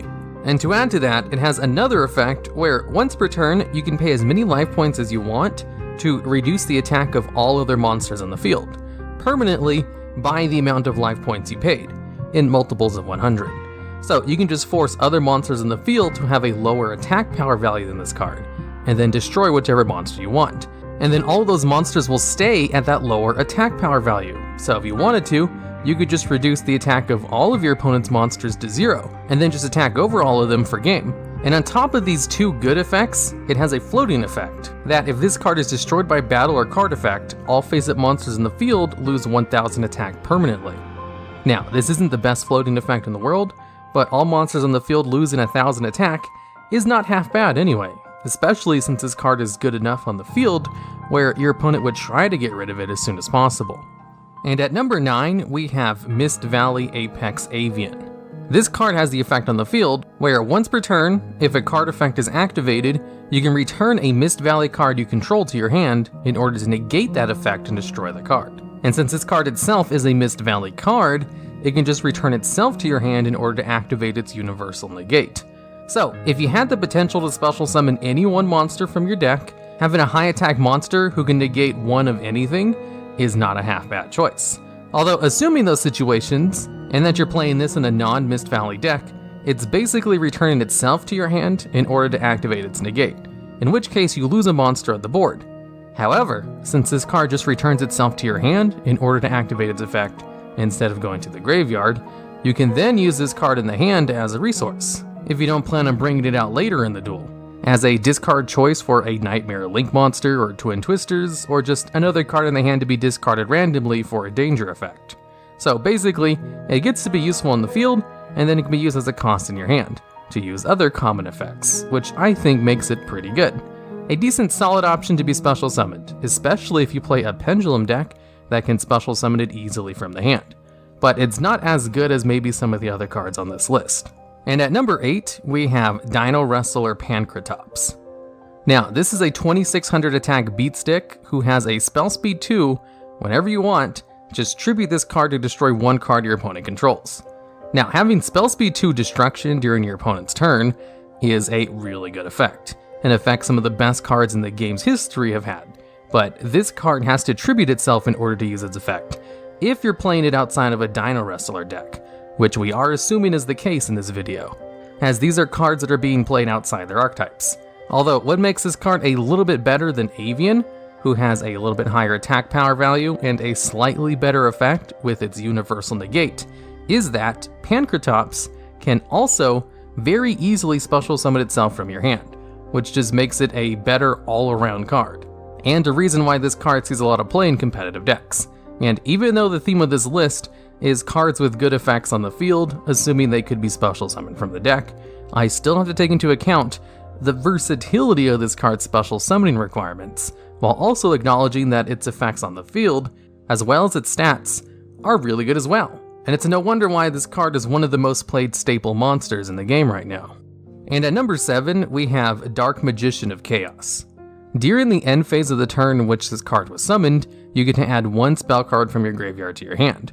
And that kind of recoverability is one of the best types of graveyard recovery you can accomplish, as recovering spells from the graveyard has way more restrictions to it than monsters or trap cards, because spells are just a little bit more stronger on average, especially recovering something that's limited and normally would have only been used once per duel. And this card allows you to do it as long as this card was summoned that turn. And it used to be immediately, but this card got an errata because its old effect was too powerful, and it's a little bit more balanced if you only get to add the card during your end phase, instead of as soon as this card is brought out. Alternatively, while it's on the field, it banishes any monster it destroys by battle, which allows you to bypass a lot of floating effects. And since most meta decks float on destruction, that's actually a pretty good effect to have. And there's even 2 archetype specific cards that can special summon this card from the deck. So this card was kind of made to be special summoned from the deck, which is probably why it makes this list. And at number 6, we have Pot of the Forbidden. This is a flip effect monster that when it's flipped face up, you get to choose one of 4 effects. Either draw 2 cards, return all spell and trap cards in the field to the hand, destroy all of your opponent's monsters, or look at your opponent's hand and then shuffle 1 card from their hand back into the deck. All 4 of these effects are good, so you basically choose whichever of these effects you want depending on the situation of the field at the time. And if you don't really need to destroy anything or deny your opponent of resources, you could always just draw 2 cards, which in itself is a good effect. And since it's a flip effect monster, it actually has flip effect monster support, and can be special summoned directly from the deck with a few cards. Now, while none of the cards which can special summon it directly from the deck seem to be specifically designed for this card, it definitely works very well in those kinds of decks because of how good all of its effects are. And its biggest limiting factor is the fact that it's a high-level monster, which would require 2 tributes for its tribute set, and is a perfect example of the kinds of cards that I'm looking for in a list like this one. And at number 5, we have Cosmo Dark Destroyer. When this card is summoned, you can destroy 1 monster on the field. And also, while it's on the field, it cannot be targeted by your opponent's card effects. So a 3000 attack beater, being able to destroy 1 card once it comes on the field, as well as having protection on the field, that's a really good card to have, which is why this card was limited on the ban list for a while, because it was a little too good in Cosmo decks, because it also has an effect where if it's destroyed on the field, you can banish this card from the graveyard in order to special summon a level 7 or lower Cosmo monster from your deck, which is a really good floating effect attached to a card which already had good on-field effects as well. Of course, since this list only takes into account non-archetype specific effects, I didn't really include its good floating effect when adding this card to the list. The fact that it gets to destroy something as soon as it's brought out and is untargetable while having a high attack stat is why this card makes this list at such a high spot, as those are just pretty good things to have on their own. And at number 4, we have God Phoenix Gearfried. When this card declares an attack, you can equip 1 face-up monster on the field to this card as an equip card. So you can attack into one of your opponent's monsters and then equip a different one of your opponent's monster to this card, and then just continue the attack like normal. And also, the monster it equips to itself by this effect gains the effect to increase this card's attack by 500. And it has another effect on the field, where if a monster effect is activated, you can send 1 equip card you control to the graveyard to negate the activation and destroy that card. So at 3000 attack baseline, this card can absorb one of your opponent's monsters, boost itself to 3500 attack, and also have 1 monster effect negate per turn. On top of the fact that this card has an alternative special summoning condition, where you can bring it out from your hand by just banishing an equipped spell from your field or graveyard. So this card just has great effects on the field, and makes this an excellent card to special summon from your deck, if you just want a strong monster in the field that can really pressure your opponent. And at number 3, we have Red Eyes Darkness Metal Dragon. Whenever there's a card that can special summon dragon-type monsters from your deck, they usually choose this card as their target, because it's just so good in dragon-type decks. Basically, once per turn, you can special summon a dragon-type monster from your hand or graveyard, with no restrictions to that summon other than you can't summon another copy of this card. Because usually, when cards can special summon something from the graveyard, they either lock you out of summoning other cards for the turn, or negate the effects of monsters on the field. And Red Eyes Darkness Metal Dragon does neither of those things. In fact, it has alternative special summoning requirement, where you can banish 1 face-up dragon you control in order to special summon this card from your hand, making it even easier to bring out than normal. And on top of all that, it has good stats at 2800 attack. There's a reason this card is limited in the TCG and banned in the OCG, because it's just too good of a card, with not enough restrictions placed on it, and if something can special summon it from the deck, this card is even better. Although it's not generic enough to take the top spot on this list, but this is basically the best card to bring out from the deck if you're playing a deck that has any kinds of dragons in it. And at number 2, we have Amorphage Goliath. While this card is on the field, neither player can special summon monsters from the extra deck.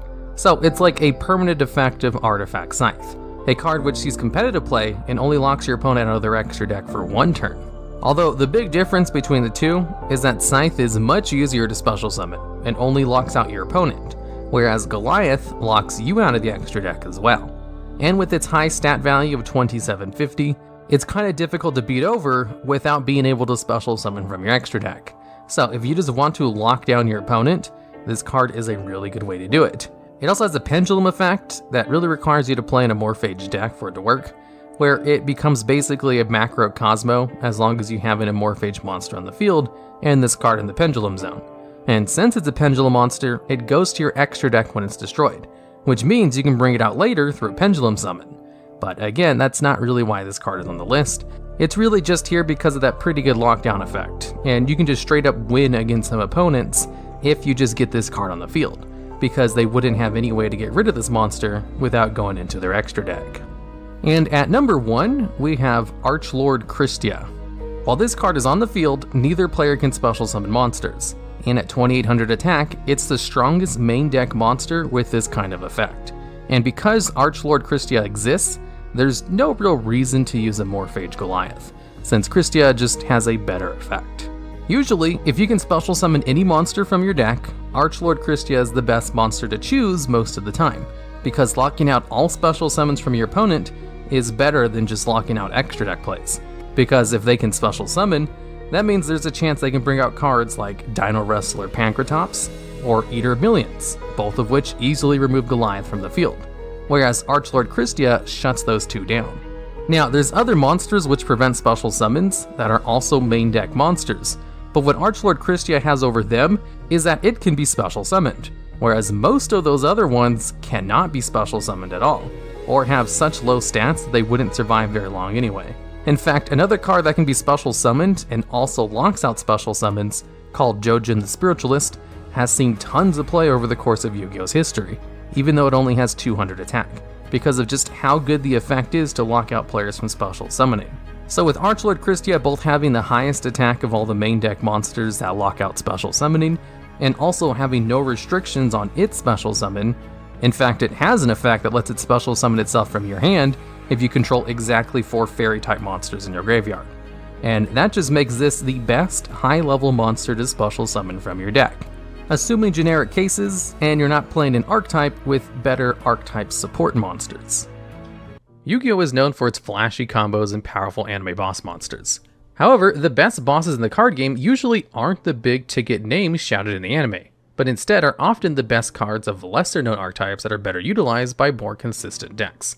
The extra deck boss monsters we'll be covering today are the best of the best, combining fantastic effects with generic summoning requirements, allowing them to comfortably slot into decks prepared for competitive play. And slashing into number 10 is Borosword Dragon. This is a Link 4 dragon with 3000 attack that cannot be destroyed by battle, and requires 3 or more effect monsters as its materials to summon. Borosword also has a once per turn unrespawnable quick effect that allows it to target an attack position monster in the field to change its defense position to give itself a second attack. This works well with its second effect, which can be activated upon attack declaration to give Borosword attack equal to half the attack of the target it's attacking, and then also halve the attack of that monster. Borosword Dragon and Crusader Equimax were the first Link monsters printed with the express intent of providing enough damage to kill your opponent in a single turn, with Borosword being by far the more consistent of the two. Its battle prowess is unmatched even to this day, and is one of the only cards in the game that boasts the ability to beat over nearly anything due to the unique way its attack modifiers work. Notably, Borosword's attack modifying effect does not interact with defending monsters until after Borosword has already gained attack. Alongside Borosword's already premium attack set of 3000, this allows it to beat over not just every monster in the game, but every monster in the game that is unaffected by card effects, with a single edge case exception, of which it simply crashes with instead of beating over a 6 material the Arrival Cybers. Unreleased, Borosword would have still seen loads of play even if it only had one attack as a way to out these tower-like monsters. That being said, the primary reason Borosword doesn't see as much play today has less to do with Borosword being weaker than newer options, and more to do with its summoning requirements, and just how much using the battle phase to remove monsters has fallen out of favor. Requiring at least 3 effect monsters to make a Link 4 is considered a bit clunky in modern Yu-Gi-Oh! Though some decks that can meet this requirement still do use Borosword as their hard hitter of choice. More importantly though, most modern decks prefer to clear the field of threats before entering the battle phase, so that they can recover if their opponent has some way to interrupt their attempt at attacking for game. This point is twofold since Borosword doesn't inflict piercing battle damage, requiring you to clear the board regardless if your opponent summons at least 2 defense position monsters. That all being said, it's hard to rate Borosword any higher in this list, when the only thing it does is hit hard. Boss monsters as a general rule have high stats, leaving Borrelsword in contention for precious extra deck space with other monsters that provide immense board presence in addition to high stats. Despite this, Borrelsword absolutely earns its spot at number 10 as the champion of hit fast and hit hard. And rewinding into number 9 is the Time Thief Redoer. This is a rank 4 Xyz monster with 2400 attack and 2000 defense that requires any 2 level 4 monsters in order to summon, and it has 2 effects. First, during either player's standby phase, you can attach the top card of your opponent's deck to Redoer as a material. Second, as a quick effect with a hard once per turn, you can detach up to 3 materials of different types, monster, spell, and trap, from Redoer to apply various effects depending on what you detach. If you detach a monster, you can banish Redoer until the end phase. If you detach a spell, you get to draw 1 card. And if you detach a trap, you can spin any 1 card your opponent controls to the top of their deck without targeting it. While Time Thief Redoer doesn't boast insane stats, it's unmatched in the sheer utility it provides. Its ability to dodge removal by detaching a monster makes it incredibly hard to get rid of once it hits the field, typically requiring you to catch it twice in order to truly beat it. However, being hard to out a beat stick that can occasionally net you a draw isn't enough on its own for modern decks to play it. Rather, Time Thief Redoer is likely to find a comfortable home in a deck for one of 2 strikingly different reasons. Decks like Trap Tricks and Phantom Knights use Redoer primarily because they're archetypal trap monster that can be special summoned the turn they're set. By making Redoer with these trap monsters, these decks can instantly arm its powerful trap detach effect to spin an opponent's card. On the other side of the spectrum, Tier Limits use Redoer to trigger the graveyard effects of Tier Limits Shyren and Tier Limits Rhinoheart, since it detaches material for effect as opposed to cost. Using Redoer this way in Tier also comes with the added benefit of preventing a Rhinoheart special summon by his own effect from being banished upon leaving the field.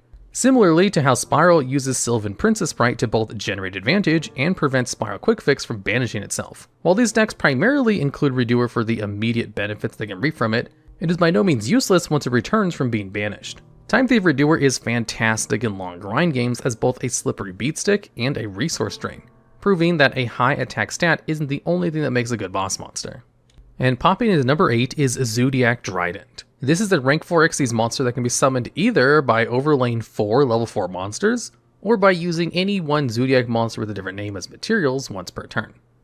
Trident gains the attack and defense of all the Zodiac monsters attached to it, and once per turn as a quick effect, you can detach material in order to target and destroy 1 face-up card on the field.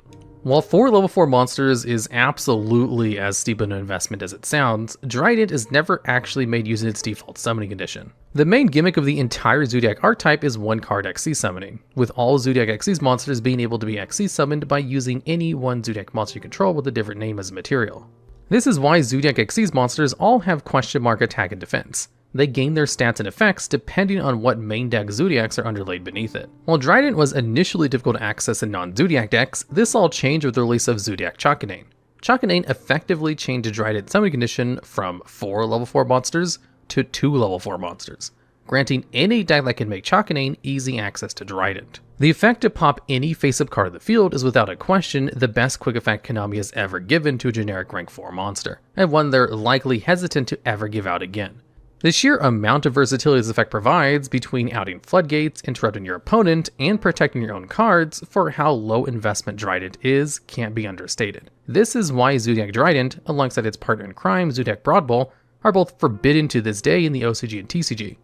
Together, the 2 of them single-handedly prompted Zodiac to Tier 0 status in both formats during the years of 2016 and 2017 respectively. But in Master Duel, Trident remains free as a dominant rank 4 players can take advantage of, particularly as one of the best ways to clear the field for a later card on this list. And swooping into number 7 is number F0 Utopic Draco Future. Utopic Draco Future, commonly referred to as UDF, is a rank 1 Xyz monster that can be Xyz summoned either with 3 Xyz monsters of the same rank, except number monsters, or by overlaying on top of a number F0 Utopic Future you control, transferring its materials to UDF. It has 3000 attack and 2000 defense, and once per turn, whenever your opponent activates a monster effect, you can detach 1 material from itself to negate the activation of that effect, and if the monster you negated is on the field, you gain permanent control of it.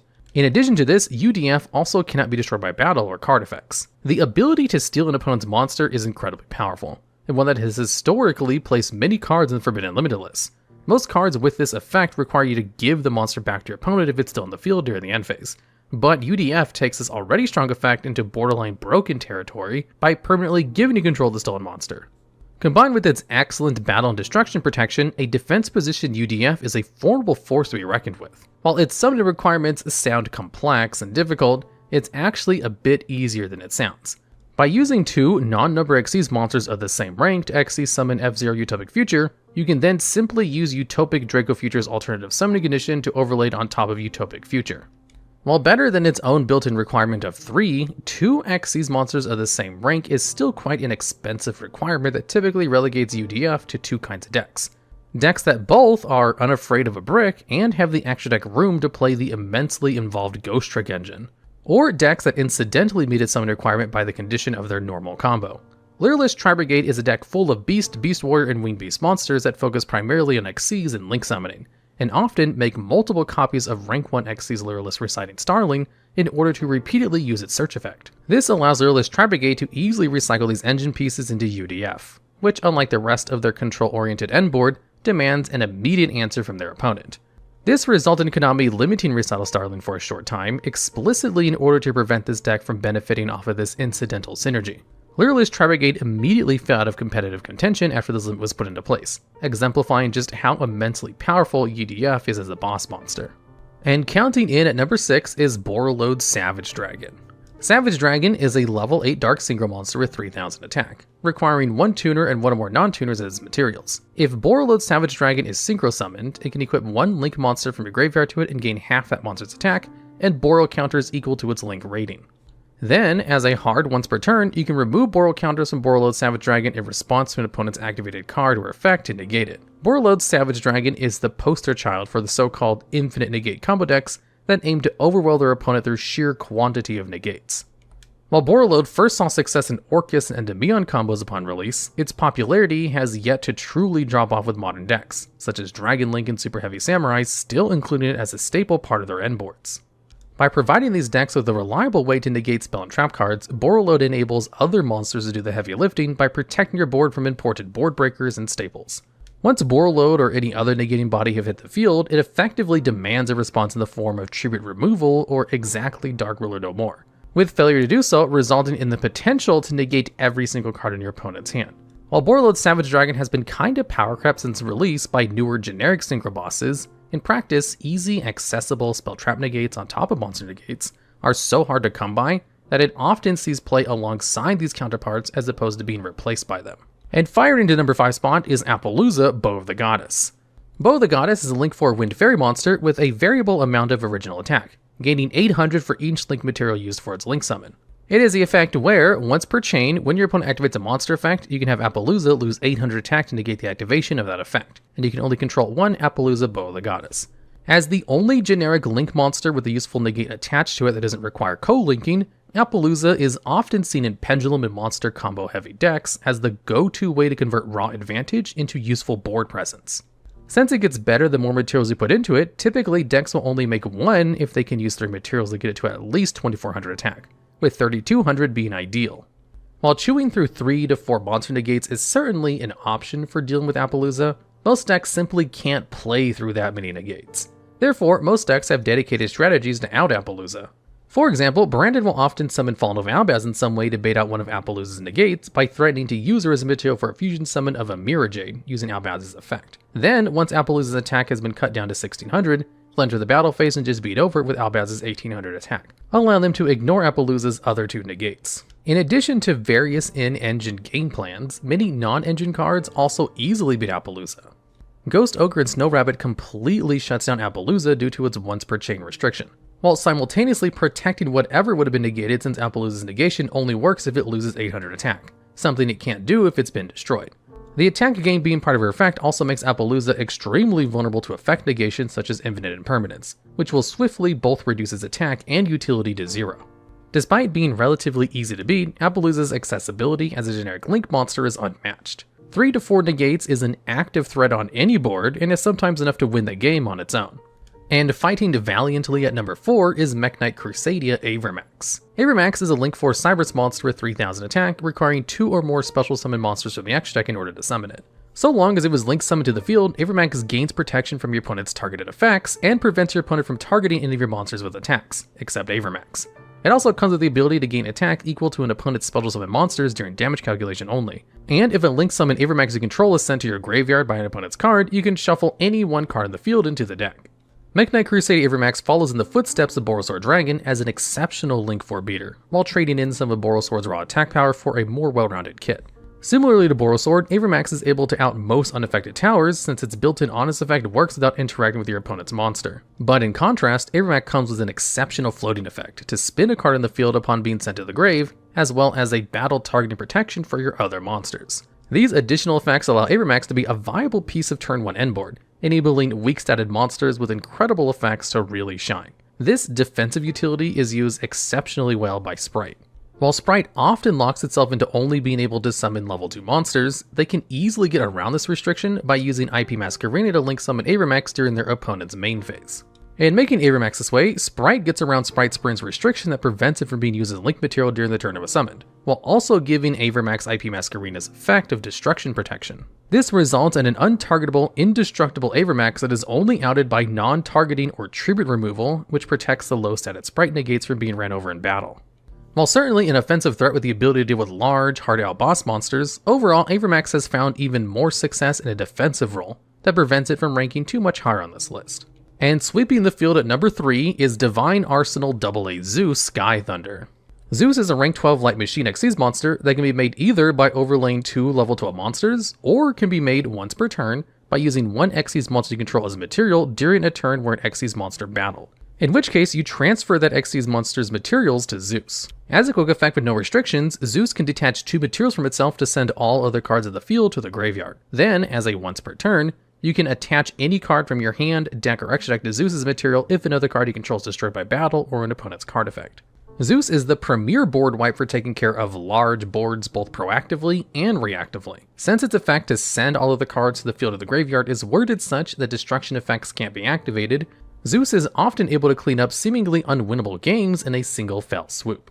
This is primarily thanks to the lack of a once per turn, or even once per chain restriction on this effect, allowing Zeus to brute force its way to higher and higher chain links to dodge an opponent's attempt and negate it. Therefore, in order to get the most out of Zeus, you want to stack as many materials as possible underneath it, such that it can be used multiple times. Since Zeus requires you to attach 2 materials to activate its effect, Xyz monsters that can attack directly and easily generate lots of materials to convert into Zeus activations are commonly known as Zeus pilots. The best pilots for Zeus are, without contest, the various members of the Zodiac archetype. As explained with Zodiac Trident, being able to make Zodiac Chakanane using any 2 level 4 monsters is what enables decks to generically utilize these material stacking menaces. By using Chakanane to summon out Zodiac Borbo, you can safely ensure a battle with an Xyz monster occurs by using Borbo's effect to attack directly. Then, during the main phase 2, you can stack as many unique Zodiac names as you'd like over Borbo, and finally top it off with a massive multi-activation Zeus. Once established, Zeus is often incredibly difficult to get rid of without the assistance of non-engine staples. However, Zeus doesn't quite pack enough attack power to end the game on its own in a single turn, forcing it to often enlist the help of the next card on this list to deal lethal damage. And swinging for game at number 2 is Accesscode Talker. Accesscode is a Dark Cyber's Link 4 monster with 2300 attack, requiring 2 or more monsters as materials in order to summon. Accesscode has what is colloquially known as spell speed 4 protection. In other words, your opponent cannot chain cards or effects in response to Accesscode's effect activations. If Accesscode Talker is link summoned, you can target one link monster that was used as material for it to gain attack equal to 1000 times that monster's link rating. In addition to this, by banishing a link monster from your field or graveyard, you can target and destroy any card your opponent controls. However, you can only banish one monster of each attribute per turn to activate this effect. Accesscode Talker is one of the most played, if not the most played extra deck monster in the game, and it's not hard to see why. It's entirely generic, and does everything the deck might need when going second. By summoning Accesscode Talker using a Link 3 and one other monster, its on-summon effect will result in Accesscode gaining 3000 attack for a whopping 5400 total attack points, more than enough to beat over other boss monsters in the game. Despite this, there's usually no need for it to do so. Accesscode's second effect to non-target and destroy cards in the field is usually more than enough to clear your opponent's board of any lingering bodies that could stop it from attacking directly. While 5300 attack isn't enough to perform a one-turn kill by itself, all Accesscode needs is either a 2700 attack point monster to provide follow-up, or the ability to attack twice. While most decks opt to give Accesscode a partner to OTK with, its native home of Cyber decks instead go for the latter by link climbing through Update Jammer and Transcode Talker to summon a 5300 attack Accesscode Talker with the ability to attack twice. Despite everything going for Accesscode as a seemingly unstoppable offensive force, it does actually suffer from a few fatal flaws. a few of which often confuse newer players. First, while it does have the ability to effectively chain block itself due to its status as a card your opponent cannot respond to, it doesn't have any real protection to speak of. Just like most cards, Accesscode still loses to destruction effects, banishing effects, spinning effects, and more. While new players might see that Accesscode's effect activations are unrespondable and think this prevents your opponent from activating any of those effects before it attacks for game, this isn't quite true either. This protection works in a strange way that requires one to understand a bit more about how chains work in Yu-Gi-Oh! While you can't chain any cards to Accesscode's effects, you can just activate new cards after it's done resolving its effects. As an example, if a player summons Accesscode Talker to the field, the turn player will get a first chance to activate any trigger effect that might occur. This allows the player who summoned Accesscode to activate its first effect, preventing your opponent from activating any other cards or effects that might trigger upon a monster being summoned. The same goes for when it activates its effect to destroy a card in the field. Any cards that trigger upon a card in the field activating its effects aren't allowed to activate at this time. However, on the resolution of Accesscode's summon effect to gain attack, a chainable window occurs that allows first the turn player and then second the opposing player an opportunity to start a new chain. This is when a card such as Infinite Impermanence can be used to negate the effects of Accesscode Talker, therefore resulting in the loss of any attack it may have gained. A similar window also occurs when the turn player declares the end of the main phase in order to enter the battle phase, providing another opportunity for your opponent to stop Accesscode Talker. While Accesscode does have the ability to stop your opponent from activating effects that might happen on its summon, this does not stop cards that might negate a summon from activating.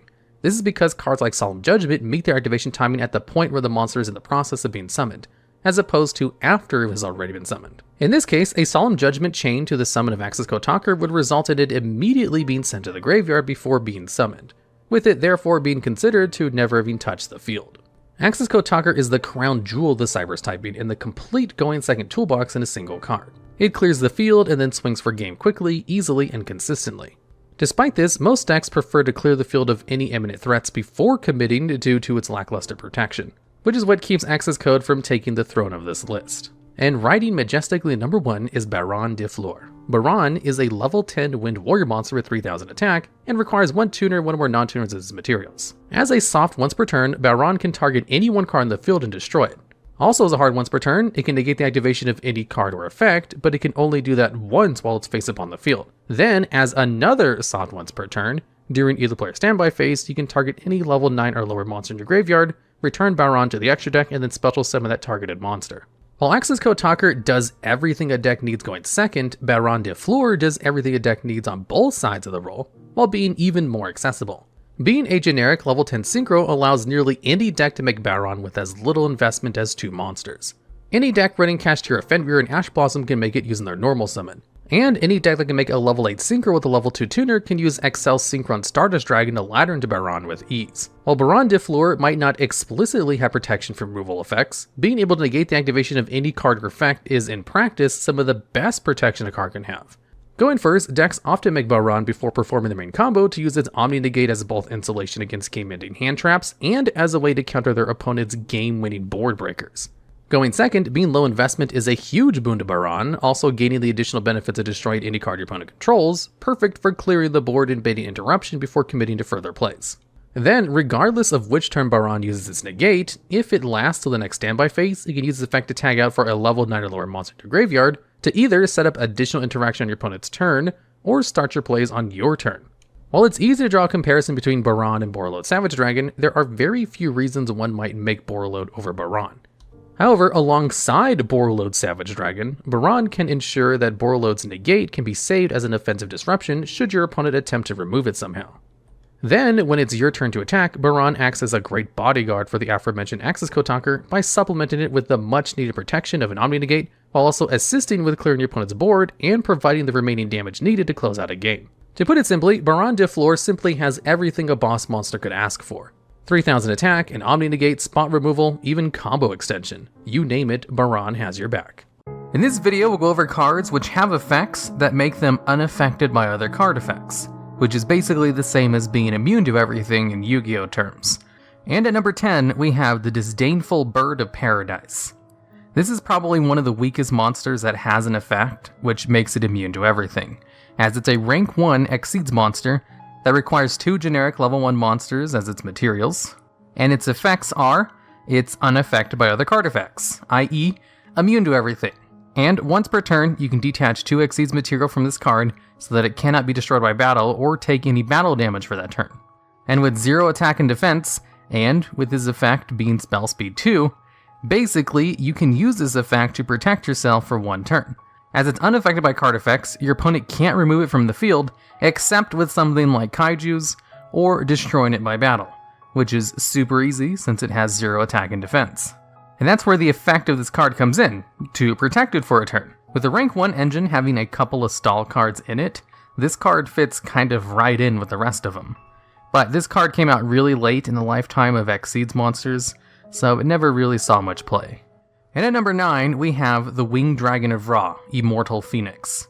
This card is a Winged Dragon of Ra support card, created to give the Winged Dragon of Ra one of its anime effects. Because for those of you who don't know, the original Winged Dragon of Ra has like 20 different effects in the anime, which of them, only like 4 or 5 of them made it to the real card. So this card can only be special summoned from the graveyard, if the Winged Dragon of Ra is sent from the field to the graveyard.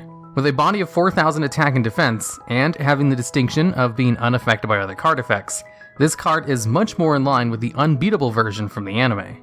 It also has the effect where you can pay 1,000 life points to send a monster on the field to the graveyard as many times per turn as you want.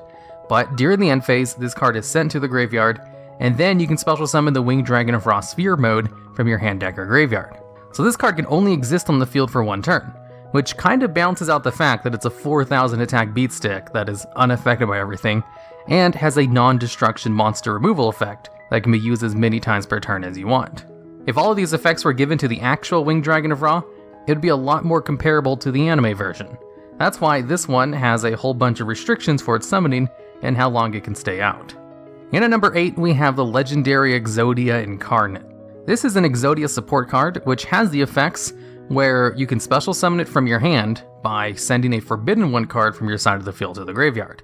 And it gains 1,000 attack for each Forbidden One monster in your graveyard, and during the end phase, you can add 1 Forbidden One monster from your graveyard to your hand. And if this card is destroyed by battle, you can draw a card for every Forbidden One monster you have in your hand. Oh, and it's also unaffected by other card effects. That's going to be an effect all of the cards in this list have, because it's kind of a criteria for them to be on this list. Now, this card would actually be pretty decent if the Forbidden One cards weren't all limited. So with all 5 pieces of Exodia in the graveyard, this card can have 5,000 attack, and be unaffected by other card effects, which is a pretty good effect to have. But since all of the support cards for this are limited, meaning you can only have 1 of them in your deck each, there's only ever 5 targets for this guy to gain attack, from the graveyard. So you have to selectively mill these 5 cards, which is made easier by another one of the Exodia support cards called Obliterate. Now, if all of the pieces of Exodia were unlimited, this card would actually be so much better, because it would be much easier to get those cards into the graveyard, than using a slow card like Obliterate to get them in the grave. Currently, this card is nothing more than a gimmick, but if all of the pieces of Exodia were unlimited, and you can get 15 of them into the graveyard, you could have a monster with 15,000 attack and is unaffected by card effects, which would really live up to giving Exodia its Forbidden One status. And at number 7, we have Timaeus, Knight of Destiny. This card can only be summoned from the extra deck by sending 3 legendary knight monsters you control to the graveyard. And each of the legendary knight monsters are level 8 monsters, which in themselves require a convoluted summoning requirement. So this card is kind of hard to get out. And its effects are, it's unaffected by other card effects. Once per battle, during the damage calculation, you can make this card's attack and defense become equal to the highest attack on the field. And if this card is destroyed by battle, you can special summon the 3 legendary knight monsters from your hand deck or graveyard, ignoring their summoning conditions. So it will float into the 3 monsters that brought it out. Now what most people do when they bring this card out is just put it in defense position and stall out, and try to win in some other way. Because your opponent can't get rid of this card without a kaiju or sphere mode.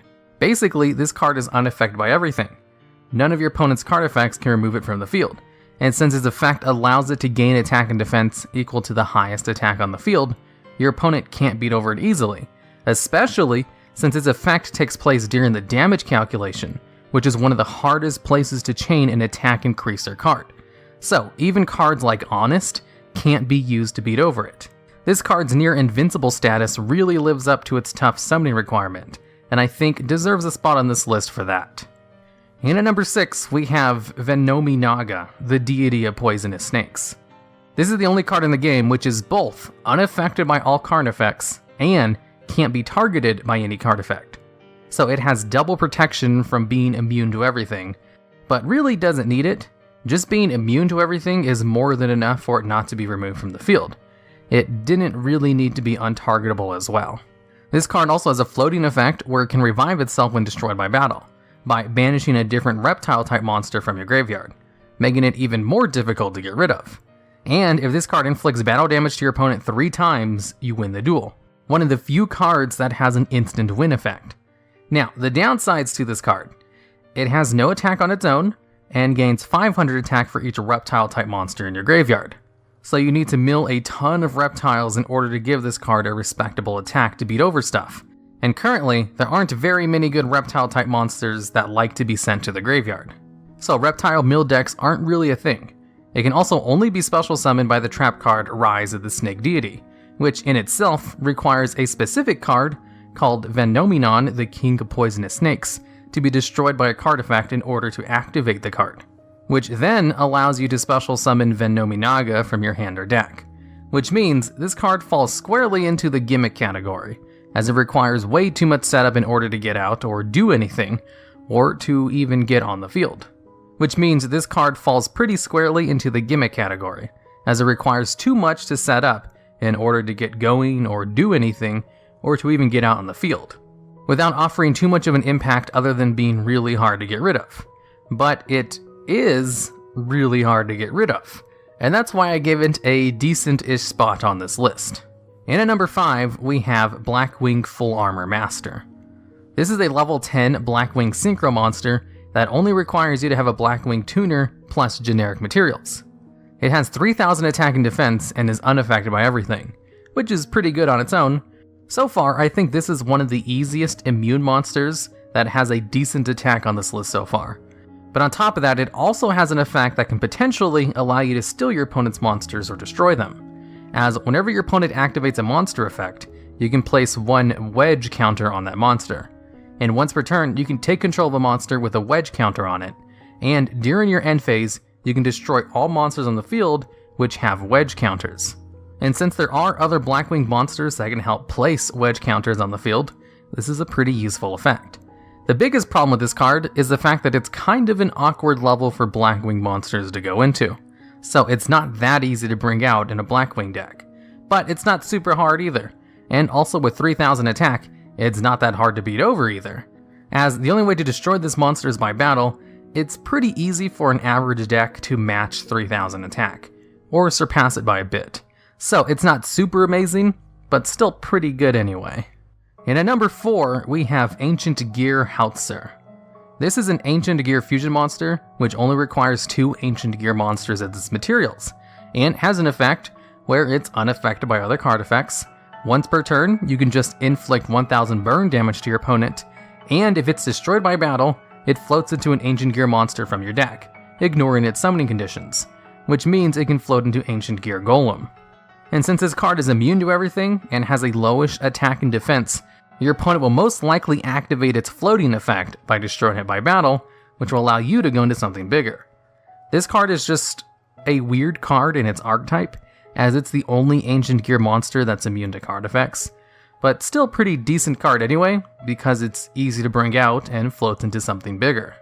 And at number 3, we have Lyrilisk, Independent Nightingale. This is a level 1 fusion monster who gains attack equal to its level times 500.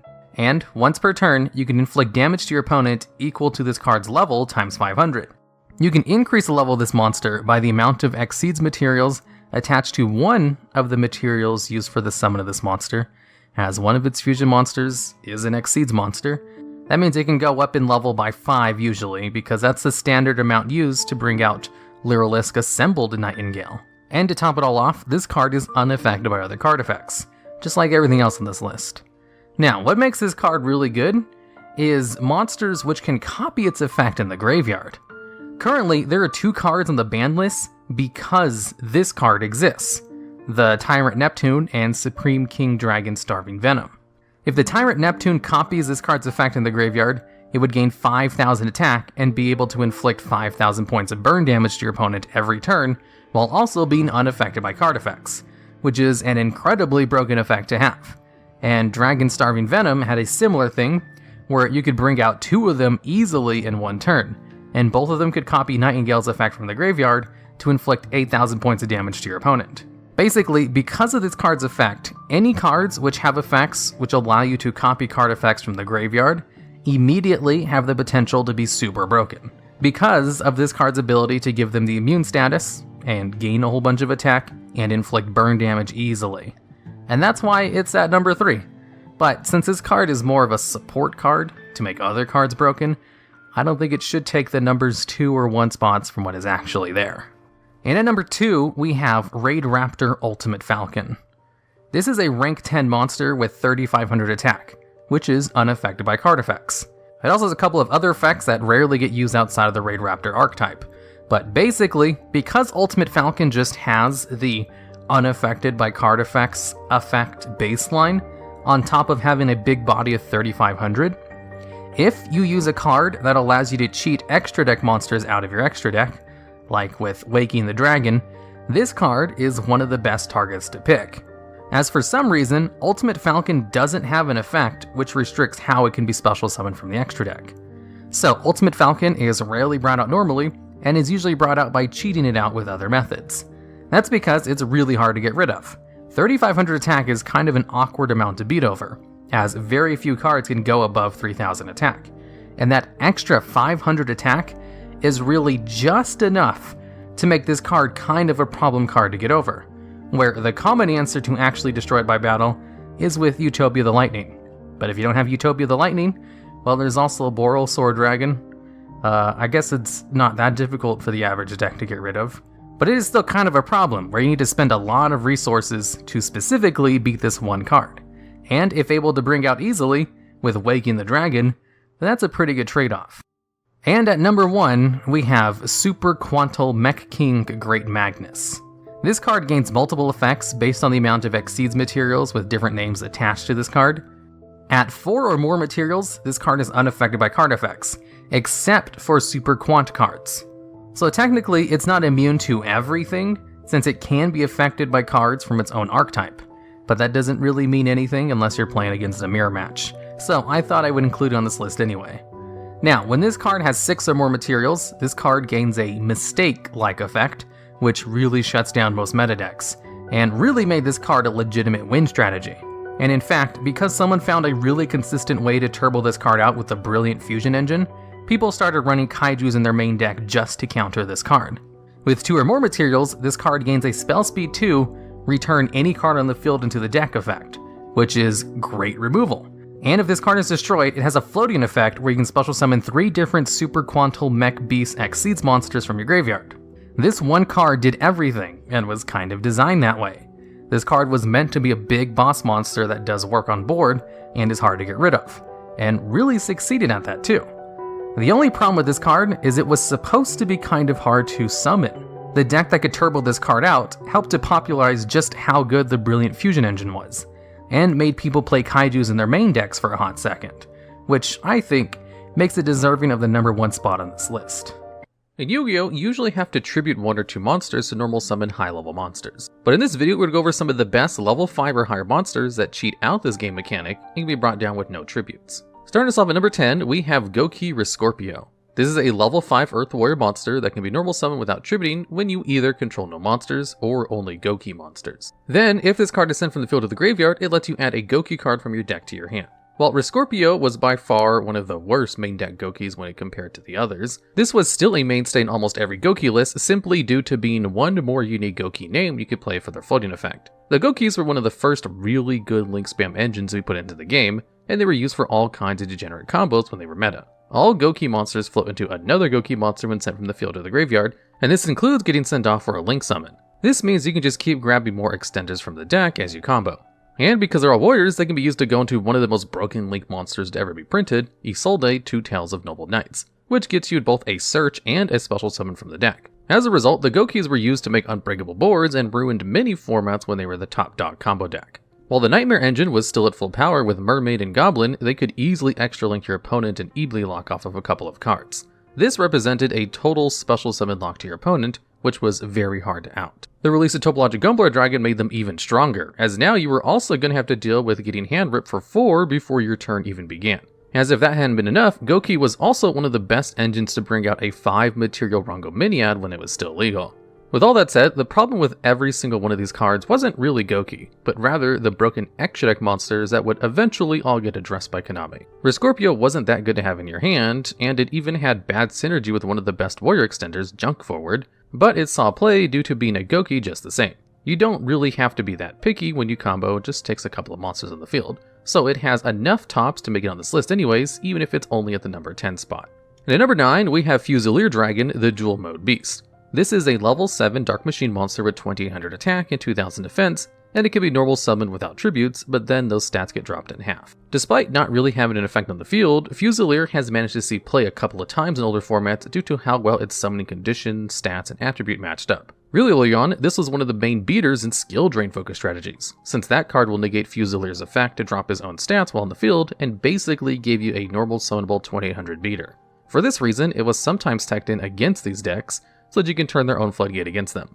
Because of its dark attribute, this meant that eventually Dark Arm Dragon decks could slide this in as a way to play around skill drain and Shadow Imprisoning Mirror. This dark attribute also meant this card worked really well with Deck Devastation Virus and Eradicator Epidemic Virus.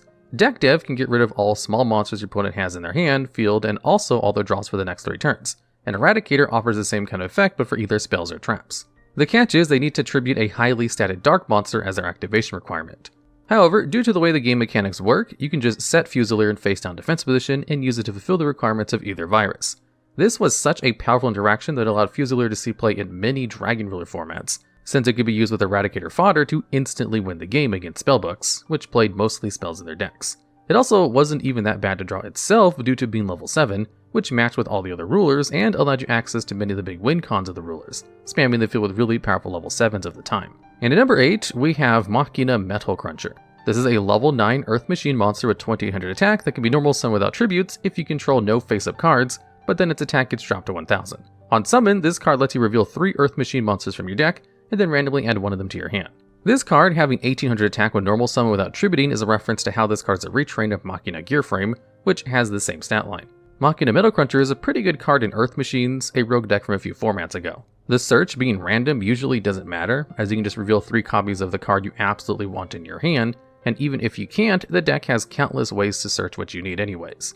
Earth Machine was notable for having really long and intricate combo lines, all for a really mediocre looking board when you're finally done. It did have an easy time going for True King of All Calamities to lock your opponent out of the game back when that card was still legal, with Metal Cruncher even being level 9 itself, but there were much better strategies which could do the same thing better.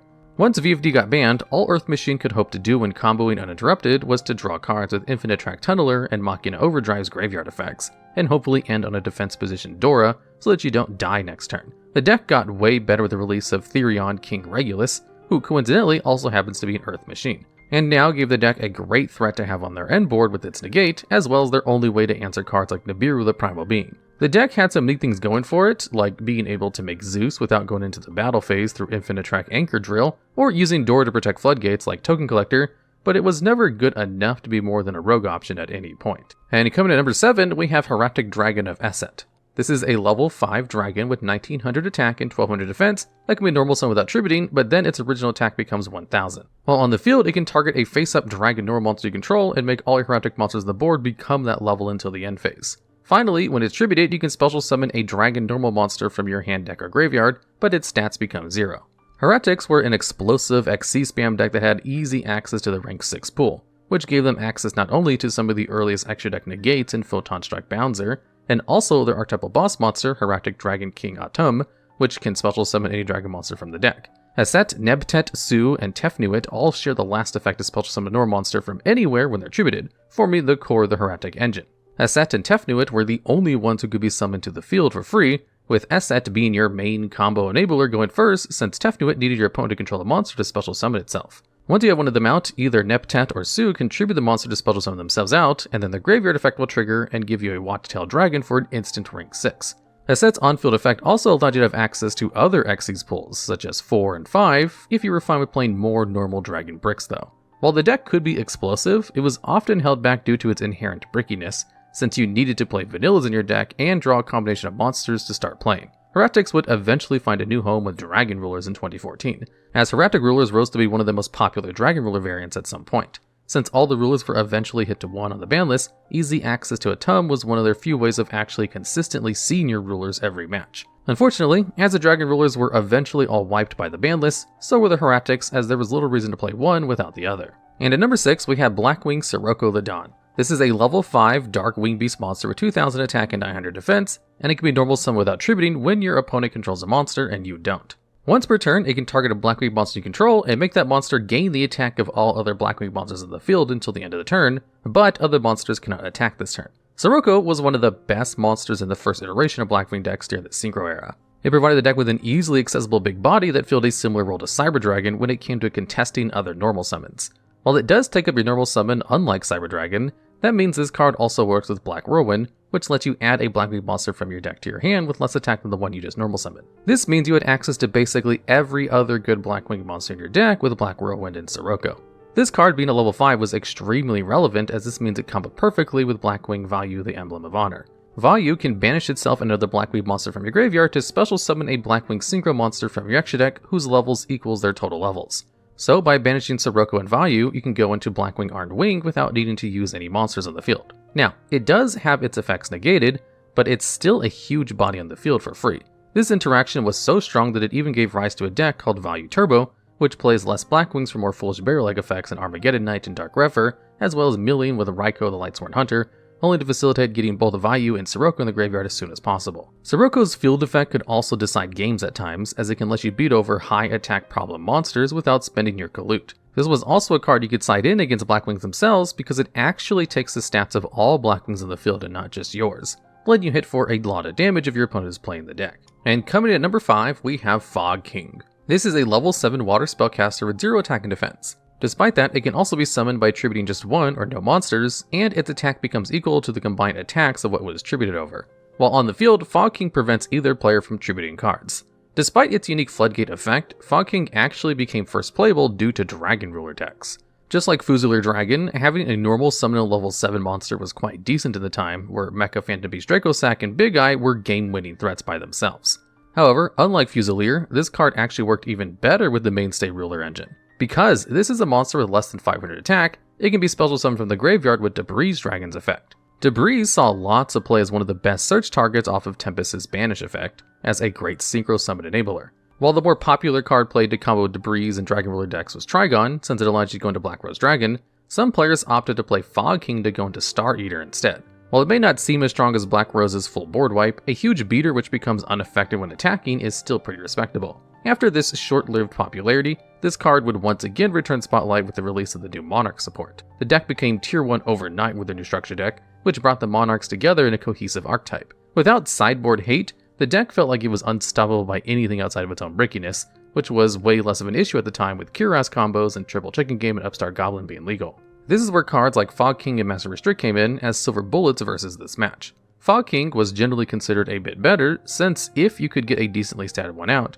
your opponent would need to be running something unusual like Landrobe or Book of Eclipse to out it, while back row removal like Twin Twisters was much more commonly seen in both main and side. Since Fog King is a tribute monster who stops tributes, who opened it would often decide the mirror match, where a Fog King next to a March of the Monarchs was borderline impossible to deal with. And coming in at number 4, we have Coach Captain Bearman. This is a level 8 Fire Beast Warrior monster with 2600 attack that can be normal summon without tributing, but then its attack becomes 1300. Once per turn, it can activate its effect to make all level 4 Beast Warrior monsters you control become level 8 until the end of the turn.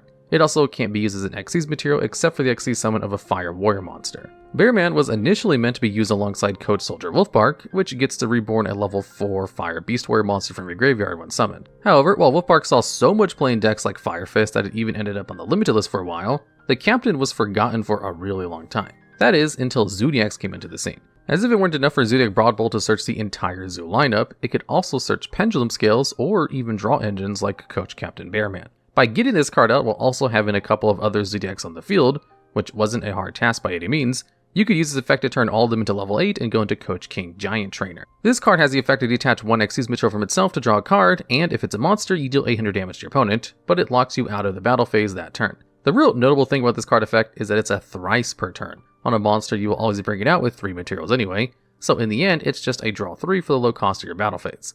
While this wasn't as powerful as the fusion substitute into Elder Entity Northern combos that Zeus could also do, it was figured out much earlier and allowed early Zoo variants to get into their unstretchable power cards just the same. This was big in Zodiac Kaiju variants, which had other ways of putting level 8s onto the field too. It really speaks to how powerful Zoos really were when a draw 3 combo was one of the least threatening things they could be going for at some point. And coming in at number 3, we have Qliphort Stealth. This is a level 8 Earth Machine Pendulum monster whose pendulum effect says that you cannot special summon except for Qli monsters while also boosting your Qlis by 300 attack each. Its monster effects are that it can be normal summon without tributing, but if it's summoned like that or by special summon, its stats drop from 2800 to 1800 and its levels become 4. It's also unaffected by activated effects of any monsters at the level or rank lower to its current level if it was brought onto the field by a normal summon. And lastly, when it's tribute summoned by tributing Qli monsters, you can target a card in the field and bounce it to the hand, but your opponent cannot respond to this effect's activation with cards or effects. Qliphorts were the first viable pendulum strategy in Yu-Gi-Oh's history, even if its playstyle made it more of a stun deck rather than being a combo heavy deck, as most future pendulum strategies would become. Qliphort Scout was a great consistency tool, with its soft once per turn, pay 800 to add a Qli monster from your deck to your hand, which landed on the ban list for a really long time. Stealth got introduced to the game in a later support wave and provided the archetype with the much needed non-destruction removal. The bounce matched up with the meta extremely well, being able to remove sticky cards like Dante Travel to the Burning Abyss and Ritual Beast Ulti Petoflin. This card's Spells Before Nature also matched extremely well with the floating effects of a couple of other Qli monsters. When they're tributed, Qliphort Helix and Qliphort Carrier let you pop a spell or trap or bounce a monster respectively, so by just having Stealth be last in the chain, you can get off all 3 disruption effects that your opponent cannot do anything about all at once. And as if that wasn't enough, this card can also bounce your own cards, which means that if your opponent doesn't have anything worth removing, you can just bounce your own Qliphort Scout to get another search. While Aplacafort Towers overshadowed pretty much every other member of the archetype when it came out to being a boss monster, Stealth was certainly also one of the scariest things a Qli deck could drop into you at the time. And at number 2, we have Zaphion the Time Lord. This is a level 10 water fairy monster with 0 attack and defense that cannot be special summoned from the deck, but if you control no monsters, it can be normal summoned with no tributes. Zaphion cannot be destroyed by battle or card effects, and you take no damage in battles involving it. At the end of the battle phase, if this card battled, you can shuffle all spells and traps your opponent controls into their deck. Also, if this card is sent from the field to the graveyard, you draw 1 card. And finally, it shuffles itself from the field into the deck during your standby phase. Zaphion rose up as a really good side deck answer for true Draco decks. There wasn't really any better mass backrow removal legal at the time. The closest thing was Twin Twisters, which has a discard cost associated to it. To make things worse, all true Draco spell traps float into either back row or monster removal when sent from the field to the graveyard, making destruction of them one of the worst ways to get rid of them. And lastly, even if they can't capitalize off the floating effects, they can still use the cards in the graveyard to go plus later on in the game, with Disciples of the True Draco Phoenix being able to shuffle 3 of them back into the deck to draw a card. This is where Zaphion came in. Being indestructible means it couldn't really be answered by any True Draco engine card, and can get rid of their entire back row at the small cost of your battle phase. Since it wiped away everything, you would even get rid of their Dragonic Diagram, one of the strongest field spells ever put into the game, so much so that it's limited to this day. And even if they had a non-engine answer for your Zaphion, such as Forbidden Chalice or Monarch Stormforth, you'd still be going neutral off the exchange due to drawing you a card when it was removed. While this card did fall off as we got stronger going second options like Evenly Matched and Lightning Storm, it was still one of the best ways to deal with True Dracos for a long time as they were a big meta threat. And finally, at number 1, we have Beast King Barbaros. This is a level 8 Earth Beast Warrior monster with 3000 attack and 1200 defense. It can be normal summoned with no tributes, but then its original attack becomes 1900. It can also be tribute summoned by using 3 monsters instead, in which case it destroys all cards your opponent controls. Despite its simple effects, Barbaros is by far the most iconic high-level monster which can be summoned with no tributes. It even got itself not 1, but 2 retrains in King Beast Barbaros and Beast King Machine King Barbaros even if these weren't nearly as relevant as the original. The only reason why Fusilier wasn't the premier skill drain threat forever was because Barbaros had 3000 attack over it, which was perfect for all the decks that didn't really care about Fusilier's level and attribute. Since it's a Beast Warrior monster, it fit perfectly in TG stun decks, which were already packing skill drain. On top of that, they also often played Horn of the Phantom Beast, a battle equipped for Beasts and Beast Warriors, which makes you draw a card whenever you win a battle. It also was a staple in hero beat decks, not only as a huge beat stick, but also as the deck's only avenue to Elemental Hero Gaia through Miracle Fusion. This card ended up seeing play in all kinds of offbeat meta strategies as the best normal summonable beater in the game, as long as it either had its effects negated or was cheated out. Its effect to blow up the field if summoned with 3 tributes never really came up, but it's interesting to note that it was a combination of Moisture Creature and Gilfor the Lightning, 2 older monsters which pop all back row monsters respectively when summoned with 3 tributes as well. And lastly, despite being such an old card, this card actually has some tops as late as 2019. In Danger and Guard Dragon decks as a 3 of nonetheless. For a really short period, you could play this as a normal summon level 8 to pair with your high level dangers and other dragons to have easier access to their rank 8s. While cards like Hope Harbinger and Photon Lord are strong by themselves, what made this card worth playing was that Galaxy Eyes Dark Matter Dragon was legal at the time. Dark Matter can be ranked up on top of any Galaxy Eyes Xyz monster and gives you 3 Dragon Foolish Burials unsummoned, on top of being a huge double attacking beater when going second. Even if Barbaros might not be the strongest or most heavily played card in here, it's certainly one of the first ones that comes to mind when someone hears can be normal summoned without tributing, and because of this card takes the first spot on this list. In this list, we'll go over monsters that require 3 tributes to be summoned, a special requirement only achieved by card effects, as normally you only need 2 tributes max for level 7 or higher monsters. And usually the reason these cards require so many tributes is because the monsters themselves are really strong. And this list will try to rank the 10 best. At number 10, we have Slifer the Sky Dragon. This card gains 1000 attack for each card in your hand, and has the effect where if your opponent summons a monster in face-up attack position, that monster loses 2000 attack, and is destroyed if their attack reaches 0 with this effect. This effect is a pretty decent shutdown on your opponent's cards, and requires them to basically special summon all their small monsters in defense mode, and is completely unavoidable by links. Its attack point gain effect isn't the best thing in the world though. Usually you commit a lot of resources to get this card out, which leaves you with a small hand afterwards. So it almost always has low attack points in any kind of consistent deck that can bring him out quickly. Not to say there aren't gimmick decks that can bring him out and draw a bunch of cards, but I will say none of those decks are consistent. Honestly, one of the best uses of Slifer is to special summon it during your opponent's turn to slow down your opponent for that turn, as Slifer destroys himself at the end of the turn it's special summoned, but it can be special summoned, so it's a viable use of a pretty good continuous effect, and bypasses its tough summoning requirement of 3 tributes in a normal summon. This card was also the god card the main character in the original Yu-Gi-Oh anime used, so it's one of the more popular god cards, even if it's only the second best when it comes to their TCG counterparts. Number 9, the Tripper Mercury. When this card is tribute summoned, you can change all monsters on the field to face-up attack position, and this card can attack twice. But also, if you tribute 3 monsters for this card summoned, it gains an extra effect, where all monsters your opponent control will lose attack equal to their original attack, basically making all of their attack 0. And making it real easy to beat over them with your brand new double attacker on the field. There are very few cards that can attack twice with no restrictions, and most of them have low attack. Tripper Mercury kind of has low attack for a 3 tribute type monster, but you can also bring it out in other ways, and it will still have its double attack effect. Now, what's good about its 3 tribute effect is that it doesn't target and makes it real easy to beat over just about anything. So if your opponent is running some kind of hard to kill monster that can't be targeted by card effects, Mercury can get over it and attack again. But that's pretty hard to pull off, as 3 tributes is kind of steep for its effect. It's a good effect, but not that good, and that's why it's only number 9. Number 8, the Wicked Avatar. When this card is summoned, your opponent can't activate spell or trap cards until the end of their second turn after this card was summoned. And its attack is 100 higher than whatever the highest attack is on the field, which changes all the time. So this card basically locks your opponent into only monster effects for 2 turns, and can beat over any monster.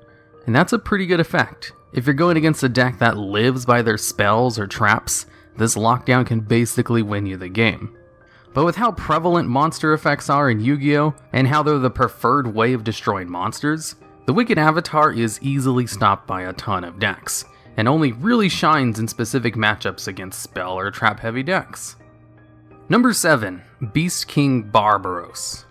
This card has 3 ways to summon it. The first is you can normal summon it without tributing, but its original attack becomes 1900, which is a perfectly reasonable amount for a normal summon. Its second way is the normal way with 2 tributes, as it's a level 8 monster. And the third way is with 3 tributes, and if summoned this way, destroys all cards on your opponent's side of the field. Beast King Barbaros is just a straight up power cramped version of Moisture Creature and Guilford the Lightning.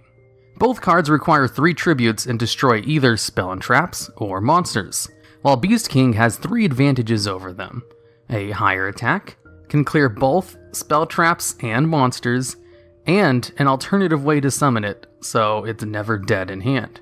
Beast King actually saw some play in meta decks over the years for its pure versatility and board wipe status, as well as being able to convert its attack points back to 3000 from 1900 if you negate its effects with like a Forbidden Chalice or something. Number 6, Destiny Hero Plasma.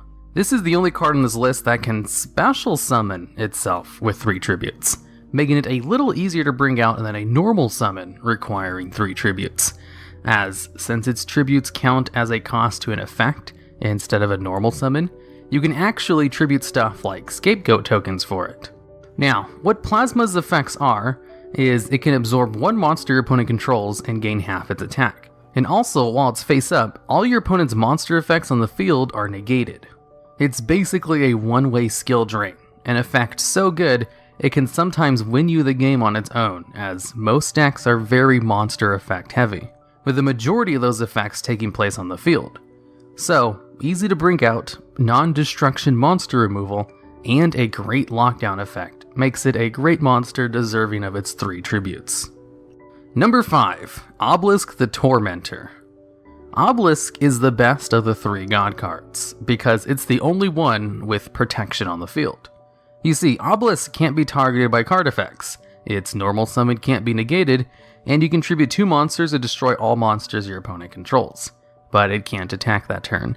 And with a built-in body of 4000 attack and defense, it's a hard wall to beat over. There were some decks that saw success in the past that would turbo out Obelisk and basically win since their opponent couldn't get rid of it. Of course, nowadays, there are a handful of really common run extra deck monsters that can take out Obelisk real easily, which means he's not really in win condition in himself anymore, and only really high on the spot for its past accomplishments of actually being a relevant card in the metagame that was also good in the anime. Because anime god cards were brokenly powerful, and they lost pretty much all of that status when brought over to the real trading card game, with Obelisk losing the least amount of abilities of the 3, and being the only one to keep its protection abilities, even if a little watered down version of them. Number 4, Metaltron 12, the true Draco combatant.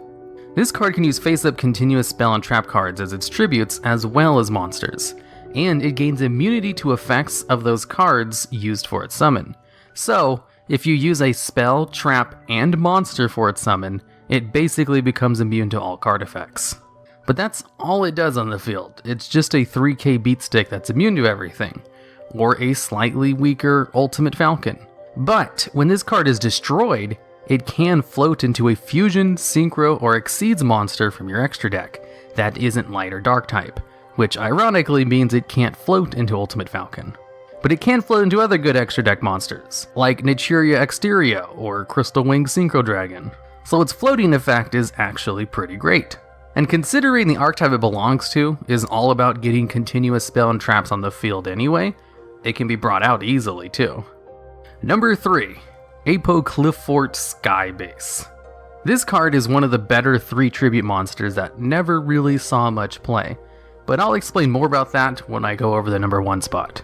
This card requires 3 Klee monsters as tributes, and seeing as the archetype has ways to special summon a lot of monsters quickly, has monsters with good effects that go off when tributed, and has ways to supplement more tribute fodder, bringing out Skybase is not at all an issue. When tribute summoned, it's immune to spell and traps, and monster effects if the level and rank is less than Skybase's. And seeing as it's level 9, and the average level of monsters is 8 and below, it has very good protection.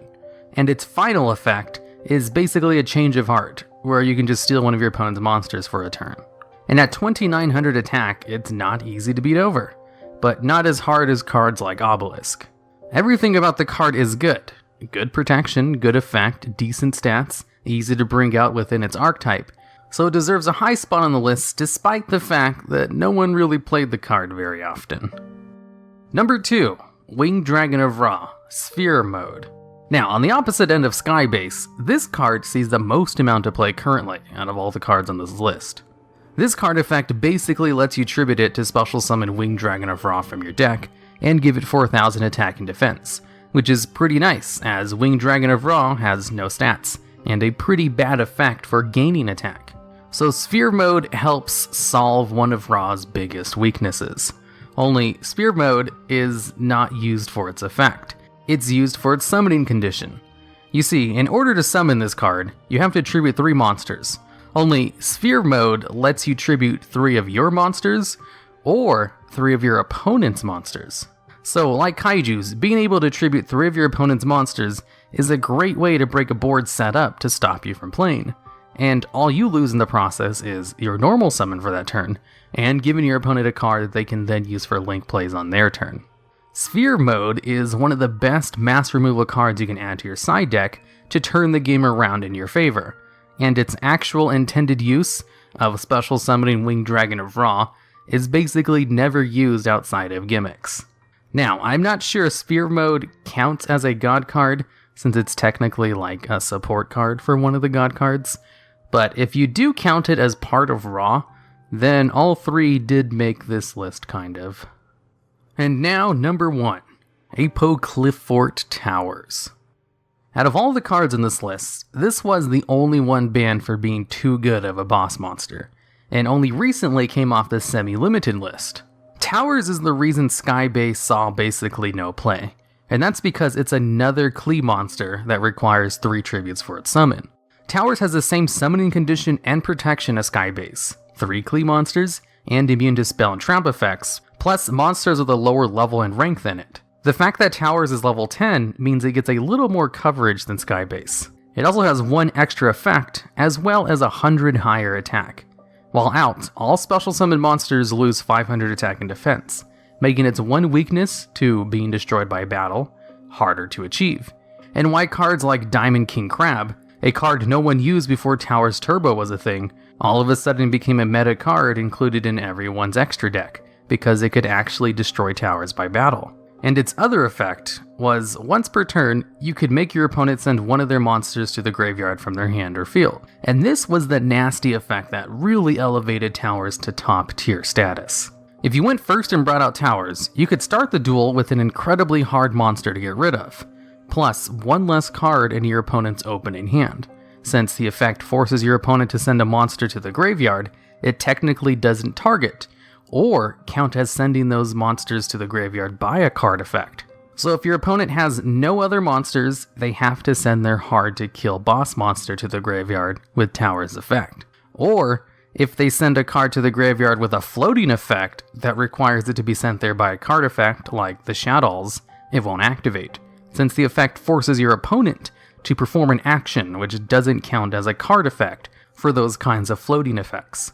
So Towers was easy to bring out, immune to most forms of removal, hard to beat over by battle, and had a non-targeting removal that dodges a lot of floating effects, making it a monster of a boss card. And it's no reason no one played Skybase, a solid card with good effects, when you could play this borderline broken card instead. And that's why Towers is the best monster that requires 3 tributes. In this video, we'll be going over the best monsters that have 2500 attack, an attack threshold for a lot of boss monsters actually. And at number 10, we have the Blue Eyes Spirit Dragon. This is a level 9 synchro monster of the Blue Eyes White Dragon archetype, and was kind of crucial to the success of Blue Eyes decks in the 2016 World Championship, where a Blue Eyes player actually won thanks to this card. While also, and a little bit, Dragon Spirit of White, another 2500 attack monster, which is very fitting for this list. You see, this synchro monster has 3 effects. One of them is a passive lockdown, where neither player can special summon 2 or more monsters at the same time. It can once per turn negate the effect of a card in the graveyard, and it can tag out into another Dragon Light type synchro monster from the extra deck, like Azure Eyes Silver Dragon, who himself is a level 9 synchro monster that can special summon normal monsters from the graveyard during the standby phase. And the card itself is easy to bring out, it just requires a tuner and a non-tuner Blue Eyes monster. And most of the Blue Eyes specific tuners are level 1, with nearly all of the Blue Eyes monsters being level 8. So it wasn't a difficult synchro monster to bring out in Blue Eyes decks at all. And it had a little bit of things going well for it.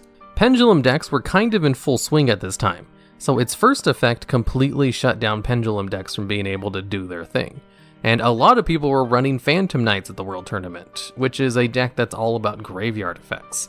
So this card single-handedly countered about half of the decks in the event. And funny thing is, the Blue Eyes decks were so good at countering the meta in that specific time period for that event, that the final match was actually a Blue Eyes mirror match. Both the first and second place of the World Tournament were Blue Eyes decks, something that hasn't really happened since Blue Eyes decks are generally not super good in the current meta. They kind of go by another name in the Yu-Gi-Oh community, known as Brick Eyes, because it plays so many high-level monsters, so it's real easy to get an unusable hand. Even so, a card that almost single-handedly allowed the Blue Eyes decks to win a World Tournament should definitely make it on this list, but only at the number 10 spot. And at number 9, we have Invoked Makaba. This is a light fusion monster of the Invoked engine, a deck that has fusion monsters for all the attributes, and their little gimmick is they can use your opponent's monsters in their graveyard as their fusion materials. But generally, Invoked decks will also play light monsters so they can go into this card.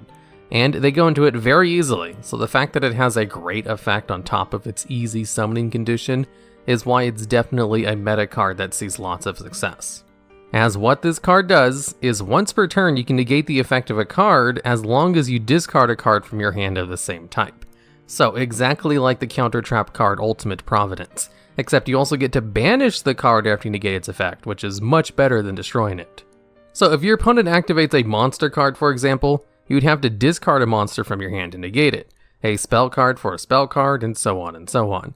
And since this card is easy to get out, it just allows you to have another negate on the board, in order to help you set up a board full of monsters with negates, as that's kind of the meta game for a lot of decks, trying to get out as many monsters that have a negate as possible, so you can stop your opponent from playing the game. And at number 8, we have number S39, Utopia the Lightning.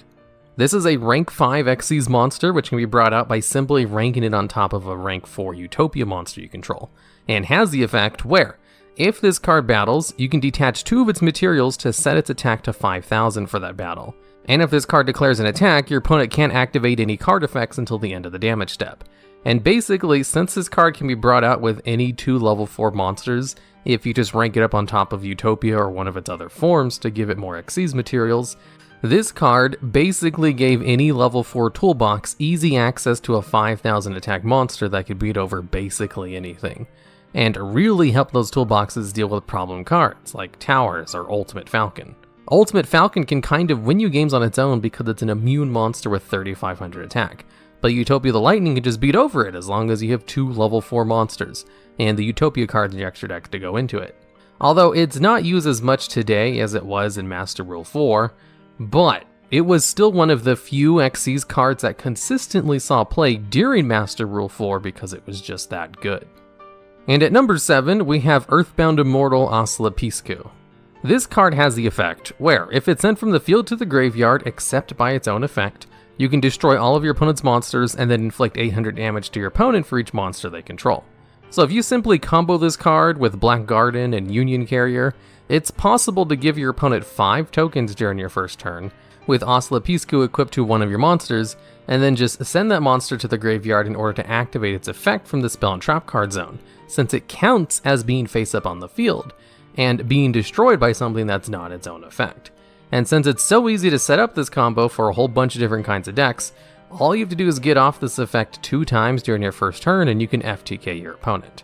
They can also be brought out with number 29 Mannequin Cat, targeting one of your opponent's Black Garden tokens, for basically the same effect.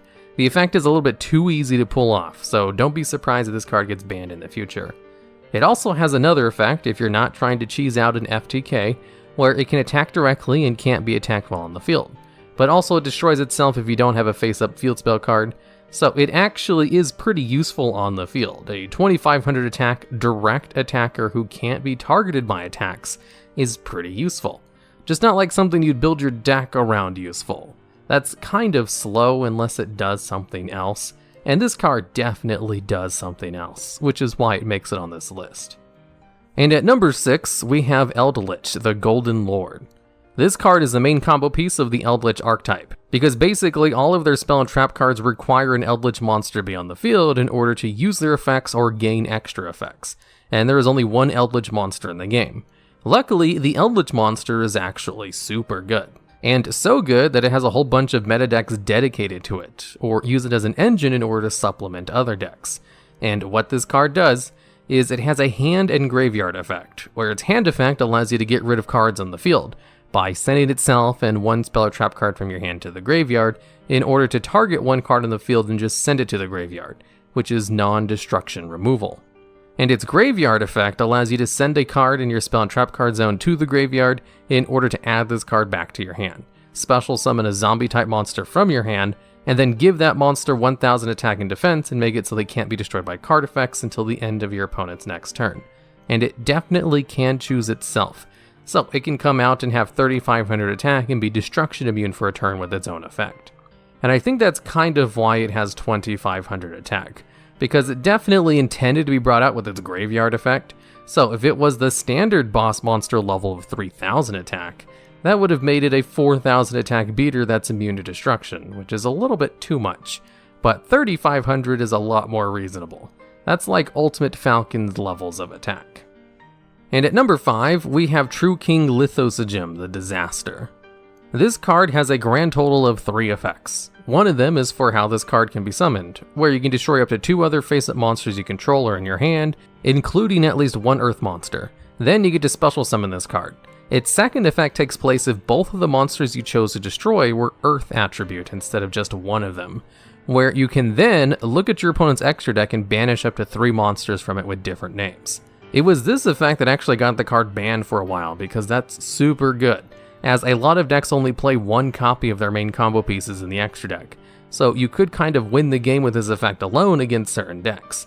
And its last effect is a floating effect, where if this card is destroyed by card effect, you can special summon a non-Earth worm-type monster from your graveyard. Seeing as this card was mainly played in dinosaur decks, that floating effect didn't really come into play very much. Although dinosaurs love to destroy their own cards as they gain great benefits from it, especially cards like Baby Ceratosaurus, which is also Earth attribute, so it comboed a little bit too well in an already good deck, which is why the card is still currently limited to this day. It's no longer banned at the very least, but it's still super strong because of how extra deck reliant so many decks are. And at number 4, we have Block Dragon. This card has a floating effect that can allow you to go +2, which sounds super good, but it was only usable with a very unpopular type of monster. So for a long time it only saw niche play, until an actual good archetype with rock monsters came out, and then this card kinda shot up in usefulness, and is now considered a little bit broken, so depending when you're watching this video, it might already be banned, same with Oslipisco. So, Block Dragon. It can't be normal summoned or set, and can only be special summoned from your hand or graveyard by banishing 3 Earth monsters from your hand or graveyard. So its summoning condition can be activated from the graveyard, which makes this card even better. And then while it's on the field, it gives your rock-type monsters some protection. That's not really why it's used. It's its next effect, where, if this card is sent from the field to the graveyard, that means you can activate its floating effect by just using it as a link material or something. You can then add up to 3 rock-type monsters from your deck to your hand, as long as their total levels equal exactly 8. And what do you know? The new meta archetype Adamancypators are all level 4 and 2, so it's very easy to get level 8 from searching those cards out, especially if you just throw a Doki Doki into the mix. So a card that is able to bring itself out easily and has an excellent conditions for its floating effect, which allows you to gain even more advantage off of it, it's really hard to find monsters that are better than Block Dragon for the 2500 attack range. And at number 3, we have Astrograph Sorcerer. This is a pendulum monster that is currently banned because it works a little bit too well with pendulum decks. You see, Astrograph Sorcerer has this effect that if a card you control is destroyed, you can special summon this card from your hand. Then you get to choose 1 monster in your graveyard, extra deck, or that is currently banished, which was destroyed this turn, and then you get to add 1 monster with the same name as that monster from your deck to your hand. This effect is not once per turn, and that's probably why it's banned, because let me tell you a little bit about pendulum decks to understand what's so good about that. You see, pendulum decks love to destroy their own monsters and their scales, because pendulum monsters go to the extra deck when they're destroyed on the field, and a lot of the best archetypes with pendulum monsters gain effects when they're destroyed on the field in the same way, or just destroy themselves in order to do things. So for just playing a pendulum deck normally, you'll be able to fulfill the conditions of Astrograph Sorcerer to special summon itself from your hand, and then go +1 off of that summon. It's kind of like if Elemental Hero Stratos had 700 more attack and could special summon itself from your hand. That's basically Astrograph Sorcerer. And Elemental Hero Stratos was banned for years because it's a card that can search from the deck without a once per turn restriction on its search effect. Just to give a little context on how powerful this is, and what a little bit of an oversight it was, and how incredibly easy it is to actually use the effect. If you have this card in your hand and you're playing a Pendulum deck, you're going to go +1. If you have multiple copies in your hand, you're going to get even more pluses. In fact, there are some Pendulum cards that allow you to add this card back to your hand from the extra deck, to allow you to go for even more cards. In fact, the only limiter to this card is that you might run out of targets to search out from the deck, because it does require you to have copies of that card you want to search out in your graveyard, Bandage Zone, or extra deck face up. Now, the card also has some other effects, but those aren't why this card is good or banned. It can also banish a combination of cards to allow you to special summon Supreme King Zark from your extra deck, and its Pendulum effect allows you to destroy it in order to special summon a Stargazer Magician from your deck, or set it as one of your Pendulum scales. And at number 2, we have Beatrice, Lady of the Eternal. This is a rank 6 Xyz monster who can be brought out with any 2 level 6 monsters, or by ranking it up on top of a Dante monster by sending it a Burning Abyss monster from your hand to the graveyard. And then it has the effect, where, on a quick effect, it can detach one of its materials to send any one card from your deck to the graveyard. And it also has a floating effect where if it's destroyed, you can special summon any Burning Abyss monster from your extra deck, ignoring its summoning condition. Now, the reason this card sees as much play as it does, and why it's limited to 1 on the ban list, is because of the effect to send any one card from your deck to the graveyard attached to an extra deck monster. You see, there are so many combos and strategies where you want a specific card in the graveyard, but that require you to get some kind of specific card from your deck in order to get that card in the graveyard, like Foolish Burial or Armageddon Knight, 2 cards that are also currently limited. There's a couple of cards on this list that are useful in the graveyard, like Block Dragon or Eldritch the Golden Lord, as a whole bunch of FTK decks or just indestructible combo boards are made much better if you're able to send one specific key combo piece from your deck to the graveyard. And since it's on an extra deck monster, that means you only need to get out 2 level 6 monsters in order to perform that specific mill, rather than searching out a specific card to perform a specific mill. One of them is much easier to do than the other. And that's also why Lavalval Chain is banned, since that card was even easier to bring out and can basically perform the same function. Being able to selectively mill a card from the deck is super powerful, even more so on cards with generic materials. The only reason Beatrice isn't also banned is because it's harder to bring out than Lavalval Chain, and it also just happens to have 2500 attack, which isn't super useful for the card. Then again, a lot of the cards in this list don't really care about their attack power value very much. It just happens to have 2500 attack, and just happens to have a very good effect in a whole bunch of combo decks. And at number 1, we have Firewall Dragon, one of the original Link monsters that came out, and is currently banned because they forgot to give it a once per turn on one of its effects. You see, once Link monsters first came out, they also came out with Master Rule 4, which severely limited how you could use previous extra deck monsters, and a lot of people were not happy about this new ruling. So they tried to make some of the first Link monsters very powerful in order to kind of compensate for not being able to do a whole bunch of past strategies. And Firewall Dragon was meant to be the poster boy of those kinds of cards. It was a Link 4 monster with very generous arrows, which meant it could be used as a starter or an extender. It required any 2+ monsters, so it could be brought out with nothing but tokens if you wanted. It had the ability to bounce cards in the field or return cards from the graveyard to your hand, equal to the number of cards it was co-linked to, on a quick effect. So it had a useful effect it could use immediately or during your opponent's turn to disrupt plays, since it could be used as a recovery tool or a way to push for game. And then it had one more little innocuous effect, that if a monster this card points to is sent to the graveyard, you can special summon one monster from your hand. This was supposed to make link climbing a lot easier, as you could just link summon with the monster this card pointed to in order to get another card out of your hand easier, and since it was only from your hand, you were kind of limited in the resources that you could special summon with the effect, as special summoning monsters from the hand is kind of the weakest place to special summon a monster from. If you were to make a tier list of the best places to special summon a monster from, with the hand, extra deck, graveyard, or bandage zone, the hand would be at the bottom of that list. But here's the thing about this effect. This is actually the broken part of the card because it's not once per turn. So if you simply found a way to loop a couple of cards, you could use something like Cannon Soldier in order to tribute that card that you were trying to loop in order to perform an FTK. One of the more famous examples was a Assault Core. It has an effect that allows you to add a Union monster from your graveyard to your hand when it's sent from the field to the graveyard. And it itself is a Union monster, so you could just loop 2 copies of them with Firewall Dragon and Cannon Soldier in order to burn your opponent for all their life points during your first turn. And it was very easy to set up, so what they did was limit a Assault Core rather than ban Firewall Dragon, because they wanted Firewall Dragon to be useful to all the other decks in order to allow the Link monsters to really help decks rather than limit them. However, people just kept finding ways to abuse its last effect, so eventually they relented and just banned the card, like they should have done from the very beginning. And it stayed banned because the effect is still super strong even today, and would be a lot more useful after the Master Rule revisions loosen the restrictions on extra deck summoning.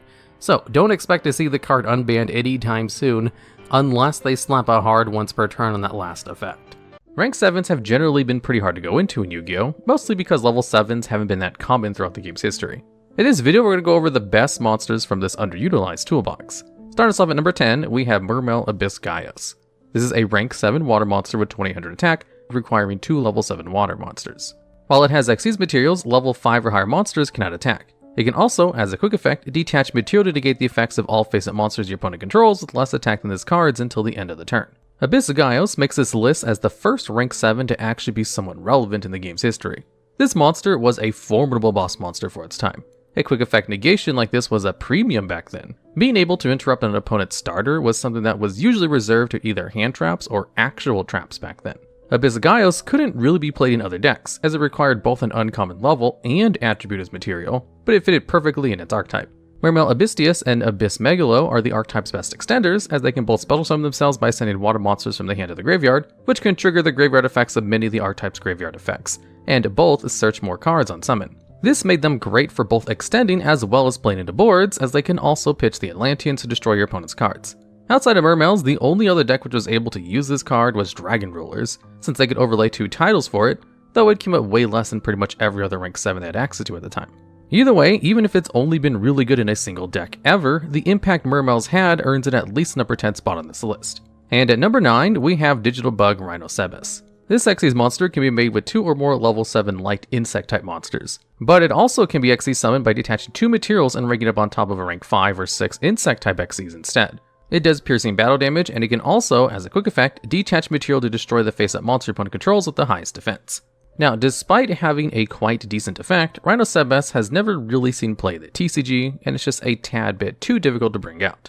Being a discount Zodiac Trident is good and all, but there's never really been a really good way to bring it out for most decks. Summon it normally requires 2 level 7 light insects, a stat line which no main deck monster has, and the only generic way to rank into it is within Zector Exabeetle. While you could go into that and rank up into Rhinocebus for a pop, there has never really been any deck which would rather do that than say a Heretic Dragon of Autumn to bring out a dragon from the deck, or Beatrice to foolish any card instead. However, in Duel Links, this line has been one of the most powerful things you could go into during your first turn. The first deck which abused Rhinocebus was Gagaguz, one of Duel Links' many tier 0 threats over the years. Despite being focused mainly level 4 monsters, they could use Gagaguz's sister to make their monsters into level 6, then go into Exabeetle into Rhinocebus.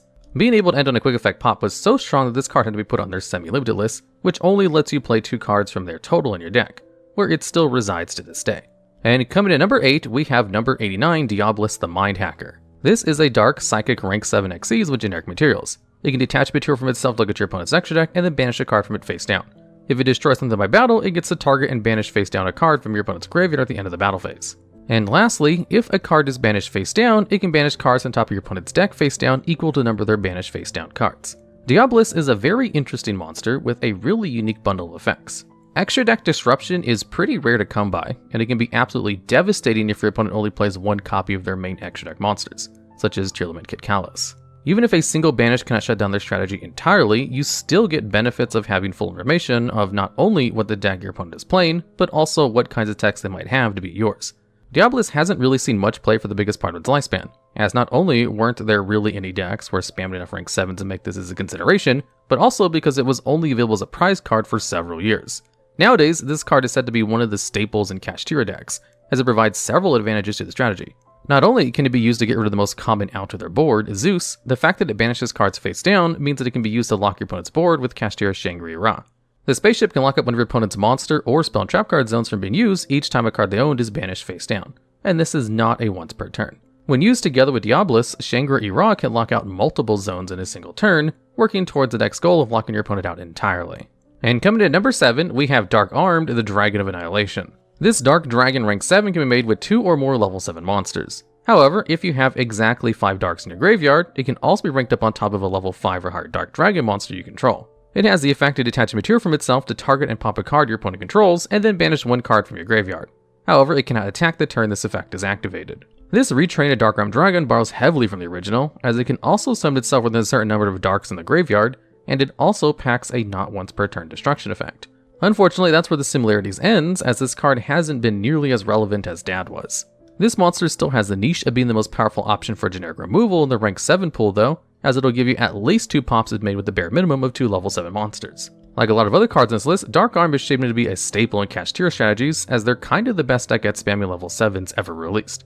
However, this card also has a small history for itself as a tech in Dragon Link. These decks are made up almost entirely of Dark Dragons and have access to amazing tools to manipulate their graveyards, such as Chaos Ruler the Chaotic Magical Dragon, back when that was still legal. This led to some decks playing Dark Arm just for its alternate summon condition, as it could be summoned on top of Noctovision or a spent Borreload Savage Dragon, and then pop away your opponent's back row before being linked off into a Borosword Dragon for game. Still, despite being a dad from the extra deck and having 2 summoning conditions, they were both just awkward enough to not make it such a big player into any metagame so far. And at number 6, we have Aurea, the Sylvan High Arbiter. This is a dark plant monster with 2800 attack and can be made with any 2 level 7s. Once per turn, it can send a plant monster from your hand or field to the graveyard to look at the top card of your deck equal to that monster's level, and then you get to rearrange it however you want. It can also detach material to excavate up to 3 cards from the top of your deck and send any excavated plants to the graveyard, and then you get to bounce that many cards from the field. Aurea has to be one of the most unique combo enablers in the game. Usually the best extra deck extenders are monsters that either spam special summons or give you a lot of card advantage. However, Aurea enables its deck by letting you stack upwards of 8 cards on the top of your deck by sending a high level Sylvan. This is great because Sylvans are entirely centered around excavating cards from the top of your deck, having tons of effects to both excavate and trigger when they're excavated. You can stack Kumo Shroomro and Martial Leaf to destroy cards on the field, or even put non-engine cards like Soul Charge in just the right order so that you can draw them with Sylvan Charity. Even its effect to bounce cards in the field was great at extending your plays if set up correctly. Since it doesn't have to bounce your opponent's cards, it can be used to let you get your Miracle Fertilizer back to your hand so you can activate them again. This lets you spam the field even harder, especially if you had access to multiple fertilizers, helping you end on powerful bosses such as Felgrand and Stardust Spark Dragon. Sylvans were a very short-lived deck, being only viable for a few formats due to Soul Charge being at 3 for a short while. However, while it was around, Aurea was one of the scariest rank 7s you could be going up against. And coming in at number 5, we have number 11 Big Eye. This is a generic rank 7 Dark Spellcaster monster and has a single effect where it can once per turn detach one of its materials to steal an opponent's monster forever, with the only caveat being this card can attack the turn it activates this effect. Big Eye makes this list as one of the main reasons why Dragon Rulers were a pseudo tier 0 deck, as well as being one of the best generic extra deck options ever released. Being able to steal an opponent's monster is something that has landed multiple cards on the ban list, as we've seen with cards like Change of Heart, even when they limit severely what you can do with the monsters like what Mind Control does. Big Eye gives you a better version of these effects, as it just takes the target forever, with the only slight downside of putting less damage on the board during the battle phase. Big Eye was often used to steal either opposing boss monsters, or your opponent's Dragon Rulers so you can hold them hostage under your own rank 7s. Even after the Dragon Rulers were hit on the ban list, there was no shortage of decks which would bend over backwards to go into Big Eye. Many archetypes like the previously mentioned Sylvan and Mermails would often pass up their own busted boss monsters to turbo into this monster instead. Unfortunately though, Big Eye's existence as a great going second Xyz has more or less been invalidated by Zeus. You're generally much better off trying to wipe away a whole board with Zeus rather than trying to remove a single monster with Big Eye. And since this card can't attack the turn it activates its effects, these 2 cards can't really be used in tandem. This monster still has its place in the few rank 7 reliant strategies out there, but its impact after it hits the board is certainly much less than it once was. And coming into number 4, we have Gaia Dragon the Thunder Charger. This is a rank 7 wind dragon monster with 2600 attack. It can be made with any 2 level 7 Xyz monsters, but it can also be ranked up on top of rank 5 or 6 Xyz you control for free. Its only effect is that if it attacks, it inflicts piercing battle damage. Despite having such a lackluster effect, Gaia Charger has been one of the most widely played rank 7s in the game's history, all entirely due to its summoning condition. There are many more decks which go into 5s and 6s than 7s, and a good portion of them have at least considered this card. And this is because it essentially gives an extra effect to every single monster of these ranks you might have, as in addition to doing what they usually do, they also have the option to become a 2600 attack piercer. Additionally, there's always a ton of utility in being able to rank up on top of rank 5 or 6 that you've stolen from your opponent with a mind control, just so that it won't return to their owner during the end phase. However, both of these cases are pretty niche compared to how this card is used these days. Due to the release of Zeus, it becomes especially useful to be able to put yet another material on an Xyz, as it can be the difference between being able to use the effect of Zeus twice instead of only once. This has led pretty much every single deck which goes into these ranks to play Gaia Charger, in the same way lower decks play Downward Magician. Be it VW with Tomai 7, or Earth Machine with a River Stormer, any deck which goes into these two ranks is probably going to waste a slot on the Xyz Piercer just to power up their Zeus when going second. And coming into number 3, we have Odd Eyes Absolute Dragon. This rank 7 water dragon monster can be made with any two level 7 monsters. When an attack is declared, it can detach material from itself to negate the attack, and then you can special summon an Odd Eyes monster from your hand or graveyard. It also has a floating effect, where if this Xyz card is sent to the graveyard, you can special summon an Odd Eyes monster from your extra deck, except another copy of itself. Absolute Dragon gave Pendulum decks an amazing Xyz monster to go into, which was pretty much always worth making despite the fact it would make your Pendulum monsters go to the graveyard instead of the extra deck. While its battle-related effect would rarely come up, as it's not like Utopia had been playable for its effect in forever either, its graveyard effect gave an amazing toolbox for these strategies. Meteor Burst, one of its targets, prevents your opponent from activating effects during the battle phase, which could be great for shutting down both hand traps as well as floating effects. But the most important one to go into was Odd Eyes Vortex Dragon, as it bounces a monster on summon and gives you a once per turn Omni Negate, as long as you have a Pendulum monster in your extra deck face up that you can shuffle back into the deck. Vortex Dragon has always been a very formidable card, and its only limitation was that you had to find a way to send your Absolute to the graveyard with something like a Sky Iris to access it. That's why this card only got stronger when Link Summoning came out, since you could just link it off and get your Negate online with little prior setup on turn 1. While Pendulum got a fairly big hit during Master Rule 4, new releases as well as minor buffs such as this helped keep the deck afloat for years more. And coming in number 2, we have Mecha Phantom Beast Draco Sack. This Wind Machine Xyz can once per turn detach material from himself to special summon 2 Mecha Phantom Beast tokens, those being level 3 Wind Machines with no stats. It cannot be destroyed by battle or card effects while you control a token, and once per turn, it can tribute a Mecha Phantom Beast monster to pop a card in the field, but it cannot attack the turn it activates this effect. This is the second of the rank 7s which saw such a big role in why Dragon Rulers were a pseudo tier 0 deck. But differently from Big Eye, this one managed to have a much bigger impact on the game. This card was the best monster you could be ending on back in the day, as it was a huge body, cannot be destroyed while it has tokens up, which can make 2 of them every turn, and if it's not dealt with, it's also removal. The stickiness of this card is part of the reason why Big Eye was also so relevant back then, as it was one of the best ways to deal with an opposing Draco Sat because you could just take it for yourself. Even after the Dragon rules were all removed from the meta through the ban list, this was still a powerful rank 7 in several more strategies, and was even part of the reason Harpies were meta once due to having an easy line to access Draco Sack on turn 1. What sets Draco Sack apart from other rank 7s is how well it's aged, as it also happens to be a token generator, which goes along perfectly with Link Summoning. Even better, its tokens are both level 3, which means they can be used to go into Cherubini, which can dump any level 3 from your deck to the graveyard. This has been abused in many ways, such as sending Enchantress to go into the Adventure Engine, and more recently in the OCG, used to send King of the Swamp to enable tier limit plays. All of this on top of also being a pretty decent Zeus enabler, has made Draco Sack be relevant a ton of times throughout the game's history. And finally, at number 1, we have Kashtira Arise Heart. This is a rank 7 Dark Machine monster with 3000 attack and defense, and can be made with 3 level 7 monsters. However, it can also be Xyz summoned on top of any Kashtira monster if Kashtira Shangri-La is activated its effect this turn. While it's on the field, any card sent to the graveyard gets banished instead, and once per chain, whenever a card is banished, it attaches a banished card to itself as a material. Once per turn as a quick effect, it can detach 3 materials from itself to target a card in the field and banish it face down. Arise Heart is the boss monster of the Kashtira archetype, and the entire reason why it's a viable deck. This card just does everything. It's a macrocosmos, which can beat graveyard-reliant strategies such as tier limits on its own. It can attach banished cards to itself, which means you can recycle the Kashtira spells to trigger their effects when they're banished again and again, giving you great follow-up. It's also a Trident in both the sense that it has spot removal and can be ranked up easily on top of any of the archetype's monsters, but it banishes cards face down instead, one of the strongest forms of removal as it's almost impossible to recover face down banished cards.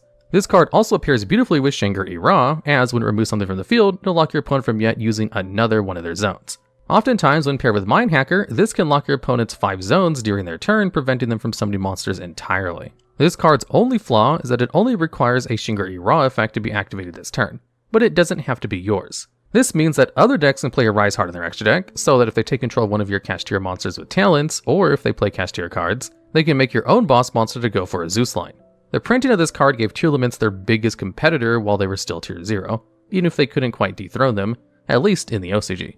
It's a floodgate which also has removal to protect itself and a huge body, enabling Kashtira basically by itself. No other archetype ever got carried as hard by a single rank 7 before, and this is why Arise Heart is the best monster of this rank in the game right now. In this video, we'll go over the best monsters with 4,000 or more attack, a threshold that's rarely met by monsters and is generally reserved for strong boss monsters. And at number 10, we have Obelisk the Tormentor. Obelisk is one of the 3 god cards and one of the few monsters in the game that's the Divine Beast type, and has the Divine Attribute, as those are basically just attributes and types given to the god cards and their support. And of the 3 god cards, Obelisk is the only one that's actually decent. Well, besides Spear Mode, if you count that as a god card. And Obelisk did actually see competitive play in the past, but you'd be surprised in which deck Obelisk saw the most success, as it was one of the best decks in the game's history. Obelisk the Tormentor used to be a side deck addition to full power Dragon Rulers, since that deck relied on targeting with their Xyz monsters that removed cards from the field, and it could easily get out 3 tributes, and since Dragon Rulers were facing so many other Dragon Ruler decks back in those days, they would actually side in Obelisk as a really good counter to other Dragon Ruler decks. Because Obelisk himself cannot be targeted by your opponent's card effects, he requires 3 tributes to be normal summoned, and it can tribute 2 monsters to destroy all of your opponent's monsters, at the cost of it not being able to attack that turn. So all of this is pretty good stuff, but it's generally held back by the fact that it requires 3 tributes, and takes up your normal summon at that. Although full power Dragon Rulers didn't really need their normal summon, and could easily spit out enough monsters to get out both this card, and fulfill the requirements for its effect to tribute 2 monsters to destroy all of your opponent's monsters. And then there was very little enemy Dragon Ruler decks could do to stop Obelisk, except bring out their own. Obelisk also saw occasional play in Frog Monarch decks, although after Dragon Rulers got banned, Obelisk hasn't seen any competitive play, but hey, you never know. No one expected it to see play in Dragon Rulers either, so it might randomly make a reappearance in the future. And at number 9, we have Malefic Cyber and Dragon. This is one of the easiest to summon monsters from your hand that has the highest attack, as all you have to do is fulfill 2 conditions to bring this card out from your hand. One of them is for a field spell card to be on the field, and you just need to banish a copy of Cyber and Dragon from your extra deck. And these are 2 pretty easy conditions to fulfill, which is why it also has 2 negative effects, where you can only control one of these on the field at a time, and other monsters can't attack except this one. So if you need an easy to bring out level 10 monster with more than 4,000 attack, Malefic Cyber and Dragon is a really good card to use in those situations, as all you have to do is banish a monster from your extra deck, which makes it one of the better Malefic monsters, as you don't have to play dead cards in your main deck, like you would have to do if you played Malefic Rainbow Dragon, for example. Now, Malefic Cyber and Dragon doesn't really see competitive play nowadays, but it was a very popular addition to Gravekeeper decks, as they have a really good field spell card that was all about controlling and shutting down your opponent, and they kind of lacked any big beaters in the older days. So they would just supplement that with the Malefic Cyber and Dragon, who could beat over pretty much anything and could be brought out pretty easily. And at number 8, we have Blue Eyes Ultimate Dragon. This is the only non-effect monster on this list, and the reason this card still sees competitive play today is precisely because it's a high attack non-effect monster. You see, when this card originally first came out, there was a really cheesy deck that would special summon it directly from the extra deck with Cyberstein, and then equip him with Megamorph in order to attack for more than 8,000 points of damage. Once Cyberstein got banned, Blue Eyes Ultimate Dragon didn't really see any play, because it's a hard to bring out vanilla monster essentially from the extra deck. But then a new archetype came out which supported non-effect monsters, and that archetype has a counter trap card called Fists of the Unrivaled Tenyi, which is a really good Omni negate, where as long as you control a non-effect monster, you can negate the effect of basically any card. And it also has an additional effect, where if this face down card is destroyed by your opponent, you can special summon a non-effect monster from your extra deck. And since Blue Eyes Ultimate Dragon is the strongest non-effect monster that can go in the extra deck, it's the best target for Fist of the Unrivaled Tenyi. Although that doesn't mean all Tenyi decks play Blue Eyes Ultimate Dragon, it's just a really good option to bring out, as getting a free 4500 attack beat stick is not half bad, especially when it's immune to monster effects with the Tenyi Field Spell card out as well. And at number 7, we have Blue Eyes Chaos Max Dragon. This is another Blue Eyes card, except this time a ritual monster with 4000 attack, who has the effects on the field where it cannot be targeted or destroyed by your opponent's card effects, it can inflict piercing battle damage when it attacks a defense position monster, and if it does do piercing damage, that damage is doubled. So if this card attacks into a 0 defense monster, that's 8000 points of damage, which is a 1-turn kill. Now, this card seems kind of amazing. Great protection and the possibility to win in one attack. So why doesn't this card see regular play? Mainly because it requires a lot of resources to bring out, being a ritual monster. It doesn't impact the field outside of attacking, and it's kind of easy to play around with common extra deck cards. And its protection is good, but not unbeatable. Plus, most people don't play defense position monsters very often anyway. When this card first came out in 2017, it was played a bit in a couple of pure Blue Eyes Chaos Max Dragon decks, and those decks just did their best to turbo this card out, and did a pretty okay job at it, as there's lots of ways to search this card out with Blue Eyes support. But it was always a card you kinda had to build your deck around, and it wasn't good enough for a deck to be built around it. Well, to compete with other meta decks anyway, and it could never really be splashed into another strategy. So it just kind of fell by the wayside and hasn't seen any competitive play since 2017, despite even better ritual support cards coming out in the form of the Incantation archetype since then. And at number 6, we have Sandion the Time Lord. Now, this is a Time Lord card, so it shares a lot of the same effects as other Time Lords, where they can't be special summoned from the deck, they return to your deck during the standby phase, you can normal summon this card without tributes if your opponent controls a monster, and it cannot be destroyed by battle or card effects. Now, the Time Lords also have another unique effect to each of them, and most of them only have 0 attack, with Sandion being unique in that it's one of the few with 4000 attack, which is why it makes this list. And its effect is that at the end of the battle phase, if this card battled, you can inflict 2000 points of damage to your opponent. Now, this is a pretty hefty chunk of burn damage, but it doesn't seem that great, as the starting life points of a player is 8000, and you need to resolve this effect 4 times in order to win, and this card only really gets its effect off once before it returns to your deck. So how this card is used is in conjunction with 2 other cards in order to burn your opponent for 8000 points of damage in 1 turn. There is another Time Lord called Michion the Time Lord, who has the effect that at the end of the battle phase, if this card battled, you can cut your opponent's life points in half. So if you have Michion and Sandion on the field at the same time, you can use Michion's effect first to cut your opponent's life points in half, which will reduce them to 4000 if they were at the starting 8000. Then Sandion will reduce it by 2000, bringing their life points down to 2000. And since both Sandion and Michion are both level 10 monsters, you can use them to bring out Super Dreadnought Rail Cannon Gustav Max, who has the effect to detach 1 material in order to inflict 2000 points of burn damage to your opponent, which is the last remaining 2000 you need in order to win in 1 turn. And with cards like Time Maiden and the fact that all of the Time Lords can't be destroyed by battle or card effects, it was actually pretty easy to pull off this combo, which is why a Time Lord Shaddoll deck saw some competitive success. And at number 5, we have Link God Dragon.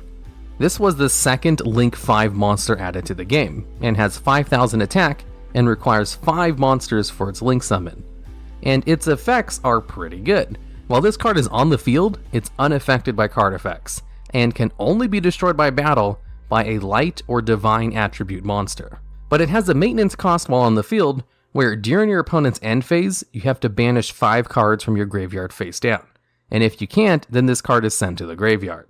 And this card also has an extra effect, where if the cards you use for its Link summon are of Dark, Earth, Water, Fire, and Wind, Then you get to destroy all cards on your opponent's side of the field when it's link summoned. So this card is basically like an ultimate falcon with the max attack power value of 5,000, with a maintenance cost that should be fulfilled with its materials in the graveyard. So you can keep this card out for a turn no problem, and most duels don't last very long anyway. So you don't really have to worry about the maintenance cost that much, since I think the average duel is over in less than 5 turns or something, which means having to pay the maintenance cost like 2 times if you brought it out in your first turn. And most decks can get through half their deck in a couple of turns anyway. So it's just a pretty solid Link 5 monster with good arrows that just requires way too many monsters to bring out. Honestly, the only bad thing about this card is the fact that it requires 5 monsters for its Link summon. If it allowed you to also combine other Link monsters, it would be kind of overpowered, because being unaffected by all card effects is the best kind of protection a card can have. I guess that was needed to balance that out, in addition to its maintenance cost. And at number 4, we have Super Dreadnought Rail Cannon Juggernaut Libe. This is a rank 11 monster that can be brought out if you just rank it up from the extra deck directly on top of a rank 10 Machine Xyz monster you control. And surprisingly, this card does see competitive play every now and again, because a very popular rank 10 Machine Xyz monster is Super Dreadnought Rail Cannon Gustav Max, who has a really good burn effect that you can then just rank him up into Super Dreadnought Rail Cannon Juggernaut in order to attack over your opponent. As its other effect is, you can detach a material from this card in order to increase the attack of this monster by 2,000, but only this card can attack that turn. And it also has another effect, where during the battle phase, this card can attack monsters your opponent controls, up to the number of Xyz material this card has +1. So if you bring out Gustav Max and use its effect to burn for 2,000 damage, then rank this card up on top of it, detach a material so it gains 2,000 attack, it will still have 1 material left, so it can attack twice. So assuming you've used Gustav Max's effect to burn for 2,000 damage, if your opponent has 2 face-up monsters on their side of the field with 3,000 or less attack each, this card can attack over both of them for more than the 6,000 remaining life points as damage. And since most monsters have 3,000 or less attack, this combo can win you the game most of the time if you're just able to get out 2 level 10 monsters. So this card occasionally sees play in Thunder Dragon decks, as Thunder Dragon Titan is a level 10 monster, and it also sees play in Train Shadal decks, because all of the Train support cards are level 10 Earth Machine monsters, and the Earth Shadal Fusion monster is a level 10 monster.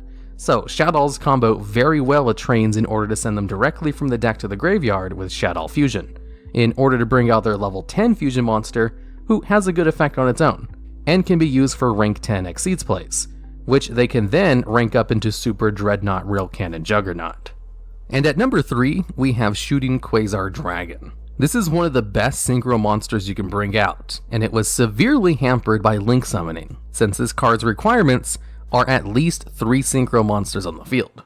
This is a level 12 monster that requires 1 tuner synchro monster, plus 2 or more non-tuner synchro monsters as its materials. So the usual way this card is brought out is with Formula Synchron and 2 level 5 synchro monsters.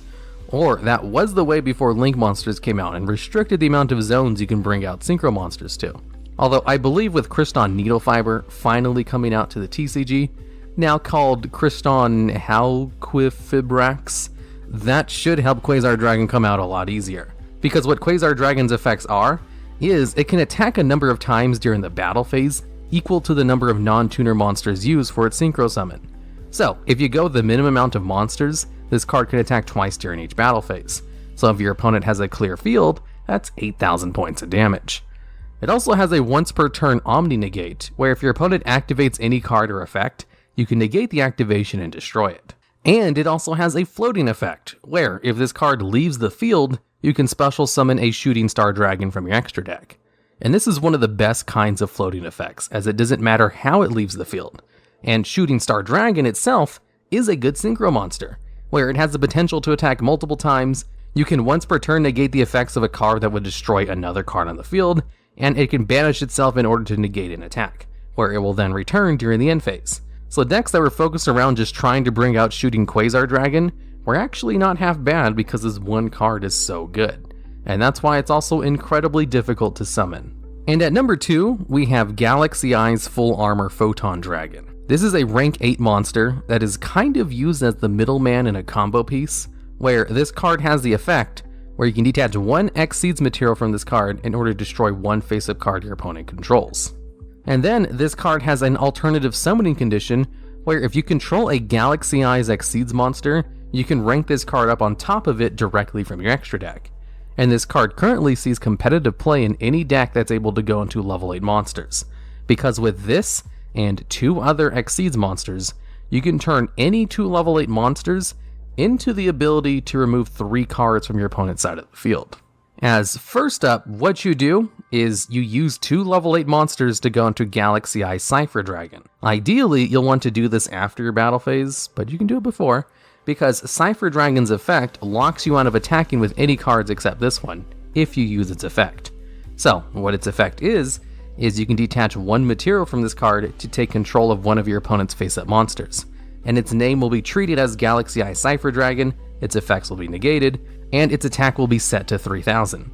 Then, you can rank it up into Galaxy Eye's Full Armor Photon Dragon, who will then be able to destroy one card your opponent controls by detaching one of its Xyz materials. Then you can rank it up into Galaxy Eye Cypher Blade Dragon, who has an effect where you can detach one material to destroy any one card on the field. And it also has a floating effect, where if this card is destroyed by an opponent's card effect, you can special summon Galaxy Eye Cypher Dragon from your graveyard. Now, Galaxy Eye Cypher Blade Dragon cannot be ranked up any further. So the reason people use Galaxy Eye's Full Armor Photon Dragon is because it can both rank up on top of any Galaxy Eyes Xyz monster and destroy a card, which it can then rank up into something else, as it doesn't have the no rank up on top of restriction. This 3-card combo is really good, as they can turn any 2 of your level 8 monsters into 3 monster removals of your opponents, which will then leave you with a monster that can float into a 3k beatstick. And that's why Galaxy Eyes Full Armor Photon Dragon currently sees competitive play, because this is a really good 2-card combo, and Photon Dragon is what lets you gain the most amount of advantage from that combo, as it's the middleman between the 3 cards. And at number 1, we have number 95, Galaxy Eyes Dark Matter Dragon. This is the only card on this list that's currently banned because its effect is too good. This card is similar to the previous spot on this list, where you can special summon it from your extra deck by ranking it on top of a Galaxy Eyes Xyz monster. Although this card isn't a middleman like Galaxy Eye's Full Armor Photon Dragon, as you can't rank up any cards on top of Dark Matter Dragon. And what this card does is when this card is Xyz summoned, you can send 3 Dragon-type monsters with different names from your deck to the graveyard, in order to force your opponent to banish 3 monsters from their deck. Now, there are so many good Dragon-type monsters with graveyard effects that both activate in the graveyard or when they're sent to the graveyard, that this card can allow you to gain +3 off of its effect, while also forcing your opponent to banish 3 cards, I guess. And once Guard Dragons were released, the Dragon-type monsters got amazingly good support, and Galaxy Eye's Dark Matter Dragon became a little too good, as it was already really good without the Guard Dragons, which is why this card eventually got banned, because Dragon decks can easily go into this card, as it has the exact same conditions as the previous spot on this list, and Dragon decks can easily bring out level 8 monsters. And it also has an additional effect where you can detach an Xyz material in order to allow this card to attack 2 monsters during the battle phase. So with 4000 attack, it's also a really good beatstick on the field. But that's not why this card is banned. It's 100% banned because of the ability to send 3 dragons to the graveyard on its summon, and it can easily turn into a +3 in any deck that takes advantage of it properly, which is more advantage than a Pot of Desires or a Pot of Extravagance, 2 very heavily played spell cards used exclusively because they allow you to go +1. In this video, we'll be going over cards which got banned the quickest after being released in the TCG. And at number 10, we have the Phantom Knights of Rusty Bardiche. This card was banned 8 months after it was released, which is 5 months faster than they banned Chaos Emperor Dragon, a card which was so broken and overpowered that it basically created the ban list. And that card wasn't banned until 13 months after it was released. Now, why was the Phantom Knights of the Rusty Bardiche banned? Well, it tried to pull a sneaky one by having a cost which was actually a benefit, while also having a good effect for that cost. This is a Link 3 monster which requires 2+ dark monsters as its materials, and since the dark attribute is arguably the best attribute in the game, that's a super easy requirement to fulfill for a lot of decks. And it has the effect where you can send a Phantom Knight monster from your deck to the graveyard as a cost in order to set a Phantom Knight spell or trap card directly from your deck. Now, Phantom Knight monsters have effects in the graveyard, with a couple of them allowing you to straight up search out other Phantom Knight cards from your deck with their graveyard effects. So sending Phantom Knight monsters to the graveyard is a good effect. And the Phantom Knight spell or trap cards that you can set are also good. There are 2 really good targets for setting with this card's effect, and then there's also a handful of other just normal good targets. The Phantom Knight archetype has a lot of good cards that are very good at playing well with other archetypes as well.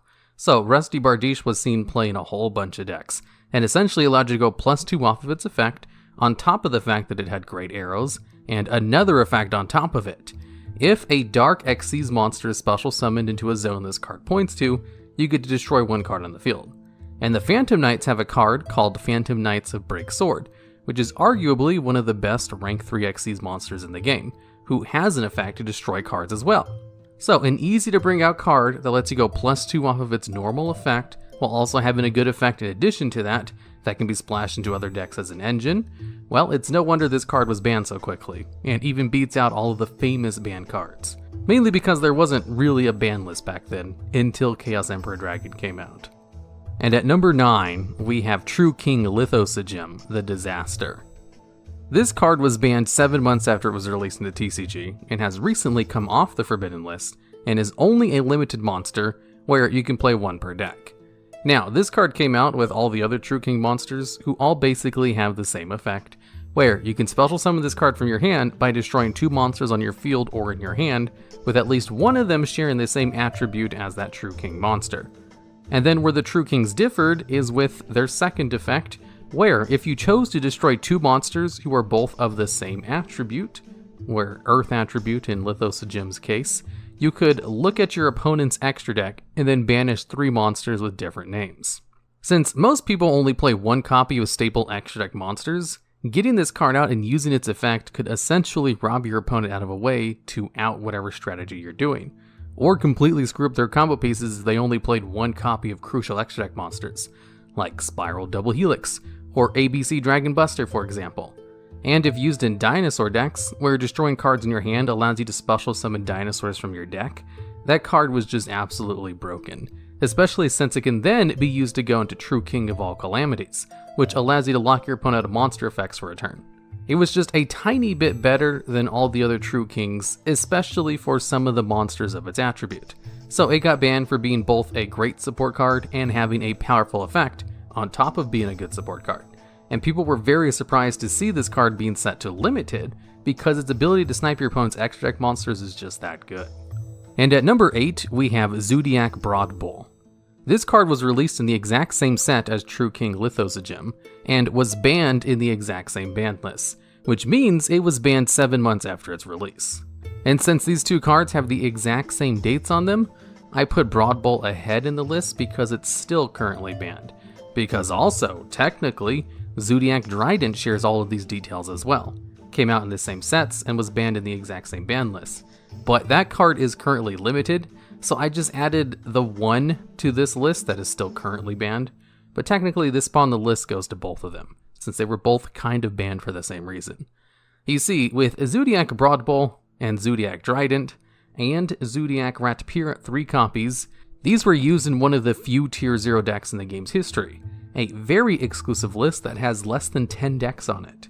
And Zodiacs have a distinct accomplishment of having at least 1 competitive event with every single topping participant playing a version of a Zodiac deck.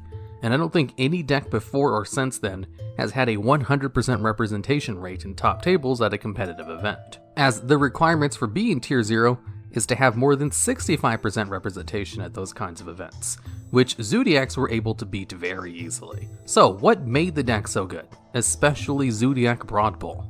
Well, it was their hyper consistency. A deck needs to be consistent in order for it to be viable. It needs to have ways to search out their main combo pieces, while also establishing a strong board, destroying your opponent's monsters, and then maybe getting a floodgate out or some way to disrupt plays. And Zodiacs could do all of this with any one card from their deck, as the gimmick to Zodiacs was all of the Zodiac Xyz monsters could be summoned with any Zodiac monster once per turn, including other Zodiac Xyz monsters. If you wanted to bring them out again, you'd have to Xyz summon them the old-fashioned way. And Zodiac Broad Bowl allowed you to search out any Beast Warrior type monster from your deck as long as it had the availability to be normal summoned. And this effect was a soft once per turn. And to bring this card out normally, you just needed 2 level 4 monsters. So, with Zodiac Ratpier being a level 4 monster, and essentially allowing to get out 2 other copies of itself from the deck, you could easily bring out all 3 of your Zodiac Broad Bowls in a single turn, and then get 3 searches off of all of them, and then rank one of them up into Zodiac Trident, who could easily disrupt plays during your opponent's turn. And if your opponent did manage to destroy all of your cards, your deck was so hyper consistent, you could set up again during your next turn with no problem, which is kind of a problem for an archetype, if they're not actually stopped or slowed down by getting all of their stuff destroyed. Which is why these 2 cards were banned so quickly, and absolutely dominated all kinds of events before that happened. And at number 7, we have Performapal Monkey Board. This card was banned 7 months after it was released in the TCG, which is tied with the previous 2 spots on this list. However, Monkey Board was banned about 5 days earlier than the previous 2, who share the exact same dates. So since it was banned a tiny bit earlier, which means it was banned a little bit faster, it takes a higher spot on this list. Now, Performapal Monkey Board was involved in another Tier 0 deck, as it has an effect where, when this card is placed as a scale, you can add a level 4 lower Performapal monster from your deck to your hand. Now, at first glance, this doesn't really seem that bad, and its scale and monster effects don't really seem that broken either. It's just the archetype it belongs to happens to have a lot of really good cards in it, but also allow you to search out all of their other cards from the archetype. And Monkey Board is like the ultimate starter for that deck. I've heard it described before that Monkey Board is like the searcher that searches your searchers, who will then search your other searchers. And since the Performapal deck was Tier 0, it was also known as the Pepe deck when it was in full force, as there will be another card from that archetype on this list, banning this one card was a way for them to kind of stop its hyper consistency, for kind of the same reasons they banned Zodiac Broad Bowl. And at number 6, we have Topologic Gumblar Dragon. This card was banned 6 months after it came out, and the reason this card was banned so quickly is because it allowed you to pretty easily discard 6 cards from your opponent's hand before they had a chance to play the game. As what this card does is it's a Link 4 monster with some of the easiest materials to accomplish, just 2+ effect monsters, and has 2 effects on the field. One of them is if a card is special summoned to a zone a Link monster points to, you can discard 2 random cards from your hand to make your opponent discard the same amount. It also has another effect where if it's extra linked when it's summoned, you then get to discard 2 cards from your opponent's hand without a cost. So what people would do with this card is bring it out with an extra link to discard 2 cards, then activate its effect on your turn normally by just special summoning a card to a link zone. Then during your opponent's turn, players would use Link Karibo to special summon itself to one of your link zones during your opponent's turn in order to activate its effect to discard 2 cards again, which, if you went first, allowed you to get rid of 6 cards in your opponent's hand before they got a chance to play, essentially getting rid of their entire hand. And with how Goki decks could accomplish this thanks to Isolde and Phoenix Blade, Topologic Gumblar Dragon became a win condition on its own. And the only reason it took 6 months to ban this card was because no one was really using it for the first 2 months it came out. Once people discovered how good it could be if it was made the central strategy of your deck, everyone started playing the hand loop and got this card banned as soon as the next ban list came out. And at number 5, we have Nightmare Goblin, who was only in the game for 4 months before he got banned. Funny enough, part of the reason people weren't using Topologic Gumblar Dragon when it first came out is because Nightmare Goblin was still legal. And what this card does is it essentially gives you double summon on basically a generic Link 2 monster with great arrows, as it just requires any 2 monsters with different names as its materials, which means you can use tokens. And when this card is summoned, you can discard 1 card in order to normal summon 1 additional time to a zone this card points to. And if this card was co-linked when it was summoned, you get to draw an additional card. In addition, your co-linked monsters cannot be targeted by card effects. So this card was essential in setting up an unbreakable board, as it gave you that ever so crucial extra normal summon, advanced your combo plays with its great arrows, and easily allowed you to take advantage of its protection with its great arrows.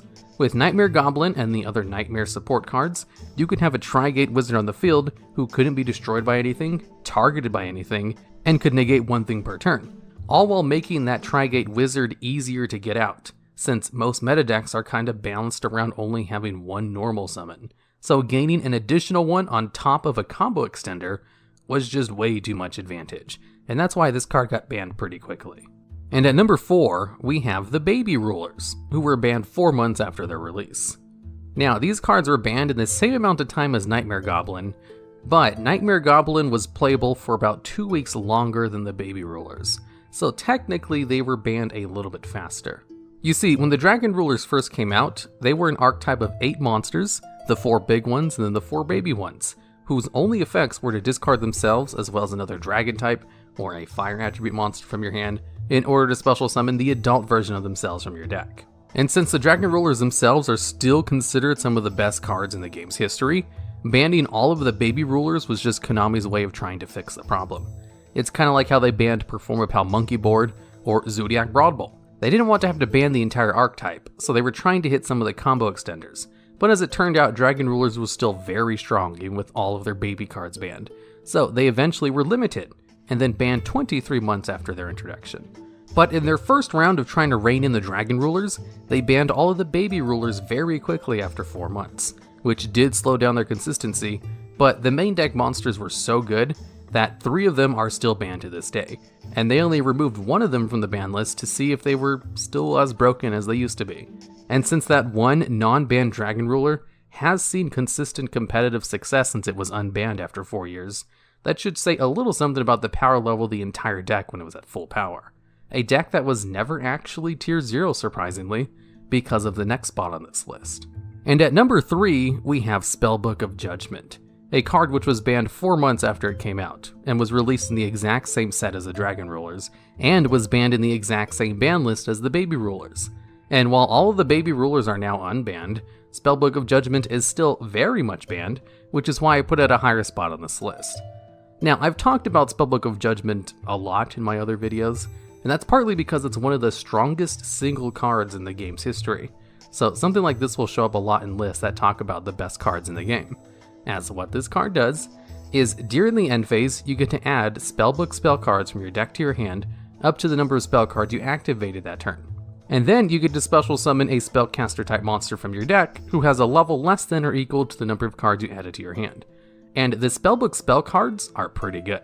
It's kind of like the case with the Phantom Knights of Rusty Bardiche. It allows you to gain advantage with good cards, as even after Spellbook of Judgment was banned, Spellbook decks are still a competitive deck at top events. So being able to go +7 off of its effect, and bringing out basically any spellcaster type monster from your deck on top of that, is just some of the best advantage you could possibly get. It allowed you to use all the cards in your hand. No, scratch that. It encouraged you to use every card in your hand to great effect at that, so that you can then refill your hand with everything you want during the end phase, and then maybe bring out a floodgate like Jiaojin the Spiritualist to lock your opponent out of special summoning monsters. If Spellbook of Judgment only had the effect to add cards to your hand during the end phase, it would still be really good, but I don't know about one of the most broken cards of all time. The fact that it also lets you special summon a monster from the deck is what pushes that card into legendary tier, which is why Dragon Rulers were never tier 0. This one card was so good, it single-handedly stopped the best archetype in the game's history from reaching tier 0 status, which is why it was banned so quickly after it came out. It basically only existed for one ban list cycle, and will probably never be taken off the ban list without an errata. And at number 2, we have Perform Mage Plushfire, which was banned 3 months after it was released in the TCG. This is another combo piece of the Pepe deck that the Performapal Monkey Board was part of, except this card is a little bit more broken, as it has an effect where if this card on the field is destroyed, you can special summon a Perform Mage monster from your hand or deck. Special summoning monsters from your deck is one of the best effects in the game. The extra effect on Spellbook of Judgment is part of the reason it's so powerful. And here's the thing with Plushfire. Its effect is not once per turn. Pendulum decks love to destroy their own cards, and Pepe decks could do that just as well as any. And Plushfire could even special summon itself from the field if it was in one of your scales, if one of your Perform Mage monsters was destroyed. But the power of this card came from pendulum summoning, as when this card first came out, you could pendulum summon as many monsters from your extra deck as you had empty spaces on the field. which is something they don't allow you to do anymore, even after the Master Rule revisions. Pendulum monsters from the extra deck must go into extra monster zones. So you could set this card as a scale, have it destroyed with one of your many self-destruction effects, which would then activate its effect to special summon a monster from your deck. Then you could pendulum summon this monster out in order to destroy it again to special summon another monster from your deck, since its effect is not once per turn. You could destroy multiple copies of this card to special summon multiple cards from your deck. And since pendulum decks destroy their own cards in order to gain other effects, you're basically gaining advantage off of having to pay a cost for other cards, which we're gaining advantage off of those costs. There is another banned card called Double Iris Magician, who simply allows you to search a card from its archetype from your deck to your hand when it's destroyed in the same way as Plushfire. Both of these cards are good. Plushfire is just way better, and that's why it got banned so quickly, 3 months after it was released in the TCG, and was part of another one of the few Tier 0 decks in the game's history. The number 1 spot on this list only beats it out by about 1 week. And at number 1, we have Sixth Sense. Now this card was actually banned in the OCG for a long time, and was just never released in the TCG until many years after its first introduction. So when they did release it to the TCG, rather than release a new card that was already banned, they decided to unban it first to kinda test the waters, saw that it was still broken, and then banned it as soon as the next ban list came around. As what this card does is it allows you to declare 2 numbers from 1 to 6. Then your opponent rolls a dice, and if the result of one of those 2 numbers is one of the ones you declared, you get to draw that many cards from your deck. And if the result is something else, you instead send that many cards from the top of your deck to the graveyard. Now, the way you use this card is to basically always call 5 or 6. That way, if your opponent rolls a 5 or 6, you get to draw the near maximum amount of cards for this card's effect. And since the game of Yu-Gi-Oh! Is balanced around the fact that one card which allows you to draw 2 cards is considered super good, being able to draw 6 cards is just straight broken. But it technically is a gamble effect, where if you don't call it correctly, you instead have to send the top 1 to 4 cards of your deck to the graveyard. However, this effect is also good. Most decks love to have their monsters in the graveyard. That's why a card like The Grass Looks Greener is banned. All that card does is send cards from your deck to the graveyard. Granted, a whole bunch of cards, but being able to send 1 to 4 is a positive effect as well. Just not as good as its draw effect. So when you use Sixth Sense, you have a 1 in 3 chance of either getting a game-breaking effect that essentially wins you the game on its own, or you get a decent effect. But either way, you come out with a net positive. And since this one card can essentially win you the game on its own with its advantage, without really a downside to it, the card just kinda got banned as soon as they were able to ban it, because this card was also released when the Dragon Rulers were still around and not banned yet, and they love to put cards in the graveyard too. So you bet every single Dragon Ruler deck was playing this card, even if it was limited to 1 copy per deck. And you can absolutely guarantee that it won people games on its own for the 3 months that it was legal to play. In this video, we'll go over great boss monsters in Yu-Gi-Oh!, with boss monsters being cards that decks will combo into as an end result, or cards that are so good the entire deck is built around it and it alone. And at number 10, we have Dragoon of Red Eyes.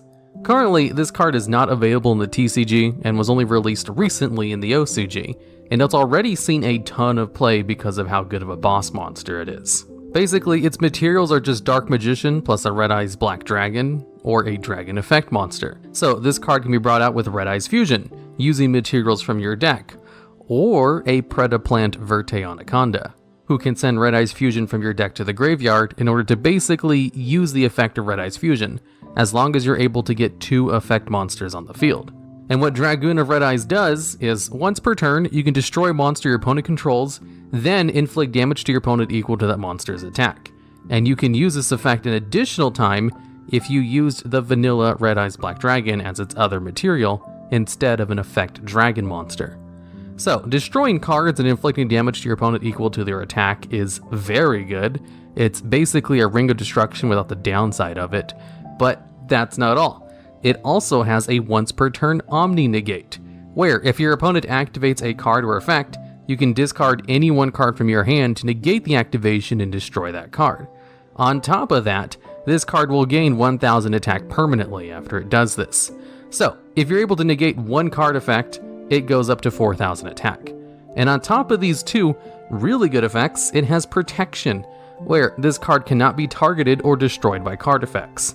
and since it has 3 super good effects and can be brought out rather easily with Predaplant Verte Anaconda, it's seen a lot of play and will probably be a pretty good boss monster when it does actually make it to the TCG.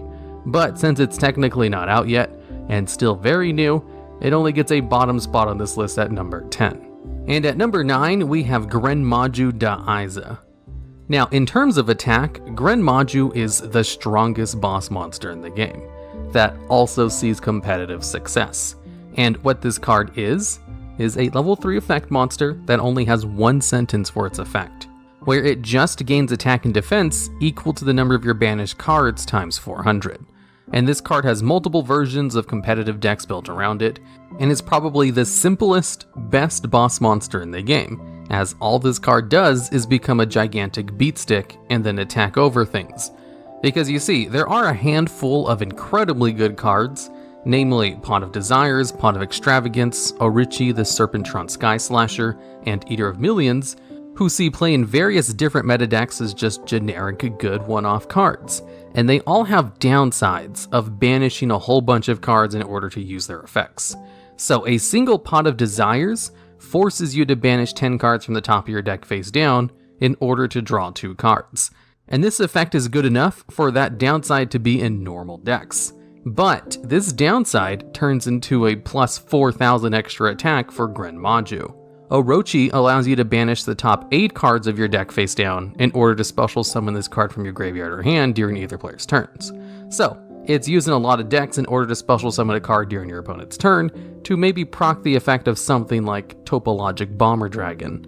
It also has another effect where you can banish 3 cards from your extra deck to destroy 1 monster on the field, which if you use both of its effects, will give you an additional 11 banished cards, which gives Gren Maju an additional plus 4,400 attack. And then Eater of Millions has an effect where it can only be special summoned from your hand by banishing 5 or more cards from your hand, field, or extra deck face down.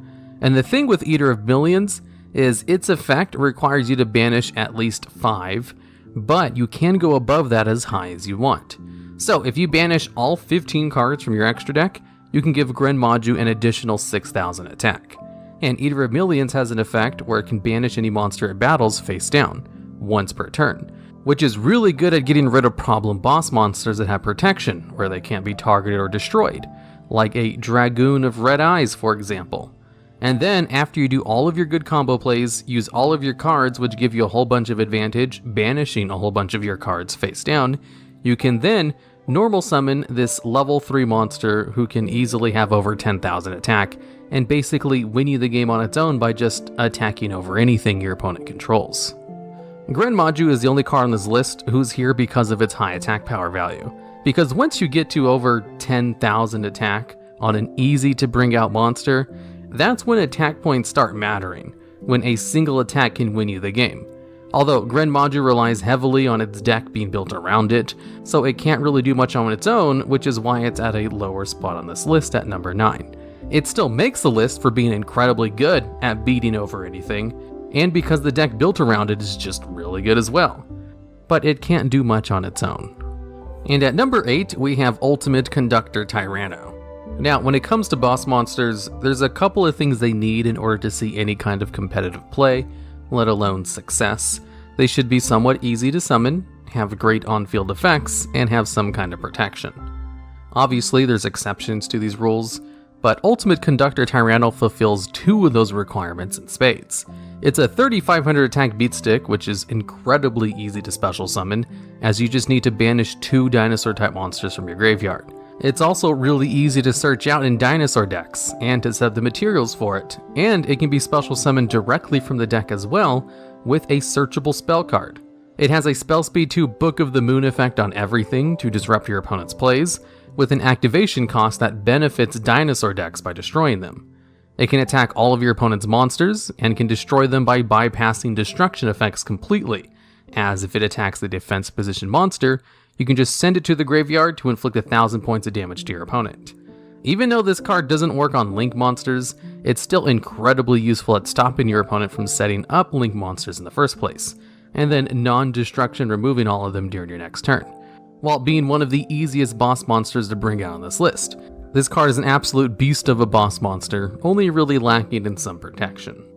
And at number 7, we have Subterra Guru. Now, Subterra Guru is kind of like Gren Maju, in that it's a low-level boss monster. But just like Gren Maju, Subterra Guru is good enough where a competitive deck is built around it.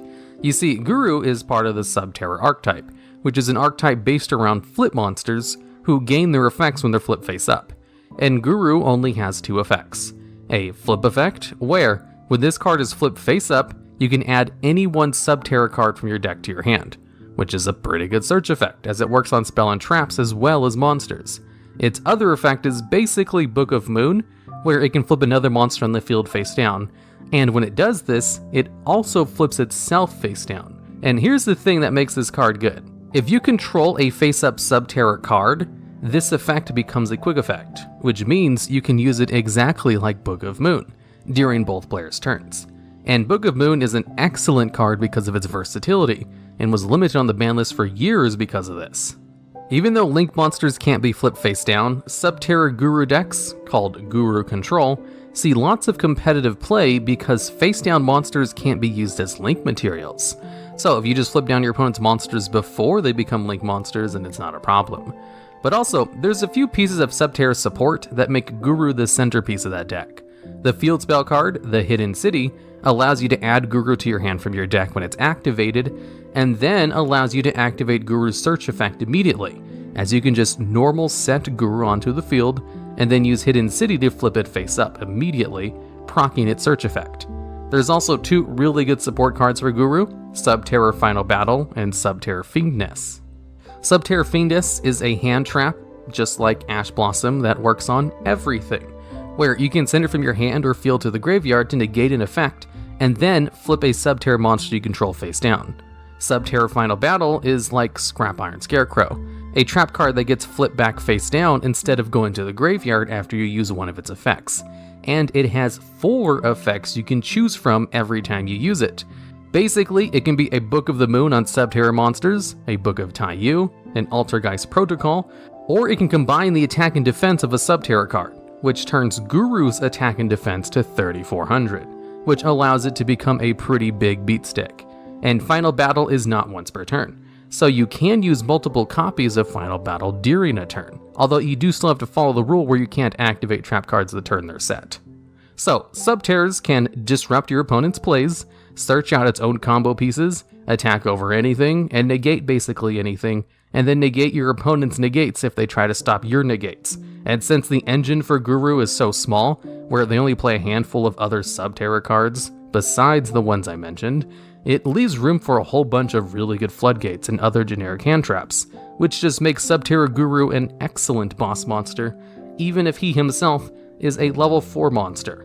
Really, Guru and Gren Maju are good examples that low-level monsters can be boss monsters in their own right. And at number 6, we have a more traditional boss monster in the form of ABC Dragon Buster. This is probably one of the easiest requirements of a fusion monster out of any of the fusion monsters in the game, as you can just bring it out of the extra deck by banishing its materials from your field or graveyard. And this is the only fusion monster that requires contact fusion for its summon that can contact with monsters from the graveyard, which is a little bit broken, I might add, as you can just use the materials on the field for other extra deck plays, and then use them as materials from the graveyard to go into this card. It's just pure advantage, and to top it all off, ABC Dragon Buster has 2 good effects on the field. One of them is you can discard a card in order to banish one card on the field, and this is a quick effect, so it can be used during both players' turns. Being able to banish a card during either player's turn is an incredibly good effect. Generally, if a monster has a quick effect that allows it to destroy cards during your opponent's turn, there's a good chance we'll see some kind of competitive play because that effect is super good. And this card also has another effect where it can tribute itself in order to target 3 banished Light Machine Union monsters with different names, and then special summon them, which is basically its materials, as they are all Light Machine Union monsters with different names. And this effect is also a quick effect, so if this card is ever in any kind of danger of being destroyed or removed, you can just chain this effect to tribute itself in order to bring its materials out, so that you can just go into another one during your next turn. And at number 5, we have Apocryphort Towers. Towers is one of the few boss monsters that requires 3 tributes for their summon, very similar to the god cards, although unlike them, this card was actually pretty good, as it was unaffected by spell or trap cards, and the effects of monsters that have a lower level or rank than it. So, levels 9 and lower. All of your opponent's special summon monsters lose 500 attack and defense, and once per turn, you can force your opponent to send 1 monster from their hand or field to the graveyard. And this card was so good that it had decks built around turboing out as soon as possible, and it was even banned for a couple of years, because it was just a little bit too good at being a boss monster, and only came off the ban list once Link monsters were introduced, since this card isn't immune to any Link monster effects basically. So this card can only be tribute summoned with 3 Klee monsters as its tributes, but here's the thing about the Clifford archetype. It's a pendulum archetype that is incredibly good at getting tribute fodder on the field, as 2 of the Clifford monsters even gain effects when they're tributed, and it was also pretty easy to search this card out with Clifford Scout, a Clifford pendulum monster who is easily searched out of the deck with Summoner's Art. Basically, Clifford decks could easily search out towers, easily get out the 3 materials it needed for its tribute summon, without using their normal summon, and then if you brought this card out during your first turn, you could force your opponent to discard a monster from their hand, which is a great first turn effect. And then your opponent would have to summon a monster with more than 3,500 attack to beat over this card, since it lowers the attack of special summon monsters, which would basically be anything big enough to try to attack over it.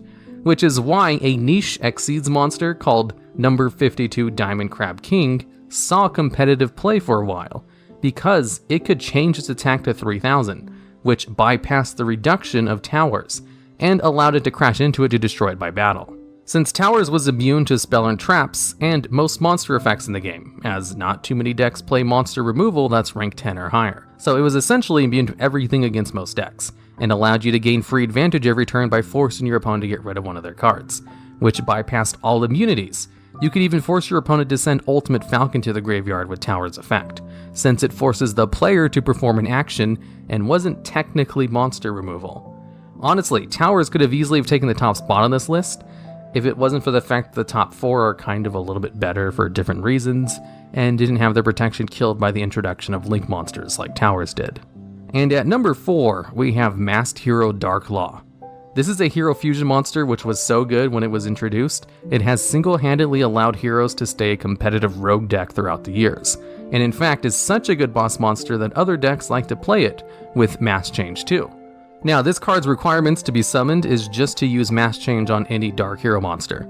So a 1-card fusion on a quick play spell card is pretty good, because you can do that during the battle phase or in response to your opponent trying to destroy one of your cards or something. The effect of Dark Law is twofold. For one, it has a one-sided macrocosmos for your opponent, where all of your opponent's cards are removed from play instead of going to the graveyard, which is an incredibly good floodgate effect that macrocosmos itself is limited on the ban list. And its other effect is, when your opponent adds a card from their deck to their hand, you can then banish 1 random card from your opponent's hand. This effect is once per turn, but it's also one of the most commonly done effects in meta decks. Hand Disruption is always a good effect, especially when it's attached to a one-sided macrocosmos that can be easily brought out from a 1-card fusion. Now, most decks use the graveyard as like a second hand basically, so not being able to send any cards to the graveyard, there's a good chance they won't be able to do their combo plays at all, so they won't be able to bring out a monster with a big enough attack to attack over Dark Law, who only has 2,400 attack and no other kind of protection. Although, to be fair, if this card could do anything else on top of what it already does, it would probably be a little bit too broken and banned. So, as it is now, it's just incredibly good, so it avoids the ban list and takes a number 4 spot on this list. And at number 3, we have Thunder Dragon Colossus, another fusion monster.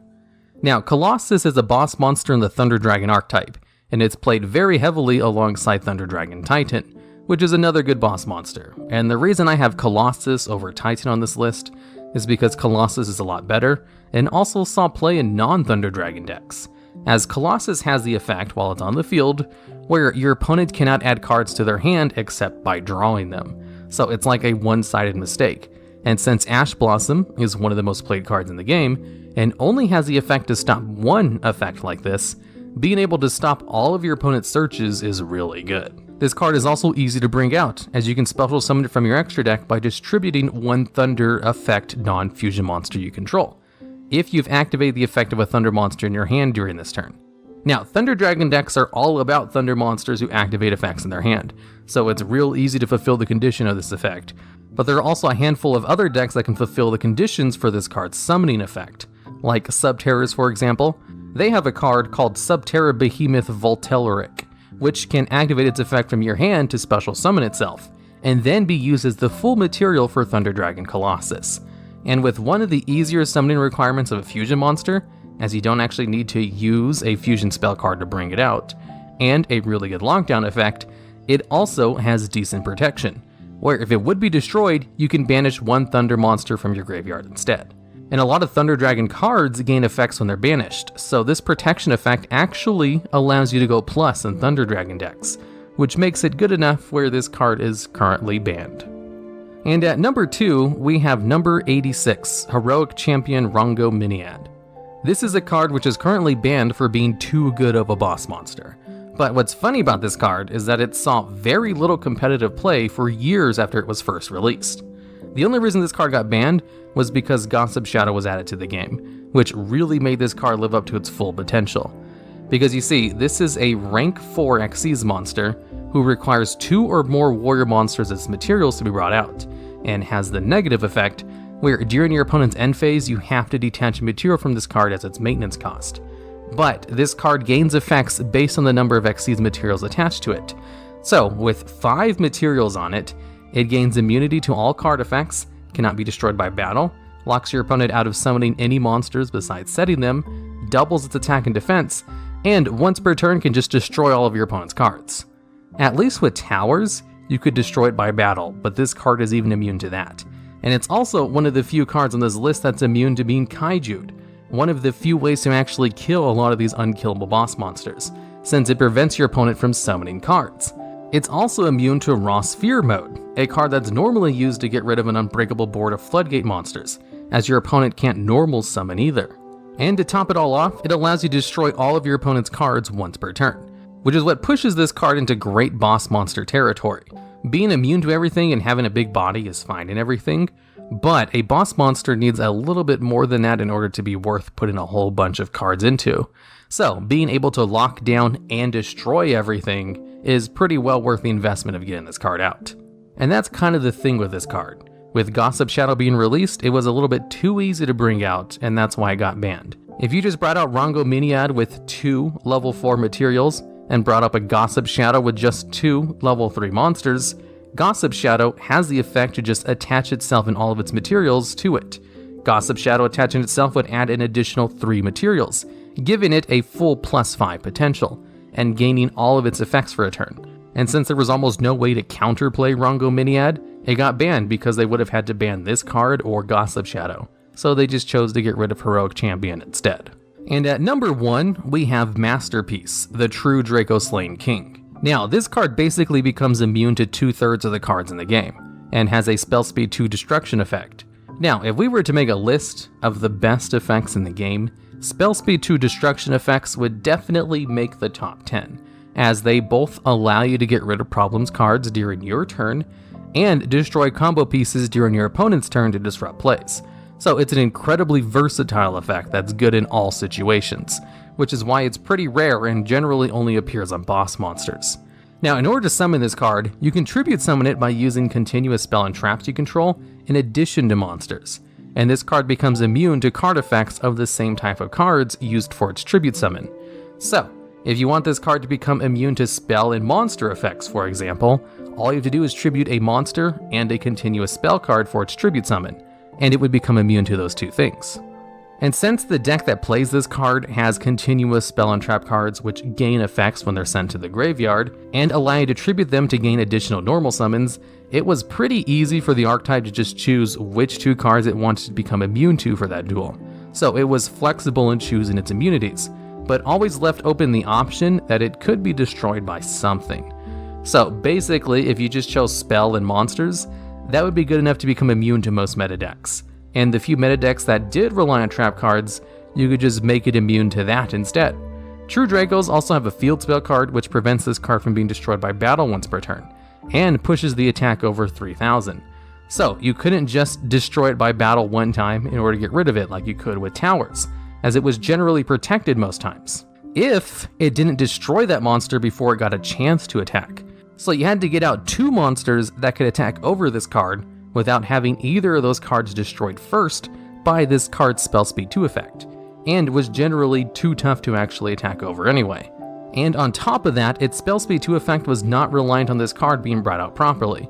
So if you just special summon it from the graveyard with its archetype specific True King's Return, it wouldn't be immune to 2/3 of cards, but it still could destroy cards during either player's turns, as long as you had the materials in your graveyard to use that effect, and have protection with its field spell card. Basically, its field spell card was part of the reason this card was a little bit broken, as it helped a little bit too much with this card's only weakness of being destroyed by battle, and allowed you to search it out. There's a reason that card is currently limited to 1. There were some decks that just literally could not remove this card if it hit the field. So it was too strong of a boss monster that was too easy to play, which is why it got banned, and probably won't come off the ban list unless they ban a lot of cards from this archetype that allowed this card to be a little bit too versatile. In this video, we're going to go over cards that require 5 or more materials to be made, either from links, fusion/Xyz materials, or even the requirements for the synchro monsters required to make the few synchros on the list. Even if the card can be cheated out easier, if it requires 5 or more materials for its standard summon, it will be counted. Now, let's get into the video. Starting us off at number 10, we have Quintet Magician. The level 12 Dark Spellcaster with 4500 attack and defense requires 5 Spellcaster monsters to be fusion summoned. This face-up card in the field cannot be tributed, uses fusion materials, or destroyed by card effects. Also, if this card is brought out using only materials with different names, you can destroy all cards your opponent controls. Quintet Magician is a huge beatstick with the ability to blow up an entire field. And while that does sound great in theory, it's held back by its really tough summoning condition. If this card had come out way earlier, it'd probably have seen play due to its materials because of how pre-errata Future Fusion worked, not unlike another card later on this list. Still, despite having been released way past its time to shine, this card has some staggeringly future-proof protection. Not being able to attribute it means Quintet Magician cannot be removed by the most universal way to deal with hard-to-deal-with boss monsters, kaijus. On top of that, since it can't be used as a fusion material, it cannot be removed by super polymerization either. This kind of protection is something that's only been seen in Eater of Millions before. And though it does make both these cards impervious to some of the best means of removal in the game, it's not like your opponent won't ever want to waste a kaiju just to deal with them anyways. Though it ended up never seeing play in the TCG, this card does see some play in Duel Links and Dark Magician decks.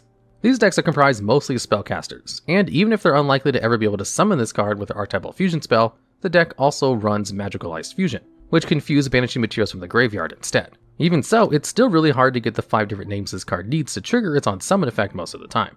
And at number 9, we have Barbaroid, the Ultimate Battle Machine.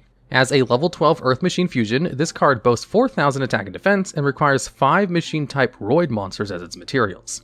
Barbaroid can make a second attack but cannot attack your opponent directly, and when this card attacks the opponent's monster, its effects are negated. Lastly, if this card destroys a monster by battle, your opponent takes 1000 points of damage. Differently from the previous spot on this list, Barbaroid's release was a few months before Future Fusion got banned for the first time, though that broken card being around wasn't nearly enough to make this see any kind of play. The Roid archetype has generally been pretty bad, and it also was lacking in any graveyard effects at the time of its release. Not only that, but if you wanted to just dump a lot of machines at the graveyard, you could just reveal Chimera Tech Over Dragon instead, which would allow you to foolish any number of monsters. Still, it'd be another monster for the very same Cyber Dragon archetype which would make this card playable too. That was Cyber Dragon Nova. Though that card is generally only used as a stepping stone for Cyber Dragon Infinity, which is a negate, it does have a pretty good graveyard effect itself. That is, if Cyber Dragon Nova is sent to the graveyard by opponent's card effect, it lets you special summon any machine monster from your extra deck. This interaction made some players in older formats tech in Barbaroid in their extra deck, because if their opponent held their interaction up until Nova hit the field, they could be punished hard by this huge beater coming out. This card's battle negation effect was even slightly relevant in letting you bypass floating effects such as the Cosmos ships, making it decent in a simplified game state at the very least. And at number 8, we have 5-headed Link Dragon. This is a Link 5 Dark Dragon with 5000 attack, which takes 5 monsters to be made. This monster can only be Link summoned, and if it's summoned using Dark, Earth, Water, Fire, and Wind attributes, you can activate its effect to destroy all of your opponent's cards. Additionally, this monster cannot be destroyed by any monster that has one of these attributes, and it also is unaffected by other card effects. Finally, during your opponent's end phase, you must banish 5 cards from your graveyard face down, or it sends itself to the graveyard. This monster is a retrain of the iconic 5-headed dragon, which saw play in a lot of dragon decks from back in the day. Still, despite its entirely generic materials, This card is really hard to bring out, as you can't even link climb into it because you need 5 materials exactly all at once. Though having an unaffected monster is pretty powerful, with the investment it takes, you could have probably just ended a full board of interactions instead, which wouldn't blow itself up within the next few end phases as well. This card would have had a decent shot at seeing competitive play in the OCG because they still have Galaxy Tomahawk, which can summon it by itself, if its maintenance cost wasn't as steep as it is. Still, this card does have one thing over the other towers you could make, in that since it cannot be destroyed by battle with dark monsters, it can't be outed by Accesscode Talker, one of the most common ways we've had to deal with unaffected boss monsters. As things stand right now, the only reason this card has seen a small bit of play is because of Dogmatic Punishment. And though you'd much rather be sending something with a graveyard effect like Natis off of that, you'd often have to run a card like this in the extra just in case your opponent had a really high attack monster out on the field. And at number 7, we have Cyber Darkness Dragon. This is a Dark Machine level 10 fusion monster with 2000 attack and defense, which takes 5 Cyber Dark monsters as materials. If this card is special summoned, you can equip 1 dragon or machine monster from your graveyard to it, which will increase its attack by the original attack of the equipped monster. Additionally, when your opponent activates a card or effect, you can activate its quick effect by sending 1 equipped card you control to the graveyard to negate the activation and destroy that card. Cyber Darkness was released as a legacy support for the Cyber Dark archetype, widely regarded as one of the worst archetypes of the GX era back then. Though they did potentially gain access to one of the biggest payoffs an archetype can have, in a huge boss monster with a non-once per turn negate and destroy. This card was still far too hard to bring out to make this strategy playable back then. This potential, however, would finally be put to some use when Cyberdarks eventually got their own structure deck, which included many other pieces of support. The most important of which was Cyberdark Chimera, which can both add Power Bond from the deck to your hand, but also turn into a Miracle Fusion. This, coupled with how easy it was to foolish Cyberdarks with Cybernetic Horizon, made Cyber Darkness become somewhat playable overnight. Though this support wasn't good enough to make the deck meta or anything of the sort, it was at least enough to turn it into a rogue option for a bit. Cyber Darkness can also be used to fulfill the summon condition of their new boss monster, Cyber Darkness End Dragon, and though it can't interact with your opponent itself, it's at least a 5000 attack towers. No matter which end board they choose to go for, the new support did make losing to Cyberdarks an actual possibility for a while. And at number 6, we have the 5-headed dragon. This is a level 12 Dark Dragon fusion monster with a massive 5000 attack and defense. This card takes 5 dragon monsters as its fusion materials and cannot be destroyed by battle with dark, earth, water, fire, or wind monsters. Despite basically having no impact, 5-headed dragon still managed to make some waves in Yu-Gi-Oh! This is all because of the pre-errata version of Future Fusion, which would reveal the fusion monster and send all of its materials to the graveyard at the same turn it was activated. This meant that by revealing this card, you'd get almost the same payoff as if you had activated Painful Choice and picked 5 dragons. Nowadays, this sort of effect wouldn't be anything short of an FTK. But even with 2010's card pool, this still allowed some pretty scary plays. Back then, you'd dump Totem Dragons, Red Eyes Wyverns, and Darkness Metal Dragon, which would give you insane follow-up for the following turn. Resolving a Future Fusion on the first turn would more often than not secure a win, and the power of this card was such that it was limited almost instantly upon release. If the 2 turns required for Future Fusion to resolve pass, you'd also have access to a 5000 attack beater that could even be brought back from the graveyard with Red Eyes Darkness Metal Dragon. Revealing a 5-headed dragon with Future Fusion would only get better with time, as a couple of years later, in Chaos Dragons, you'd get to send Eclipse Wyverns, Light Pulsars, and Dark Flares for a huge plus alongside the rest of your Chaos engine. This play was so powerful that we'd never see Future Fusion as it was ever again, as it got banned and could only come back with a harsh errata years later. And at number 5, we have Borrowland Dragon. This is a Link 5 Dark Dragon monster with 3500 attack, requiring 3 or more effect monsters as link materials. It cannot be destroyed by battle or card effects, and neither player can target it with monster effects. It can attack all monsters your opponent controls once each, and it can target a monster in the field and a rocket monster in your graveyard to negate that monster and then special summon that rocket, and your opponent cannot respond to this effect. This card made quite an impact upon its release, as the last Boral boss monster we'd get, though this one was actually made to be part of end boards rather than being exclusively game enders like the other ones. Borrowland became a staple in Dragon Link boards ever since, a deck that has refused to leave the meta for ages now. This monster is great because not only is Dragon Link able to easily link climb into it as its name implies, it can also be used as an extender by negating one of your own monsters to bring out another rocket from the grave. Though it does take considerably more effort than just going into spheres like the deck used to, you'd get a threat that's much harder to interact with. Its protection huge body means that most of the times, the only thing your opponent will have to deal with this card is through non-engine negates like Infinite Impermanence. Even then, since you cannot respond to its effect, that means it's also less likely to get 2-for-1 by cards such as Forbidden Droplet like other targeting negates would. And last, if this card is not removed by the time the turn comes back to your opponent, Not only will they be able to kickstart their combo by bringing out Rocket Tracer again, but they can also use it to beat over your whole board to get rid of whatever you had left. Boss monsters which take this much investment are rarely worth playing, but Borland Dragon is one of the few cases where the payoff is worth the trouble. And at number 4, we have Shooting Quasar Dragon. This is a level 12 Synchro Light Dragon which requires 1 Tuner Synchro monster plus 2 or more non-Tuner Synchro monsters to be Synchro summoned, and cannot be special summoned in other ways. This dragon's maximum number of attacks per battle phase is equal to the number of non-tuner monsters used as its synchro materials. Additionally, once per turn, during either player's turn, when a card or effect is activated, Shooting Quasar Dragon can negate the activation and destroy it. Lastly, if this card leaves the field, you can special summon 1 Shooting Star Dragon from your extra deck to replace it. Quasar offers you a soft, once per turn, costless Omni Negate, as long as you're able to bring it out at least. Since it must be synchro summoned and requires at least 3 different synchros for its summon, it'll often take at least 6 monsters to bring it out total. A pretty hefty thing to ask for, but it's something that quite a few decks aim to do back in the day. Though it may sound pretty inefficient these days, where you can get an Omni Negate off of a generic Synchro 10, Quasar is a card that's been around since 2012, where that kind of effect was pretty much unobtainable otherwise. Junk Doppel would combine Junk Synchron with Doppel Warrior to make synchros that drew more cards and hopefully drew into enough extenders to get into Quasar. Lavels would also attempt to turbo this guy out with rekindling setups. This card would often win you the game once it hit the board, being able to stop whatever means your opponent has of getting rid of it and then attacking at least twice for 4,000 attack each. Even if it did end up leaving the field, it would still float into a Shooting Star Dragon at the very least, which is a slightly worse version of itself. Even as late as 2017, there were decks trying to field multiple of these with Dark Synchro setups. Though it might not see play anymore, this card was once synonymous with all kinds of high roll synchro spam strategies, and for that it at least deserves a spot on this list. And at number 3, we have Zodiac Borbo. This is a rank 4 Earth Beast Warrior Xyz monster requiring 5 level 4 monsters as its materials, though it can also be Xyz summoned using 1 Zodiac monster you control with a different name as an Xyz material. This card gains attack and defense equal to the combined attack and defense of all Zodiac monsters attached to it as a material, and can attack your opponent directly. Also, when this card inflicts bow damage to your opponent while it has 12 or more Xyz materials, you can send as many cards as possible from your opponent's hand and field to the graveyard, then change this card to defense position.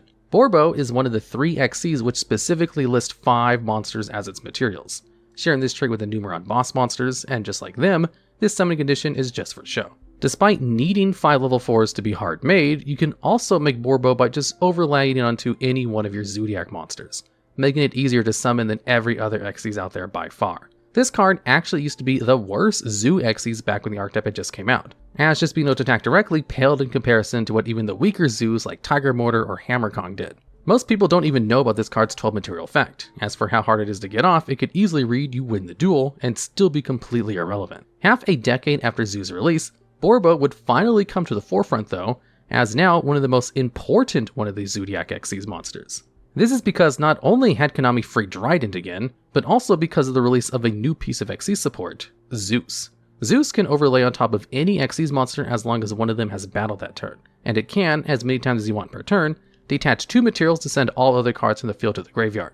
Zeus soon would become synonymous with Zeus, because not only can you get an Xyz off of a single card, you could get a Zeus with 4 to 6 materials by just overlaying all of your Zodiacs on top of each other. Borbo was by far its best enabler because it can attack directly without activating an effect, meaning your opponent can't even play around Zeus by leaving all their monsters in attack position. And at number 2, we have Underworld Goddess of the Closed World, a Link 5 Fiend monster with 3000 attack that requires 4 or more effect monsters to be Link summoned. In addition, you can also use 1 monster your opponent controls as one of its Link materials to be summoned. When this card is summoned, you can negate the effects of all face-up monsters your opponent controls permanently. Furthermore, this Link summoned card is immune to your opponent's activated effects, except those that target directly. Its last effect is that once per turn, during your opponent's turn, if they activate a card or effect that special summons from the graveyard, you can negate that card's activation. Just like the previous spot on this list, this card can also cheat the 5 material requirement, though it does so by requiring 1 less material than usual. Being able to use an opponent's monster as a Link material is something that hadn't been explored much outside of the Unchained archetype before Goddess came out. Even so, the way this card does it is unprecedented,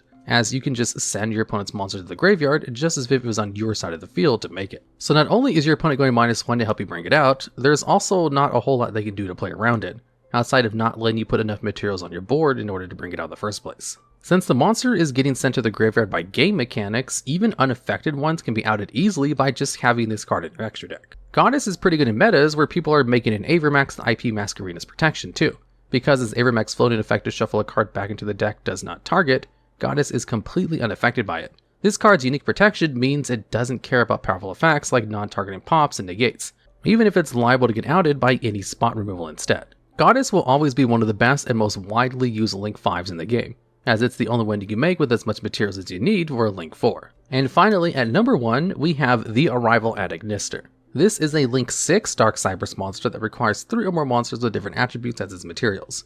Its original attack is 1000 times the number of Link materials used for its Link summon, and you can only control one of it. It is completely unaffected by other card effects, and also can, once per turn, pop a monster on the field and then summon an Ad Ignister token to a zone that it points to. The Arrival might be the 3rd or 4th Towers-like card so far on this list, but it's the best at what it does by far. Its deck, Ad Ignister, centers its whole strategy around bringing this card out with as many materials as possible. Though an Arrival with only 3000 attack is easy and out, one with 5 or 6000 attack is an incredible pain to deal with. Things get even worse if they manage to bring Dan Mari in the graveyard, which can deal with Accesscode Talker, the only monster that can get a high enough attack points in order to beat over it in most cases. This often leaves the last card we talked about, Underworld Goddess and Kaijus, as the only outs. Its effect can even clear threats on the field while giving you a free body for you to go into your own Accesscode Talker too. What's impressive about the Arrival is that it's even managed to see some play in other decks despite not seeming as generic as the other Link 5 Towers, 5-headed Link Dragon, at first glance. In the OCG, rank 7 strategies such as Kashtira have been playing this card as something they can go into after resolving Galaxy Tomahawk and making a bunch of other generic links. And in the TCG, we've seen other Cyberse archetypes such as Salamangreat splash this card on occasion as a sort of alternate win condition against decks which aren't prepared for it. This has only gotten easier with the release of Mathmech Circular, which lets you make a 6 material Arrival almost by itself. Just like people were once worried about having it out to Apocalypse 4 Towers, decks now have to worry about having an Arrival out, else they risk losing before even doing any plays. Of all the monsters to invest this many monsters worth of materials to make, the Arrival is certainly one of the very best that has ever been printed.